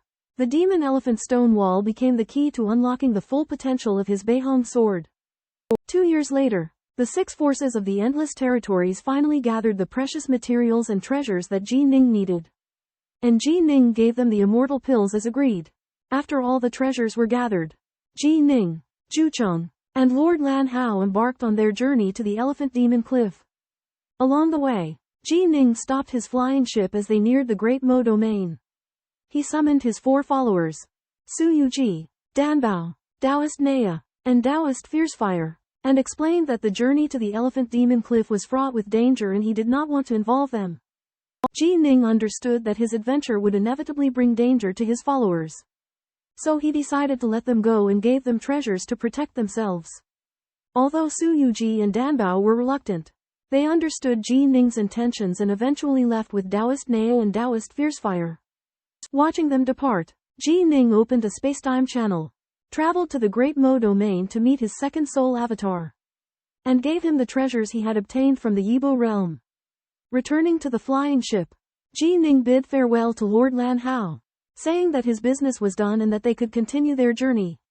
Lord Lan Hao was moved by Ji Ning's and Zhou Sheng's determination and revealed that he would continue to wander, seeking new experiences. For the next 9 years of their journey, Lord Lan Hao steered the flying ship forward at high speed, while Ji Ning spent the time cultivating, striving to further improve his strength before reaching the Elephant Demon Cliff. Within the pitch-black grotto, Ji Ning performed a magical art, pressing a large concave pit within the desolate land. He fetched the dark-eyed gourd, releasing the deep blue 9-winding cold marrow which filled the pit. Ji Ning evoked 6 northern rainbow swords that eagerly devoured the cold marrow. Ji Ning entered the temporal treehouse and cultivated the body-protecting magical art, Sword Teo Body, gradually infusing it into his divine body, thereby enhancing his defensive capabilities. 3 months later, the natal divine tool, Northern Rainbow Sword, completed its evolution and turned a blue-golden color. Ji Ning activated the sword light, only to discover that the Northern Rainbow Sword balanced rigidity and flexibility and had greatly improved in defense. Overlord Lan Hao piloted the flying craft to a region of endless darkness where Ji Ning and Zhu Cheng materialized. Lan Hao took them to the demonic Elephant Stone Wall, an enormous black stone wall which measured 1,000,000 li in length. Excited, Ji Ning prepared to consume the mammoth treasure to upgrade the Northern Rainbow Sword's might. Assisted by Lan Hao, Ji Ning and Zhu Cheng arrived before the demonic Elephant Stone Wall. The stone wall was as thin as a sculpture, entirely composed of dark fire blackstone. Lan Hao warned Ji Ning that collecting the stone wall required sacrifice. Ji Ning agreed to gift Lan Hao the cold flame cauldron's fruit. Guided by Azure Fiend Sovereign, Ji Ning arrives at an immense demonic elephant stone wall. As the Northbow sword tentatively pierces the stone wall, it discovers an absorbable treasure Abyss Fire Darkstone. Ji Ning is overjoyed and decides to use the Northbow sword to devour the Abyss Fire Darkstone within the stone wall. Azure Fiend Sovereign witnesses the astounding devouring power of the Northbow sword and laments the arduous nature of fostering cosmic treasures. He opines that cosmic treasures favor eternal emperors, and when Taoists fail to attain unity of the Tao, cosmic treasures may face separation. After Azure Fiend Sovereign's departure, Ji Ning and Dustwind decide to first excavate a piece of Abyss Fire Darkstone from the demonic elephant stone wall. The Northbow sword flies out and, following Ji Ning's instructions, devours the Abyss Fire Darkstone along a circle, intending to excavate a spherical area. However, the 6 Northbow swords encounter resistance halfway through their devouring. Unexpectedly, the interior of the demonic elephant stone wall is not entirely Abyss Fire Darkstone, but another unabsorbable treasure. The 6 Northbow swords successfully excavate a spherical Abyss Fire Darkstone with a 1,000-mile range. Upon retrieving the Abyss Fire Darkstone, Ji Ning discovers a layer of silver-white material behind it engraved with intricate patterns. The style of the patterns resembles the azure flower seal inscriptions and other texts Ji Ning has encountered. Ji Ning and Dustwind realize that the demonic elephant stone wall must hold a profound secret. In the unending darkness, Ji Ning and Zhucheng discovered a massive demon elephant mural. Its exterior formed by unknown dark fire stones with a silvery white, unknown material within. Over 2 months, they peeled away the dark fire stones, revealing the silvery white material. Astonishingly, on the silvery white material was a passageway entrance nearly 10 feet wide and 20 feet tall. Ji Ning and Zhucheng realized it was a hidden, secret entrance, possibly leading to unimaginable secrets. For safety, Ji Ning had his vital weapon, the Northbow sword, consume the dark fire stones, increasing his power. With the Northbow sword's absorption, Ji Ning's ultimate sword technique, the Heaven Collapse form, dramatically improved, comparable to the power of the 8 saint cities. With excitement and caution, Ji Ning and Zhucheng ventured into the interior of the demon elephant mural. Zhucheng, with his water element immortality, went ahead to scout, while Ji Ning provided support with 6 Northbow swords in hand. Filled with anticipation, they crossed the threshold of the enigmatic demon elephant mural passageway. Eager to unravel its secrets and uncover its hidden treasures, 2 people entered a silver-white passage one after another. The inner wall was covered with mysterious patterns. Ji Ning felt an invisible force suppressing his divine mind, while Zhu Chen was alert to the fact that this was a powerful forbidden formation array. As the passage forked, Zhu Chen guided them along one of the paths. A corner appeared ahead, revealing a terrifying aura. Looking closer, they saw 5 hideous wounds on the inner wall of the passage, which had completely destroyed the secret patterns. Ji Ning tried to attack the remains, only to find that the material was extremely hard, and the traces of the torn wounds showed that this was done by an overlord-level expert. Realizing that the danger had been eliminated, they continued their exploration. Entering a hall, Ji Ning and Zhu Chen found that the altar and pillars had been torn apart by a mysterious force. As the passage stretched further, a vast void suddenly appeared before them, in the center of which hung a brilliant star. Zhu Chen and Ji Ning realized that this style was similar to that of the Shixi clan. They speculated that the magic elephant stone wall was a relic of the Shixi clan. But the invisible force around them made them remain cautious. In order to pursue the treasure, they disguised themselves as 2 step-down monarchs and flew towards the star while concealing their auras. After arriving at the star's exterior, they witnessed a fight between world realm experts. Realizing that this was an opportunity to understand the reality of the star and the secrets of the magic elephant stone wall, Ji Ning and Zhu Chen decided to enter it and investigate. Ji Ning and Zhu Chen discover a fierce battle between groups of world-level cultivators, with a woman named Maggie leading her people against the world-level cultivators from the Tianyellow family. Maggie is a formidable force, having already slain 12 members of the Tianyellow family, leaving them terrified. As the Tianyellow family members prepare to retreat, Ji Ning and Zhu Chen arrive on the scene. They search the minds of the Tianyellow family and learn about the cultivation system on the planet, where family clans rule, and the Tianyellow family is a mid-level clan with a Dao monarch at their helm. Ji Ning decides to start with the Tianyellow family, using his heart force to control their world-level cultivators and discovering their plot to massacre Maggie's family. Zhu Chen suggests further investigation into the Tianyellow family's strength, and Ji Ning agrees, instantly killing all but one of the world-level cultivators, leaving only one survivor named Tong Chi. Ji Ning orders Tong Chi to carry a message to the Tianyellow clan, declaring himself as Bei Ming and challenging them. Maggie and her kin are terrified, fearing retaliation from the Tianyellow clan. Ji Ning assures them of his protection. Half an hour later, Tianyellow arrives in a grand ship as a 3-step Dao monarch. Enraged to find Ji Ning and Zhu Chen as only 2-step Dao monarchs, he summons a 1,000-foot-tall bird to attack. Pursued by Ji Ning and Yu Chen, the world gods like Magi were in fear and trepidation because of their provocative actions. They forced Daojun Tian Yellow to show himself if he got cold feet and retreated. He would become a laughingstock. Yu Chen took action, effortlessly capturing Tian Yellow's golem, which astounded Tian Yellow. Tian Yellow fled in panic, but together with his spaceship, found himself falling from the sky under Ji Ning's illusory power. The Mink clansmen were all shocked according to Tian Yellow's account. The planet's rulers were the Vimo, Juya, and Nongte clans, who called themselves the Zai's clan, and whose power far exceeded the other clans. They had once joined forces to slay an eternal emperor who had broken through to become an ordinary Four Dao's Daojun. Ji Ning and Yu Chen hypothesized that these clans might be remnants or inheritors of the Zai's clan, and decided to take action against them. Ji Ning released a vast projection of his heartworld, covering the entire planet, and shocked countless beings with its tyrannical pressure. He declared himself to be Bei Ming and taunted the three great clans, inviting them to come to the Feihe mountain range. The leaders of the three great clans were enraged and vowed to seek revenge against Bei Ming.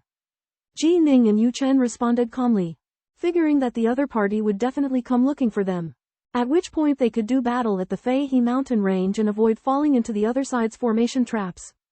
While waiting in the Feihe mountain range, Ji Ning and Zhu Chen learned that the three great clans have sent a force to attack. Deep beneath the surface of the starry sky, three silver figures appear, the leaders of the three great clans from the noble Cis race. They guess that the provocateur Beiming is a zenith Taoist lord, but send only 6 puppets, showing their disdain. These 6 puppets are not ordinary puppets, but rare imperial puppets, capable of fighting at the level of an eternal emperor. The high and mighty demeanor of the three great clans is evident in their decision to send imperial puppets to deal with Ji Ning, demonstrating their absolute control over this star. However, Ji Ning reveals that his strength is comparable to that of the 8 sacred city lords, causing the three great clans to realize their mistake. Imperial puppets may be formidable, but their abilities are limited by the design of their creator and they are not invincible. Ji Ning and Zhu Chen face the attack of the 6 imperial puppets with solemn expressions. They know this battle will be a difficult challenge, but their spirits do not waver. They have defeated Li Sha-shen, who had the strength of an eternal emperor, so they have confidence in facing these imperial puppets. Amidst the vast expanse of stars, Jining and Zhuchen encounter 6 emperor-level puppets belonging to 3 formidable clans. The puppets gaze down upon them, brimming with arrogance as they threaten to obliterate them. Unmoved, Jining manifests 3 heads and 6 arms, wielding 6 northern rainbow swords. Preparing for battle, each puppet unleashes its unique abilities. Their speed and power AWE inspiring. However, Jining's world projection and yin-yang sword intent domain exert a suffocating pressure upon them. Despite their combined barrage of lightning, flames, mist, blades, rocks, and swordsmanship, Jining skillfully diffuses their attacks with his unparalleled swordsmanship and potent techniques. Although the puppets attempt to restrain Jining with the immortal binding 3-colored rope, his 9 great techniques and world projections suppression weaken its power. As the stone puppet closes in for a grappling attack, Jining nimbly evades it. Through a fierce battle, Jining's exceptional prowess and powerful techniques lead him to defeat the 6 puppets one by one. Even the stone puppet's immense strength proves futile against him, as Jining's ultimate sword technique, Sky Collapse, shatters it. As for the leader, the sword puppet, Jining effortlessly dispels its divine sword incarnation with his ultimate sword technique, Blood Drop. Despite their combined might, the 6 emperor-level puppets fall short against Jining's overwhelming power. Bound by the tricolored cord, Ji Ning engaged in a fierce battle with 6 emperor-level puppets. Despite the limitations on his strength, Ji Ning managed to hold his own with his exquisite sword techniques and agile movements. Firstly, Ji Ning neutralized the threat posed by the rock puppet, trapping it with Shadowless and sealing it into the cavern world. Subsequently, Ji Ning focused on confronting the 8-armed puppet, utilizing Shadowless, Heaven Crushing, and Blood Drop techniques to gradually break through its defenses and successfully capture it. Meanwhile, the Lord of the Ninth Dust Sect manipulated water currents to entangle the sword puppet, subduing it and assisting Ji Ning in capturing it alive. Faced with an unfavorable situation, the lightning, mist, and flame puppets were forced to flee. Observing the battle from afar, Tian Yellow and other cultivators were astounded by Ji Ning and Ninth Dust's victory. Although the 3 great families suffered heavy losses, their true strength remained veiled. Ji Ning recognized the importance of fully understanding the family's capabilities to ensure his own victory. Therefore, Ji Ning and Ninth Dust resolved to swiftly refine the 3 captured puppets, extracting valuable information about the 3 great families. By knowing both themselves and their enemy, they aimed to make thorough preparations for the upcoming confrontations. Deep within the world, the 3 patriarchs of the Silver Race watched the bubbling lake of lava with solemn eyes. They had just witnessed the being known as the Baiming Daojun defeat 6 Imperial-level puppets by himself, capturing 3. Such strength shocked the patriarchs. They had never encountered a Daojun so powerful, even surpassing the realms of the peak Daojuns they knew. They realized that the Baiming Daojun was the strongest opponent the 3 families had ever faced since their founding. To counter the threat of the Baiming Daojun, the patriarchs decided to use all their family's power to launch an all-out attack on him. They activated the family's strongest defensive arrays and mobilized 8 immortal-bodied Imperial-level puppets. Meanwhile, Ji Ning and Zhu Chen were refining the Imperial-level puppets they had captured. They needed to hurry since they knew another attack by the 3 families was imminent. By interrogating the refined Imperial-level puppets, Ji Ning and Zhu Chen learned of the origins and power of the 3 families. They were founded by 3 beings who called themselves the Cis race, who were mysterious and powerful. The patriarchs possessed incredible power, comparable to the Baiming Daojun himself. Knowing the strength and trump cards of the 3 families, Ji Ning and Zhu Chen prepared themselves for battle. They knew it was a crucial fight, and only by giving their all would they have a chance of defeating the 3 families and unraveling the secrets of the Cis race. During an exploration, Ji Ning discovers 3 silver figures that share a striking resemblance to the black humanoid beings he encountered in the 9-Yoke Star Cavern. Through discussions with his companion Zhucheng, they speculate a connection between these 3 clans and the Sea family. To counter the threat posed by the 3 clans and 8 Emperor-level puppets, Ji Ning utilizes his world projection and 9 great secrets to suppress them. While the speed of the 3 silver figures remains unaffected, the 8 puppets are significantly slowed down. The silver figures command the puppets to combine their attacks, but Ji Ning employs the shadowless voidstep technique to approach stealthily and launch a fierce assault. In an intense duel with a diminutive silver figure, Ji Ning discovers that his opponent possesses inferior cultivation but formidable strength and speed. With his superior realm, Sword Heart, and Eclipse Sword, he holds his ground. Despite the opponent's superior power, Ji Ning's skill and strategy keep the battle at a stalemate. Families of the upper and middle levels nearby witness the fight in astonishment, both at the might of the 3 clans and the prowess of Ji Ning. The battle between Ji Ning and the silver figures continues, their powerful exchanges sending shockwaves that shake the ground, escalating into an epic confrontation. Ji Ning's prowess stems from his profound realm and consummate sword arts. Even if his power is slightly inferior, he can easily capture Emperor-level puppets with his unpredictable shadowless style and swift blood drop style. However, although the 3 silver men are powerful, their techniques are dull, allowing Ji Ning to deal with them calmly while constrained by the 5-colored chi currents. Even when surrounded by the trio, Ji Ning's exquisite defensive sword arts make him impervious to their attacks. Facing the bindings of the 5-colored ropes, Ji Ning employs the shadowless escape technique to effortlessly evade them. The silver men attempt to restrict Ji Ning with 5-colored ropes covering 10,000 li and surround him, but cannot shake his defenses. As a last resort, the 3 silver men unleash their hidden treasures, a sonic attack that targets the soul and primordial spirit, an all-consuming black flame, and a murderous beast. Ji Ning uses his pure white lotus to protect himself from the sonic attack and flame, ultimately employing his refined defensive sword arts and overlord's armor to block the murderous beast's assault. At this point, Ji Ning's treasures shine brightly and he reveals a reserve of artifacts comparable to the 3 silver men. The silver men are at their wits' end and cannot subdue Ji Ning. Amidst the vast cosmos, 2 Taoist lords, Taoist Lord Bei Ning Ji Ning and Lord Nine Dust, engage in a fierce battle with 3 silver-clad figures of noble status. Both sides unleash a myriad of treasures and display extraordinary prowess. After intense fighting, the silver-clad figures realize their inability to overcome Taoist Lord Bei Ning and are forced to retreat. Ji Ning and Nine Dust speculate that the hidden abode of the 3 clans holds the treasure of the Cis race, leading them to establish a foothold in this realm as they seek out the clandestine location. Ji Ning establishes the Northern Palace, aiming not for dominance but for cultivation. With the power of the world projection, he awes the three clans. As the Northern Palace ascends, the realm divides into two factions: the three clans and the Northern Palace. 2,000 years later, Ji Ning remains unable to locate the hidden abode. Suddenly, the master of the Northern Palace's southern branch delivers news, claiming to possess information within 80 chance of being related to the hidden abode. Ji Ning's heart leaps, and he orders the master to report immediately. Ji Ning obtained a scroll that recorded a Daojin's discovery of a hidden military force near the edge of a secret realm.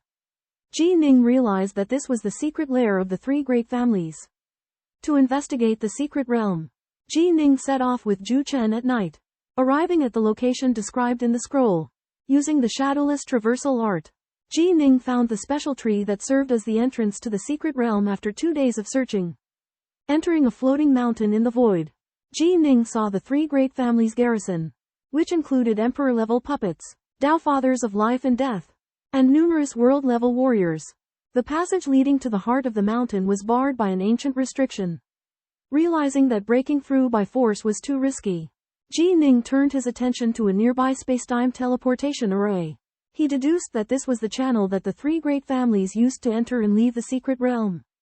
So, he decided to wait patiently for an opportunity to infiltrate the heart of the mountain.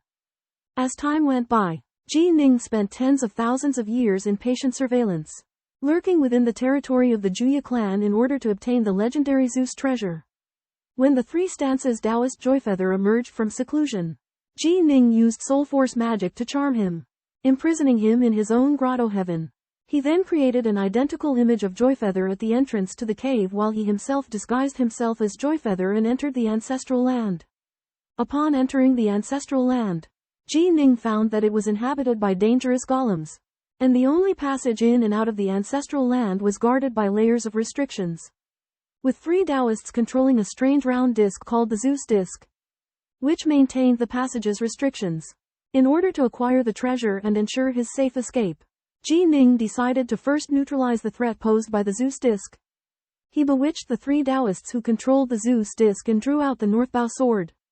Using the ultimate sword art technique Blood Drop to smash through the spell formations surrounding the Zeus disc, he successfully took the Zeus disc and brought it into his grotto heaven, cutting off all connections between the Ancestral land and the outside world. After taking the Six Paths disc, Ji Ning disguises himself as Taoist Joyfeather, seizes the Northern Rainbow Sword, and reveals his true identity. The three Silvermoon Patriarchs recognize Ji Ning and are furious. But Ji Ning doesn't care. He uses a mighty world projection to envelop the entire passageway in the depths of the mountain, capturing Taoists from all three clans. However, Ji Ning finds that his world projection cannot penetrate deeper into the mountain. He uses mental bewitchment to lull all the captured Taoists into a stupor. Faced with his threats, the three patriarchs refuse to comply with Ji Ning's demands.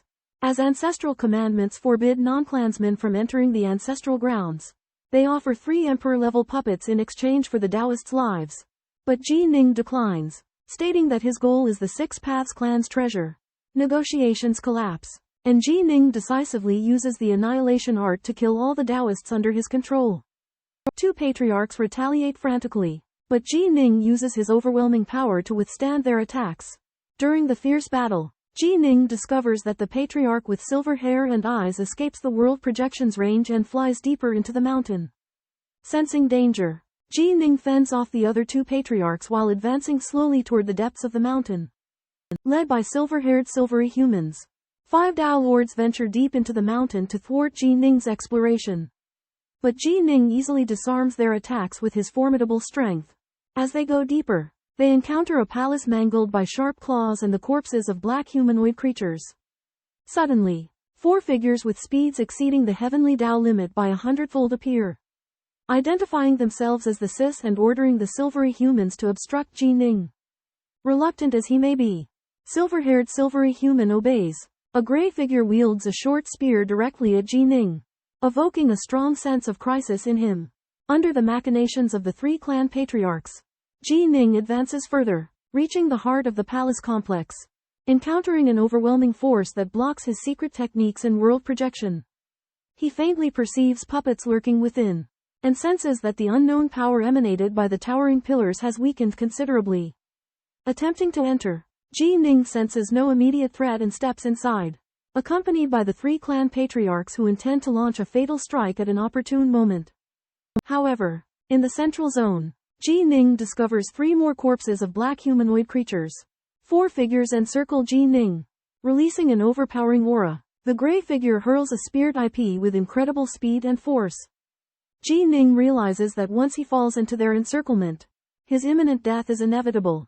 In the boundless Forbidden Realm, Ji Ning engaged in a chase with 3 Western Cis clan chiefs. Despite their attempts to restrain him, Ji Ning used the power of a treasure to escape, leaving the chiefs in frustration. Ji Ning continued his exploration and stumbled upon the ruins of a devastated palace complex. Sensing potential treasures, he discovered a 3-headed lion statue in a style distinct from the Western Cis architecture. The lion's mouth abruptly opened, unleashing an intense devouring force. Ji Ning was sucked in, transported to a kaleidoscopic realm. The chiefs followed close behind.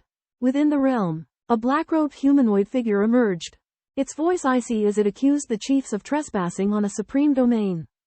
The black-robed entity unleashed spatial fluctuations, slaying the chiefs instantly. Ji Ning watched in awe and alarm. He realized the perilous nature of this place, suspecting it might rival the Red Wave Palace in importance. However, he also sensed signs of a previous incursion by a powerful claw expert, suggesting that valuable treasures may have already been taken. When Ji Ning witnessed the 3 formidable silver humanoid creatures that were effortlessly slain, he realized this was no ordinary place. A mysterious man in black revealed that this was an ultimate ground related to the legendary Ultimates. Ultimates were supreme leaders of the cultivator civilization, capable of creating alternate universes. The man in black, Borlin, was an ultimate second only to a few others in the universe of chaos.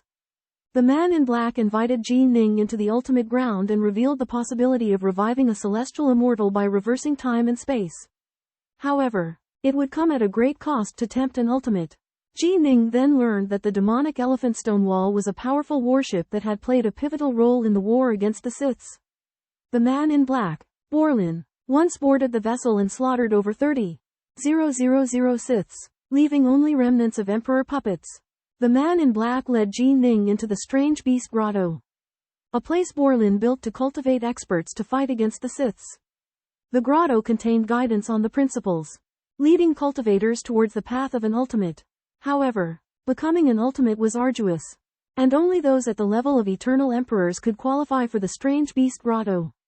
The man in black invited Ji Ning because his performance in the battle with the silver-garbed Dao Lord surpassed his expectations.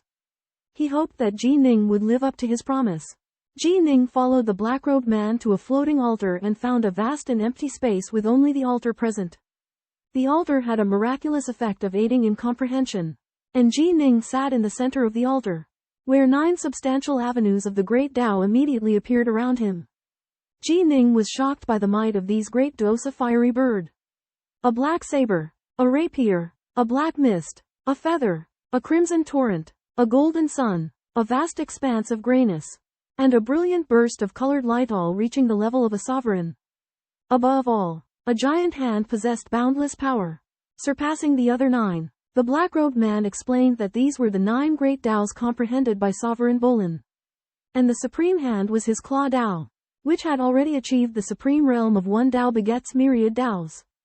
The difference between a sovereign and an eternal emperor lay in that a sovereign could derive myriad Daos from a single Dao, while an eternal emperor perfected the Dao through eternity. Ji Ning was deeply inspired and realized that if his ultimate sword Dao could reach the supreme realm, it could also derive countless Daos. The black-robed man cautioned Ji Ning that the path from ruler to sovereign was extremely difficult, and the fusion with the Dao was a great challenge with considerable risks.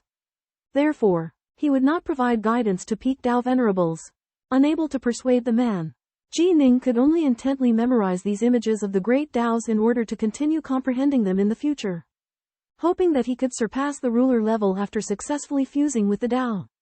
In an ancient and enigmatic ruin, Dao monarch Jinning encounters a mysterious man clad in black robes. Jinning implores the man to aid his comrade, Sect Master Judust, in comprehending the supreme legacy. The man offers a glimmer of hope. Judust must capture an emperor-level puppet with his own strength. Jining conveys the opportunity to sect master Judust. Despite his formidable abilities, capturing an emperor-level puppet is no simple feat. Yet, Judust, unwilling to surrender, resolves to risk his life. Jining bids farewell to Judust as he ventures into the ruin to comprehend the supreme Tao. With the aid of the Dharma altar, Jining grasps 9 Tao at the overlord level and witnesses the manifestation of the supreme Tao of claws within a mere 120 million years. Upon completing his understanding, Jining is greeted by the man in black robes, who promises to bestow a treasure based on his performance. Emerging from the ruin, Jining confronts a puppet of the Zai's race, ready to showcase the boundless power of a Tao monarch at his peak. Amidst the sprawling palace ruins, Jining and Zhucheng join forces to hunt imperial-level puppets. Zhucheng uses his immortal body and superb staff techniques to distract the puppets while Jining, with remarkable speed and enigmatic swordplay, captures 2 imperial-level puppets in a flash. Hearing the news, 5 puppets arrive in shock. Recognizing Jining's abilities as far surpassing those of the 3 patriarchs, they hastily call for reinforcements. But Jining single-handedly fends off 10 puppets, preventing their convergence. Moments later, Zhucheng exhausts 1 puppet's energy. Capturing it, Jining swiftly strikes again, subduing 2 more approaching puppets with even greater speed and prowess. The remaining puppets, utterly terrified, realize that even combined they are no match for Jining and disperse into the surviving wards. Relentless, Jining pursues them, fending off their reinforcements while seizing opportunities to defeat them one by one. Capturing imperial-level puppets in succession. As their bounty grows, Zhou Sheng's uneasiness dissipates. He believes that with his efforts and Jining's assistance, his elevation to the Tao is imminent. Simultaneously, Jining's puppet hunts deepen his understanding of the ultimate sword Tao, laying a solid foundation for his future path. Within the mystical immortal's enigma cave, Zhu Chen sits cross-legged, comprehending the way of the sovereign. He closes his eyes, a smile gracing his lips, murmuring, "I have succeeded. I have finally seen the glimmer of harmony with the way." At that moment, a black-robed man appears, commending, "You have also comprehended deeply." Quite quickly, Zhu Chen reveals that he has memorized the sovereign's guidance, and the black-robed man informs him that the sovereign will bestow treasures based on their performance. Overjoyed, Zhu Chen is escorted out of the cave. He notices a white-clothed youth, Ji Ning, seated on a distant ruined wall. After 500 million years of contemplation, Ji Ning has also made great strides, mastering the 4 forms of the ultimate sword art. Zhu Chen informs Ji Ning of the sovereign's plan to award treasures based on their performance. Ji Ning is elated upon learning that his progress has been recognized. He surmises that with luck, he may reach the 4-step Tao monarch realm within a chaotic era. Zhu Chen plans to engage in combat with emperor-level puppets to further hone his skills. Ji Ning intends to venture into the Sis clan's core territory, where treasures lie hidden. Since the emperor-level puppets fear Ji Ning, he proposes that with Zhu Chen's assistance, they capture more puppets and form an alliance to assault the core and seize the treasures. Deep within the ruins of the Sis race, Zhucheng fiercely battled against 4 emperor-level puppets. Zhucheng utilized his exquisite staff techniques to resist the puppets' fierce attacks, and neither side could gain an advantage. Zhucheng suddenly employed a tactic he had used before, deploying a formation diagram in his palm that trapped the 4 puppets within. Ji Ning arrived soon after and joined forces with Zhucheng to capture the puppets. The formidable strength of these 2 Tao monarchs enabled them to quickly capture 2 emperor-level puppets with the body of the immortal. At this moment, the other puppets within the ruins observed everything through the restriction. Their expressions were complex, filled with both anticipation and a hint of sadness. Zhucheng and Ji Ning wished to lead them away, but due to the puppets' rigidity and their master's orders, they were unable to disobey. Zhou Sheng's staff techniques had reached a state of perfection, and he had comprehended the 3 ultimate techniques of boundless, endless, and traceless, greatly increasing his strength. On the other hand, Ji Ning's formation treasure had accumulated sufficient energy. They decided to charge into the core of the ruins, where the treasures of the Sis race were located. At the edge, 4 puppets at the level of Sacred City Lord came to obstruct them. Ji Ning and Zhucheng simultaneously deployed a one-time formation diagram, which, in conjunction with Zhou Sheng's formation treasure, trapped 2 puppets. However, the true danger still lay deep in the core. where they would face unknown challenges and formidable perils. Ji Ning and Zhu Chen team up to break the formation of the ruins. Zhu Chen is able to obtain the treasures in the core area with Ji Ning's help. However, they are relentlessly pursued by the 4 guardian puppets of the ruins. Ji Ning and Zhu Chen struggle to defend themselves with the help of 16 emperor-level puppets. At this time, a man in a black robe appears and gives Zhu Chen a blood-colored token. He reveals a secret. The token points to the Eternal Kingdom in the Yanlong domain. As long as they approach the area, the token will sense it and they can be directly teleported inside. This news shocks Ji Ning and Zhu Chen. The Eternal Kingdom is a forbidden area of the Eternal Clan.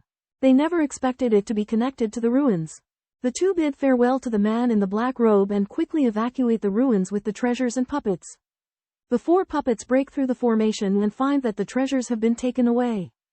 They can't help but sigh. They have long been tired of their boring life and had been expecting a challenger. But Ji Ning's invasion was unexpectedly short-lived.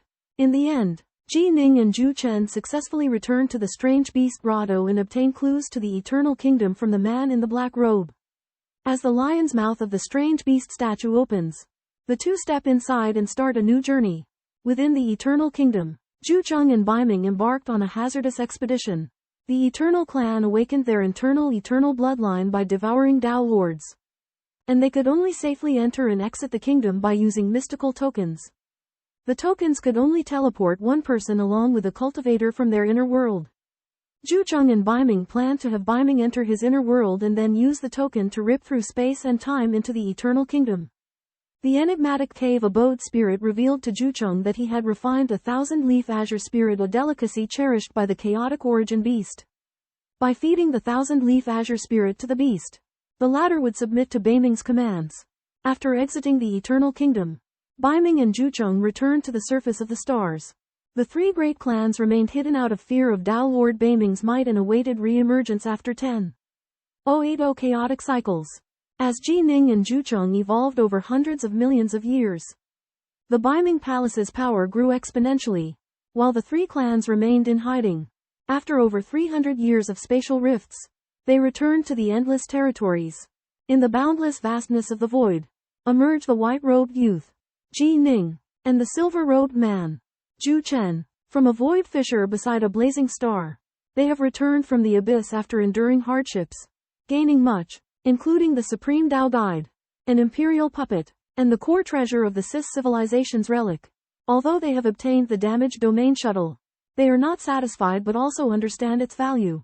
Ji Ning intends to leave the imperial puppet he obtained to his hometown, the 3 realms, to protect his homeland. On the way to the Eternal Kingdom, Ji Ning lets Zhu Chen see his second body spirit, which amazes Zhu Chen. Then, they arrive at the Eternal Clan's lair, the Eternal Kingdom. Upon entering the Eternal Kingdom, they are transported to a hidden realm. Here, they witness a radiant river of stars and a Cis spaceship. In front of the spaceship is a peculiar tower-shaped flying object with 3 black humanoid creatures on it and 300 silver-robed Dao Lords below it. Ji Ning and Zhu Chen can't help but exclaim, "The Cis civilization." During a cosmic standoff, Ji Ning and Zhu Chen discover a stone tablet floating beside their starship. The tablet contains a message from Paramount Being Bolin, revealing the might of the Shixi clan and the beginning of a catastrophic war. The tragic fate of Bolin's direct disciple, Sovereign Bai Zhu, is particularly harrowing. He slaughtered an astonishing 126 silver-robed Dao Lords and a black-robed emperor during a Shixi siege before ultimately falling. To refine future cultivators, Paramount Being Bolin left behind 300 silver-robed Dao Lords and 3 black-robed emperors as virtual opponents for challengers to face. Zhu Chen takes the lead, engaging a silver-robed Dao Lord and eventually escaping thanks to his exceptional life-preserving abilities. Ji Ning attempts next, only to find the silver-robed Dao Lord's combat prowess formidable, proving too powerful for even 3 opponents combined. On the tablet, Paramount Being Bolin also mentions a legacy left by his followers on 318 nearby stars. Ji Ning and Zhu Chen investigate, encountering a virtual manifestation of Sovereign Thousand Rhino, whose insights greatly benefit them. However, the tablet's inscription serves as a stark reminder that the Shixi clan poses a grave threat to cultivator civilization, and that only by giving their all can they avert its downfall. In the depths of the boundless starry sky, A colossal vessel resembling a flying ark rests amidst a celestial river. Inside the ark, two cultivators, Ji Ning and Zhu Chen, receive the inheritance of an ancient sovereign known as Thousand-Facet Sovereign.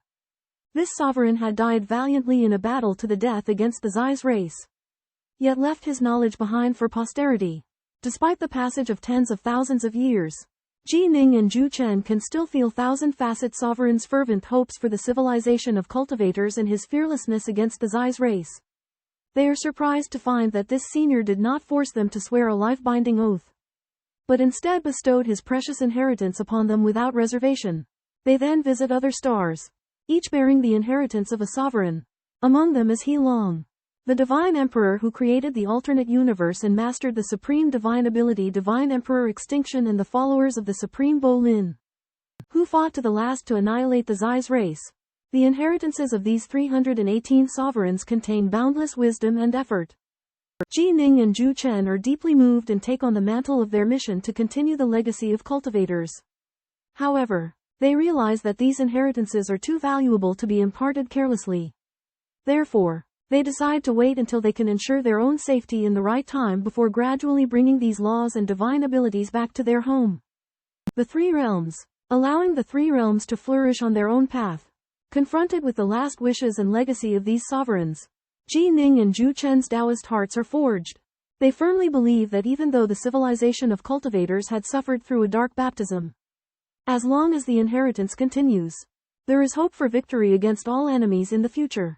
After his seclusion in the Cottage of Time, Ji Ning has digested the inheritances of over 300 sovereigns, yielding a bountiful harvest. Although the secret techniques have not been much help to him, Ji Ning selects one that is suitable for swordsmanship and hopes to combine it with the yin-yang sword intent.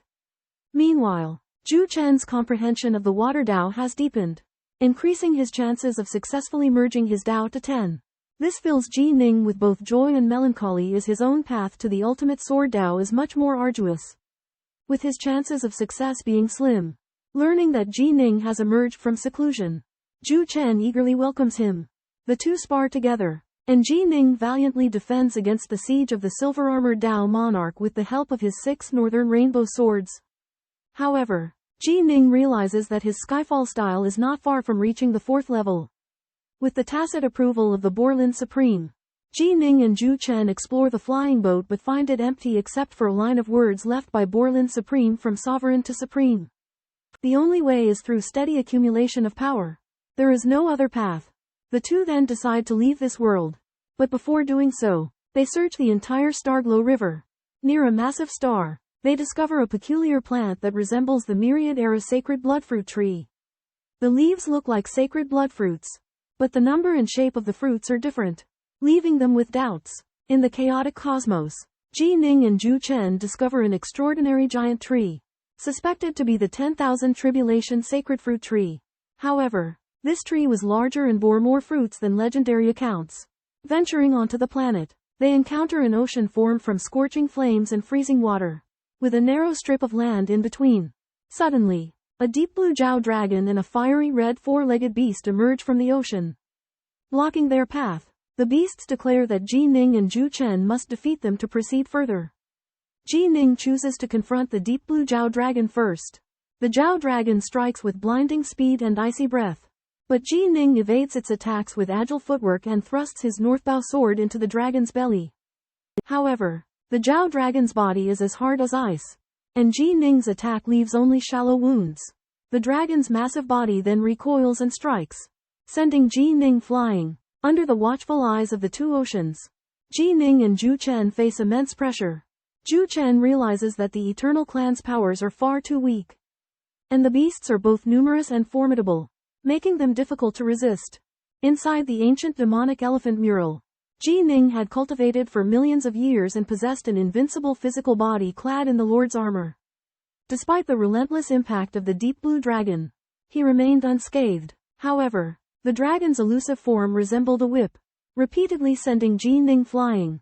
To counter the dragon's peculiar technique, Ji Ning transformed into a towering giant, wielding 6 northern rainbow swords. Yet, the dragon's attacks remained relentless tail sweeps, dragon claw strikes, and biting dragon heads. Ji Ning struggled to keep up. In desperation, Jining resolved to break the dragon's technique with brute force and unleashed his ultimate sword technique. Celestial Collapse. Although powerful, it had previously been ineffective against the dragon's icy exterior. This time, after repeated head-on collisions with the dragon, Jining realized the true essence of Celestial Collapse. With the 98th clash, Jining reached enlightenment. He gathered his boundless power and executed Celestial Collapse once more, colliding head-on with the dragon's tail. The terrifying shockwave reverberated throughout the surroundings, and despite the cracks that formed on the dragon's exterior, they rapidly healed. Yet, Jining refused to retreat and continued to unleash Celestial Collapse, engaging the dragon in intense frontal combat. The surrounding mystical beasts failed to understand Jining's actions, but he remained determined to test his sword techniques and the limits of his power against the dragon.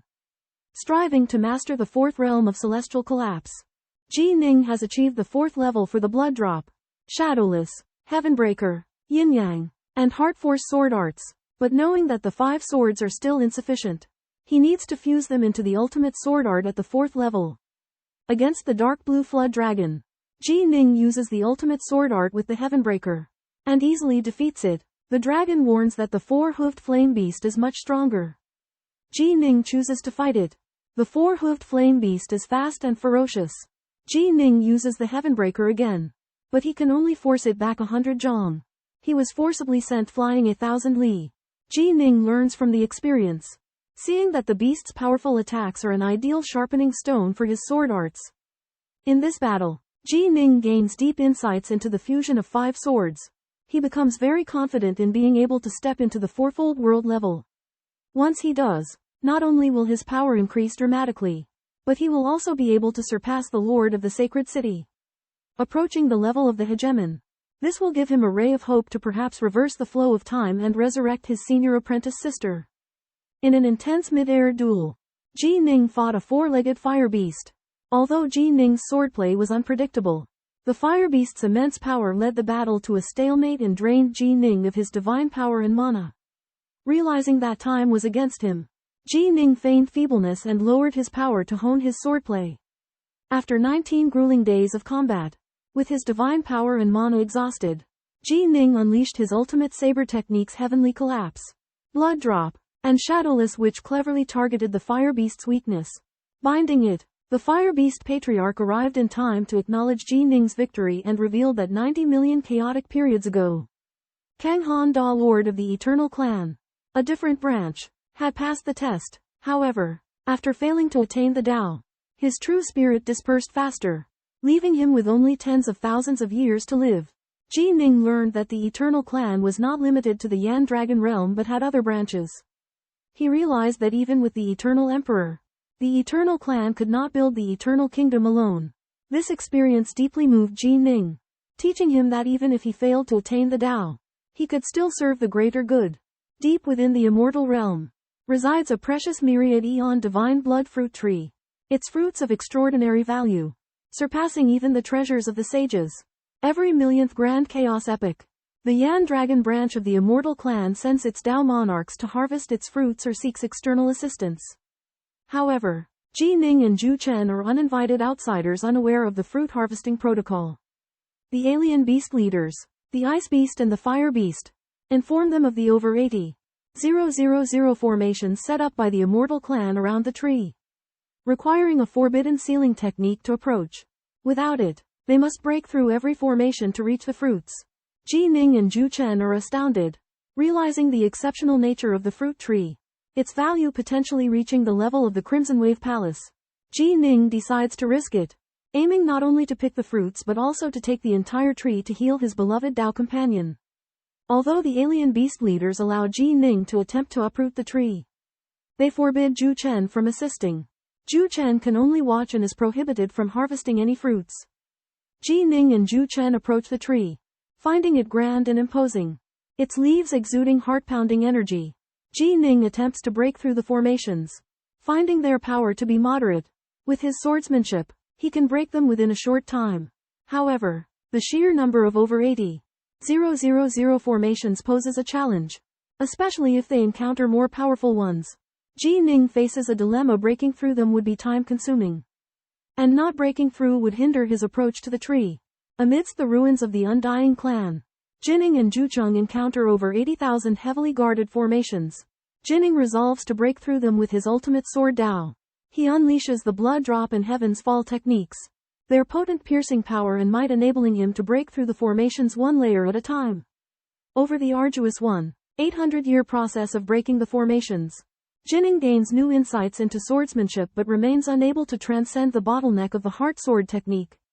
Finally, Jining breaches the last formation, revealing a myriad calamity sacred bloodfruit tree, warned of its extraordinary nature by the leaders of the Ice and Fire Beast clans.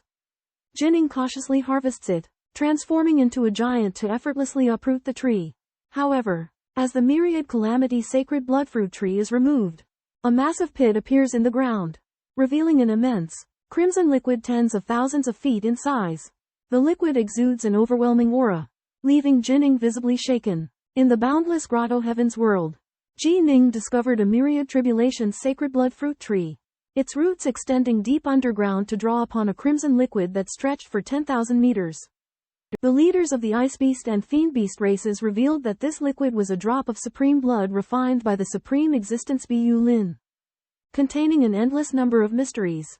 Jining uprooted the sacred bloodfruit tree, only to learn that it would no longer be able to draw upon the supreme blood, greatly diminishing its value. However, the two leaders proposed that if Jining could take the supreme blood with him, they would regain their freedom.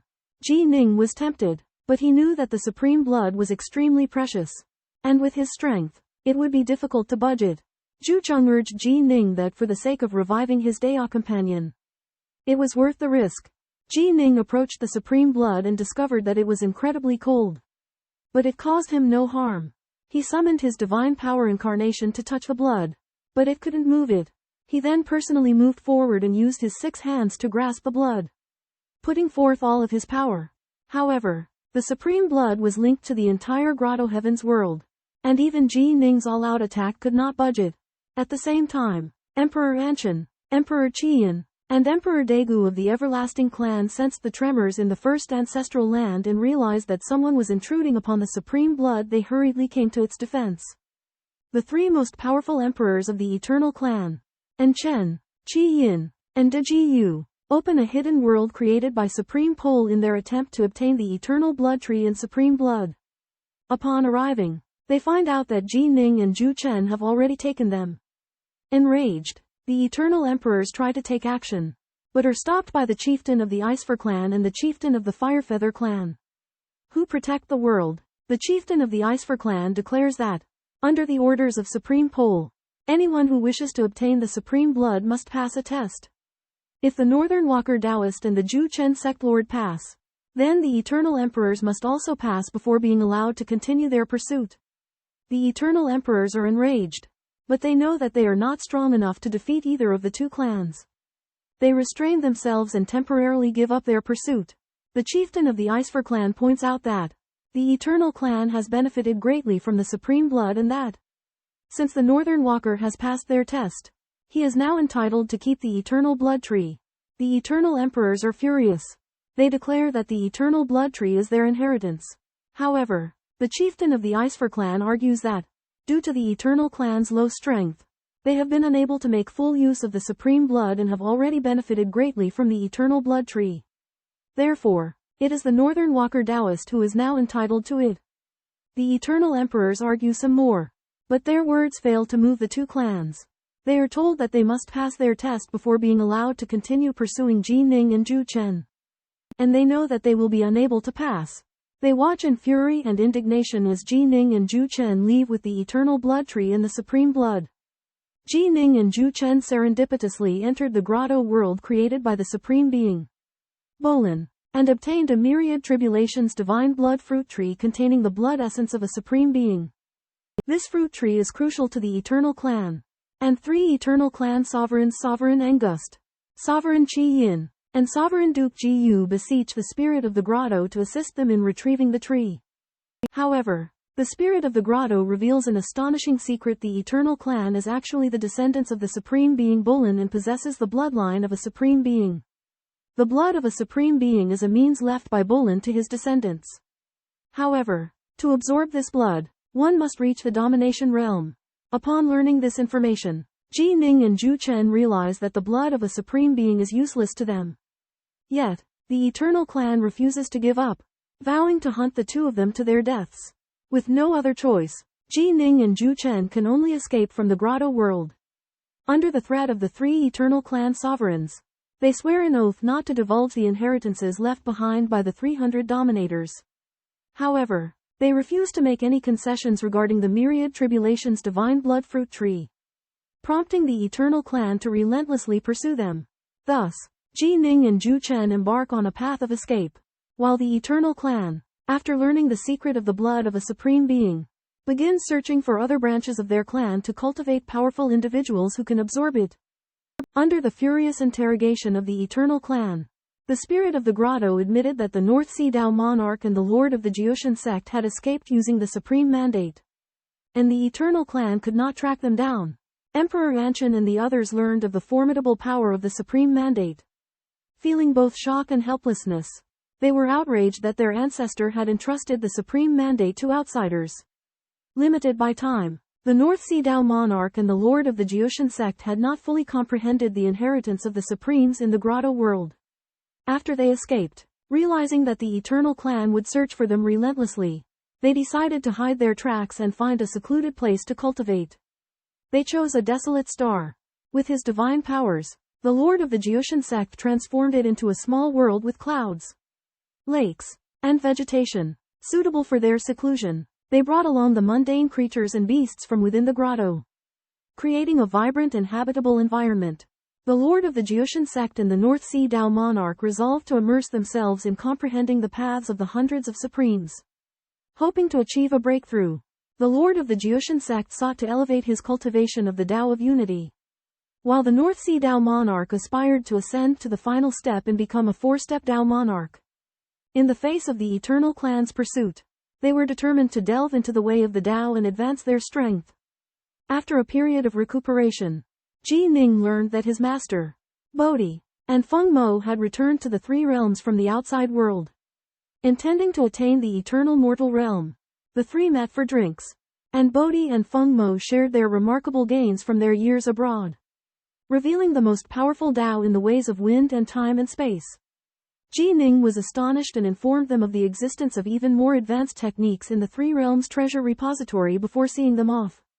He stood alone outside the Three Realms, reflecting on the rapid progress made by geniuses over the past 100 million years, far surpassing the wisdom of beings at the same level outside. He suspected that this was related to the glazed tile palace, but he could not confirm this for the time being. Meanwhile, Feng Mo and Bodhi used a time-accelerating treasure to enhance their cultivation, merging three of the most powerful Daos and successively advancing to the eternal mortal realm. To protect the inheritance, Ji Ning entrusted the legacy of the 300 sovereigns to Bodhi and Feng Mo, demanding that any who studied it swear a life oath. Bodhi and Feng Mo were stunned by the value of this legacy while also worrying about Ji Ning's safety while he was abroad.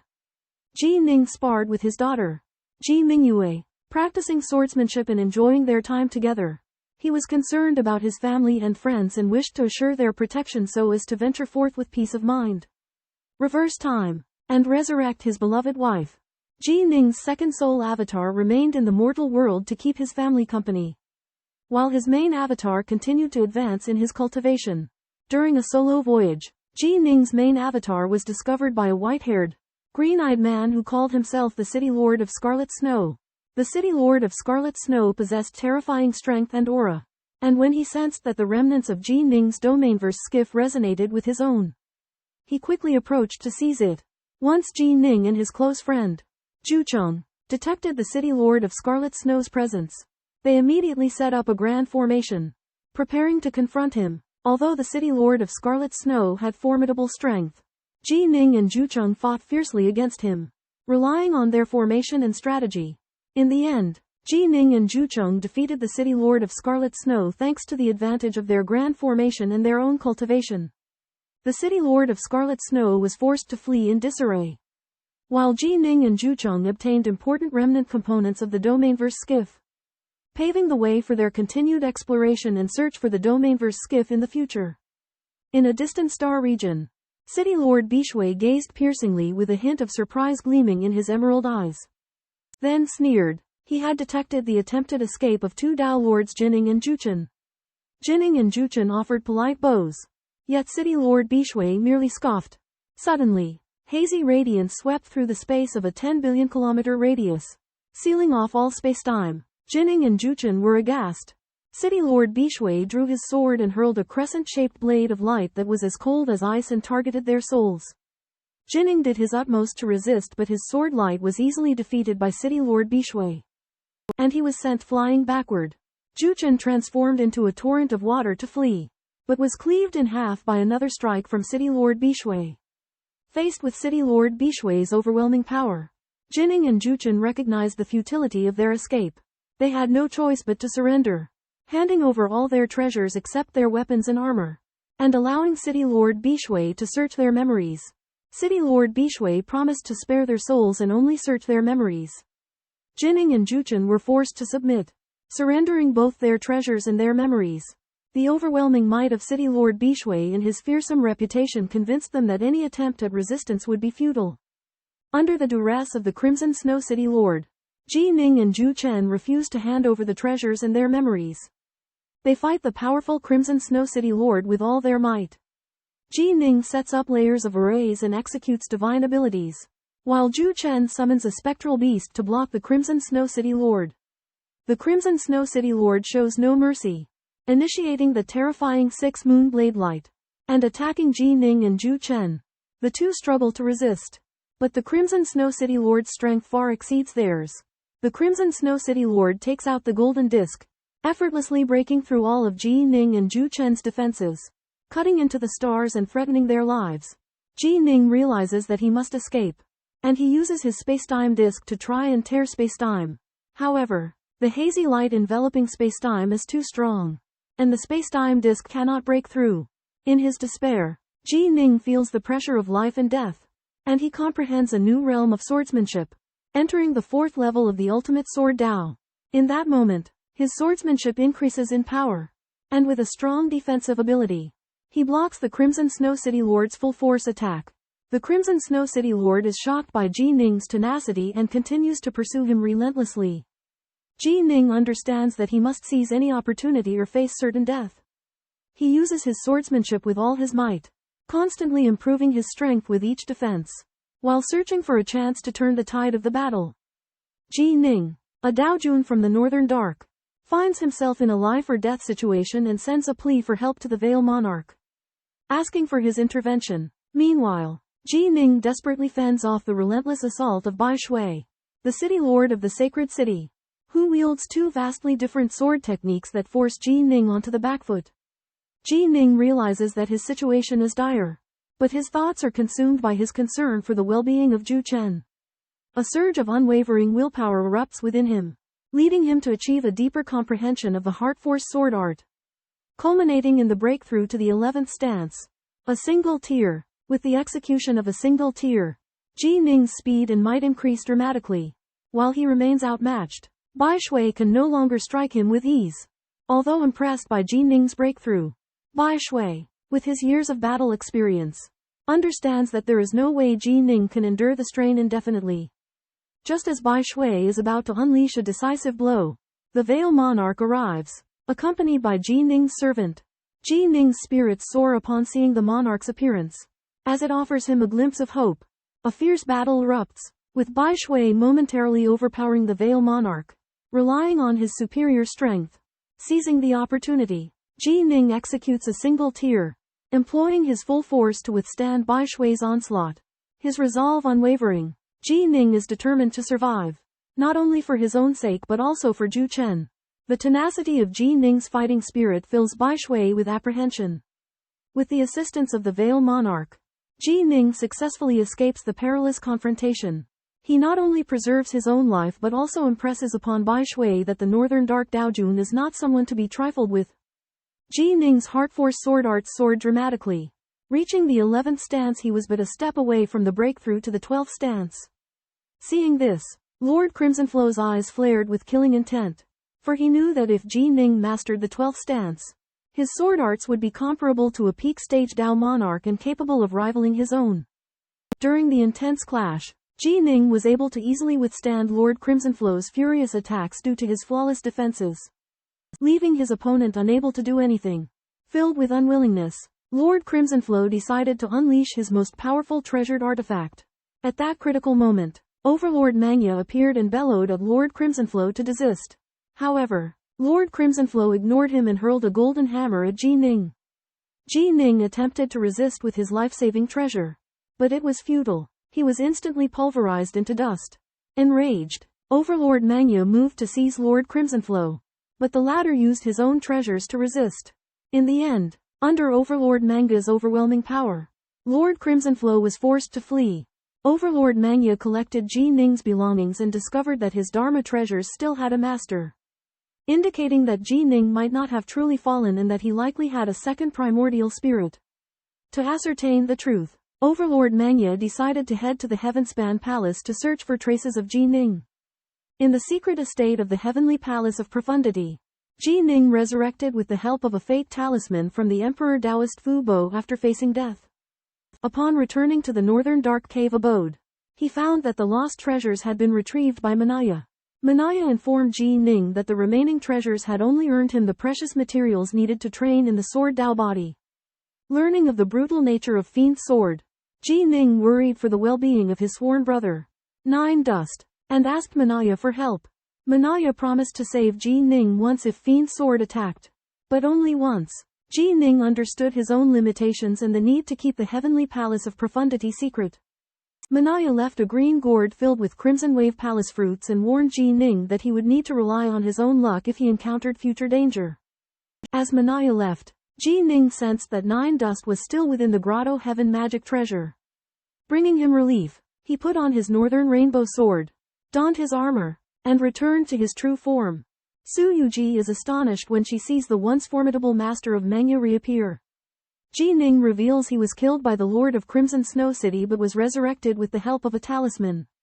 Faced with the potential threat of the Lord of Crimson Snow City, Ji Ning decides to rely on himself while asking everyone to keep his resurrection a secret. Ji Ning's close friend, the leader of the Juchen sect, appears, concerned for his safety. Ji Ning confirms he was reborn after being killed by the Lord of Crimson Snow City and thanks the Master of Mangya for saving him. Juchen, awed by Ji Ning's power, which far surpasses his own, decides to leave and focus on his pursuit of the Tao. Ji Ning retreats in meditation to contemplate life and death, aiming to become a four-step Supreme Taoist to reverse time and resurrect his senior sister. He entrusts the Heavenly Emperor to protect the secret of his main body in the Bei Ming Cave and sets out on a path of enlightenment. Ji Ning arrives at a vast and desolate region, which he chooses as his sanctuary for understanding life and death. He believes this isolated area, teeming with ordinary beings, holds profound secrets of life and death that are worthy of exploration. In this vast world of strife between seven kingdoms, a man named Ji Ning incarnates as a mortal to explore the paths of life and death. One day, Ji Ning arrives at an estate and witnesses the birth of Shu Hu, the Lord's son, foreseeing a connection between them. 3 years later, Ji Ning transforms into a child and accidentally kicks Shu Hu, causing him to fall ill and slip into a coma. Miraculously, upon awakening, Shu Hu's physical attributes and martial cultivation abilities soar. Throughout Shu Hu's youth, Ji Ning discreetly observes him. At the age of 18, Shu Hu leads an army against invading bandits but suffers a crushing defeat, forcing him to flee to a remote village. There, he meets a beloved woman named Xiao Hua and becomes the apprentice of an old pig butcher.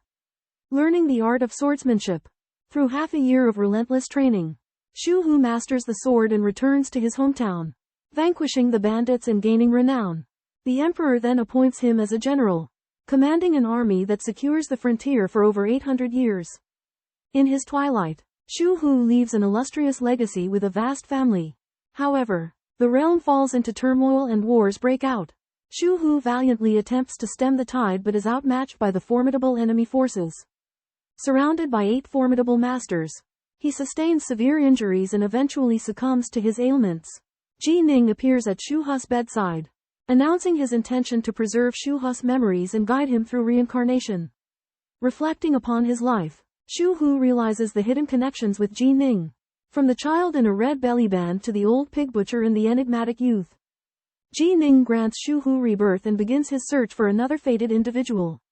He assumes various identities, including a fortune teller, innkeeper, carpenter, and even a brothel owner, witnessing the cycles of birth, aging, illness, and death, spanning eons of conflict, division, and unification. Ji Ning inhabits this realm for 130 million years, observing countless lives unfold. Ultimately, on a towering mountain peak, he attains enlightenment through the ultimate sword path, transforming into a rock and silently observing the universe.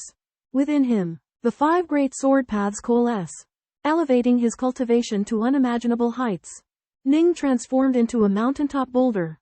After millions of years, a thick fog suddenly enveloped the mountain, obscuring everything. In the fog, countless sword lights swirled, forming a magnificent sacred tree that eventually reached a height of 108,000 zhang, symbolizing the perfection of Ning's cultivation.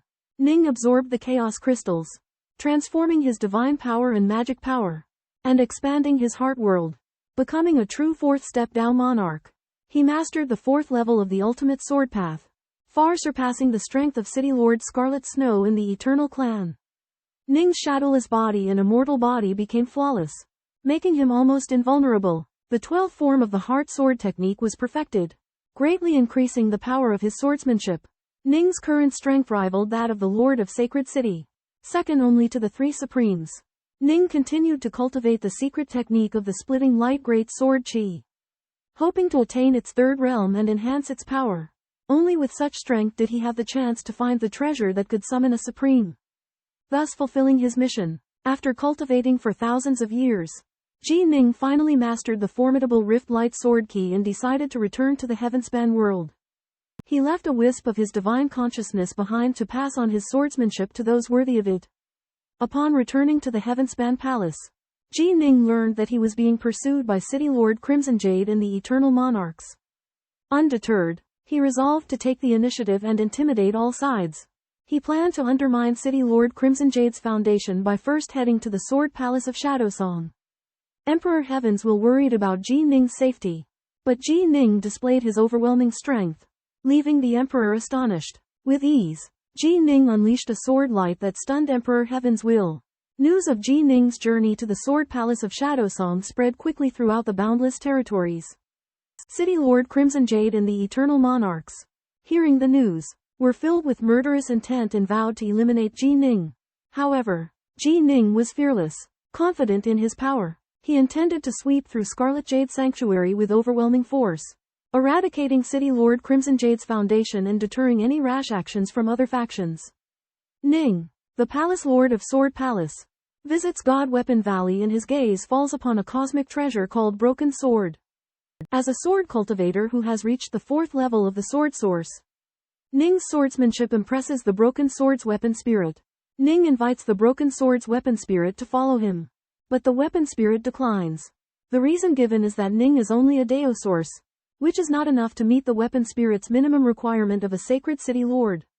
Ning expresses his understanding, but finds that he is very interested in the Broken Sword's weapon spirit. During his meeting with Mengya, Ning reveals that the reason why the Eternal Life Clan is searching for him is because of the Fruit of Eternity. As the Eternal Fruit is a treasured object of the Eternal Clan, one that far surpasses the Eternal Blood Fruit, Ning's possession of it has drawn the Eternal Life Clan's attention. Ning presents Mengya with a Fruit of Eternity, which leaves him astonished. He explains the rarity of the fruit, stating that the Eternal Life Clan only trades the Fruit of Eternity for something of equal value, and therefore they are very limited in quantity. Ning expresses his understanding and requests Mengya's help in facilitating a trade with the Eternal Life Clan. Ji Ning stole the precious Eternal Fruit from the Eternal Heaven Clan. He planned to trade the Eternal Fruit with the Verge Lord to acquire the treasures he needed to cultivate the Sovereign Grade Secret Art, the Godwing Swordlight. The Verge Lord agreed to the trade, to be completed in half a year, and further proposed that Ji Ning could seek his help in battle once every 10 Eternal Fruits. Meanwhile, City Lord Crimson Snow was determined to intercept Ji Ning. He sent 3 great emperors to guard the exit of the spacetime passage of the Verge Country and personally monitored the Verge Country. Ji Ning planned to deal with City Lord Crimson Snow in the Eternal Heaven clan after he successfully cultivated Godwing Swordlight. After 5 months of cultivation, Ji Ning successfully mastered Godwing Swordlight.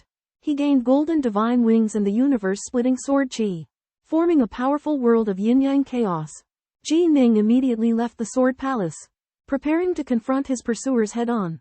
Ji Ning travels to the Ficon Star and on the way, he encounters the Night Spring Monarch sent by the Crimson Snow Sacred City, who tries to invite Ji Ning to the Crimson Snow Sacred City. When Ji Ning learns that the Night Spring Monarch slaughtered infants to practice a secret technique, he is disgusted by it and engages in a fierce battle. The Night Spring Monarch envelops Ji Ning with his Night Spring secret technique in the form of a sackcloth and tries to swallow Ji Ning with a huge, grotesque face. Ji Ning remains calm and releases the yin-yang chaos world and the world projection to destroy the Night Spring secret technique. The Night Spring Monarch shows his true form and is overwhelmed by fear, realizing that he cannot escape Ji Ning's pursuit. Meanwhile, the Crimson Snow City Lord learns that Ji Ning has chosen the timespace channel closest to the Crimson Snow Sacred City and immediately sends the Night Spring Monarch and 2 other monarchs to intercept him. The Night Spring Monarch reports the situation to the Crimson Snow City Lord, saying that he will do his best to hold Ji Ning back while the City Lord arrives. Ji Ning had already investigated the Crimson Snow Sacred City's forces and learned that the Night Spring Monarch is an extremely sinister and cruel monarch, ranking among the top 3 monarchs that Ji Ning wants to kill. In the face of the Night Spring Monarch's provocation, Ji Ning has no hesitation in considering him a target for killing. And a fierce battle is about to break out. Forewarned by Castellan Vermilion Snow, Emperor Nightstream was aware of Ji Ning's power. However, upon engaging in combat, Nightstream realized that Ji Ning's secret arts far surpassed his expectations, equaling that of the most formidable figures in the sacred cities. Nightstream's shadowy, maleficent form attempted to escape, but Ji Ning's ultimate sword technique controlled both space and time, sealing him. Despite Nightstream's deployment of his life-saving treasure, Ji Ning's heart force annihilation technique and astral illusions prevented his escape, rendering him unconscious. In his desperation, Nightstream regained consciousness only to face Ji Ning's 6th Samsara sword, a deadly barrage of sword techniques. His immortal body succumbed, and the reign of this notorious demon lord came to an end. Castellan Vermilion Snow and his 3 imperial Dharmakayas were astounded by Nightstream's demise. They surmised that Ji Ning's increased mastery of illusions had led to Nightstream's destruction, even in his immortal state. Enraged, Castellan Vermilion Snow pursued Ji Ning aboard the Realmverse skiff. However, Ji Ning had already returned to the Vermilion Snow Sacred City, thus concluding the epic battle. The fall of Emperor Nightstream sent shockwaves throughout the boundless territories. In the picturesque Scarlet Snow Sacred City, the Taoist lords Zi Yan and Taizan are surprised by the arrival of the youth in white, Ji Ning. Ji Ning unleashes a magnificent world projection that oppresses the entire sacred city, causing countless eternal emperors to emerge and confront him. The Scarlet Snow City Lord, Shi Shui, leads over 20 emperors and stands ready for battle. Although Scarlet Snow Sacred City appears beautiful, its ruler, the Shi Shui Demonic Palace, is an evil and brutal force. Fighting is forbidden within the sacred city, but contests are still allowed in the outer area. Taizan warns Zi Yan to be careful, and reveals that mighty beings, including the Shi Shui City Lord, have violated the rules within the sacred city to establish their tyrannical rule. Ji Ning's appearance breaks the tranquility of the sacred city. His world projection exudes a powerful aura that fills Zi Yan and Taizan with fear. The Shi Shui City Lord leads his emperors out of the demonic palace to confront them, their swords drawn. The Shi Shui City Lord accuses Ji Ning of provocation, but Ji Ning remains nonchalant and arrogantly states that he can face all the emperors alone. Cultivators from all over the sacred city are drawn to this earth-shattering battle. Although they do not favor Ji Ning's chances of victory, they secretly support this Taoist lord who dares to challenge authority. Ji Ning's courage and charisma elicit their admiration, while the threats and murderous intent from the Shi Shui City Lord and his followers ignite their hearts with rebellion.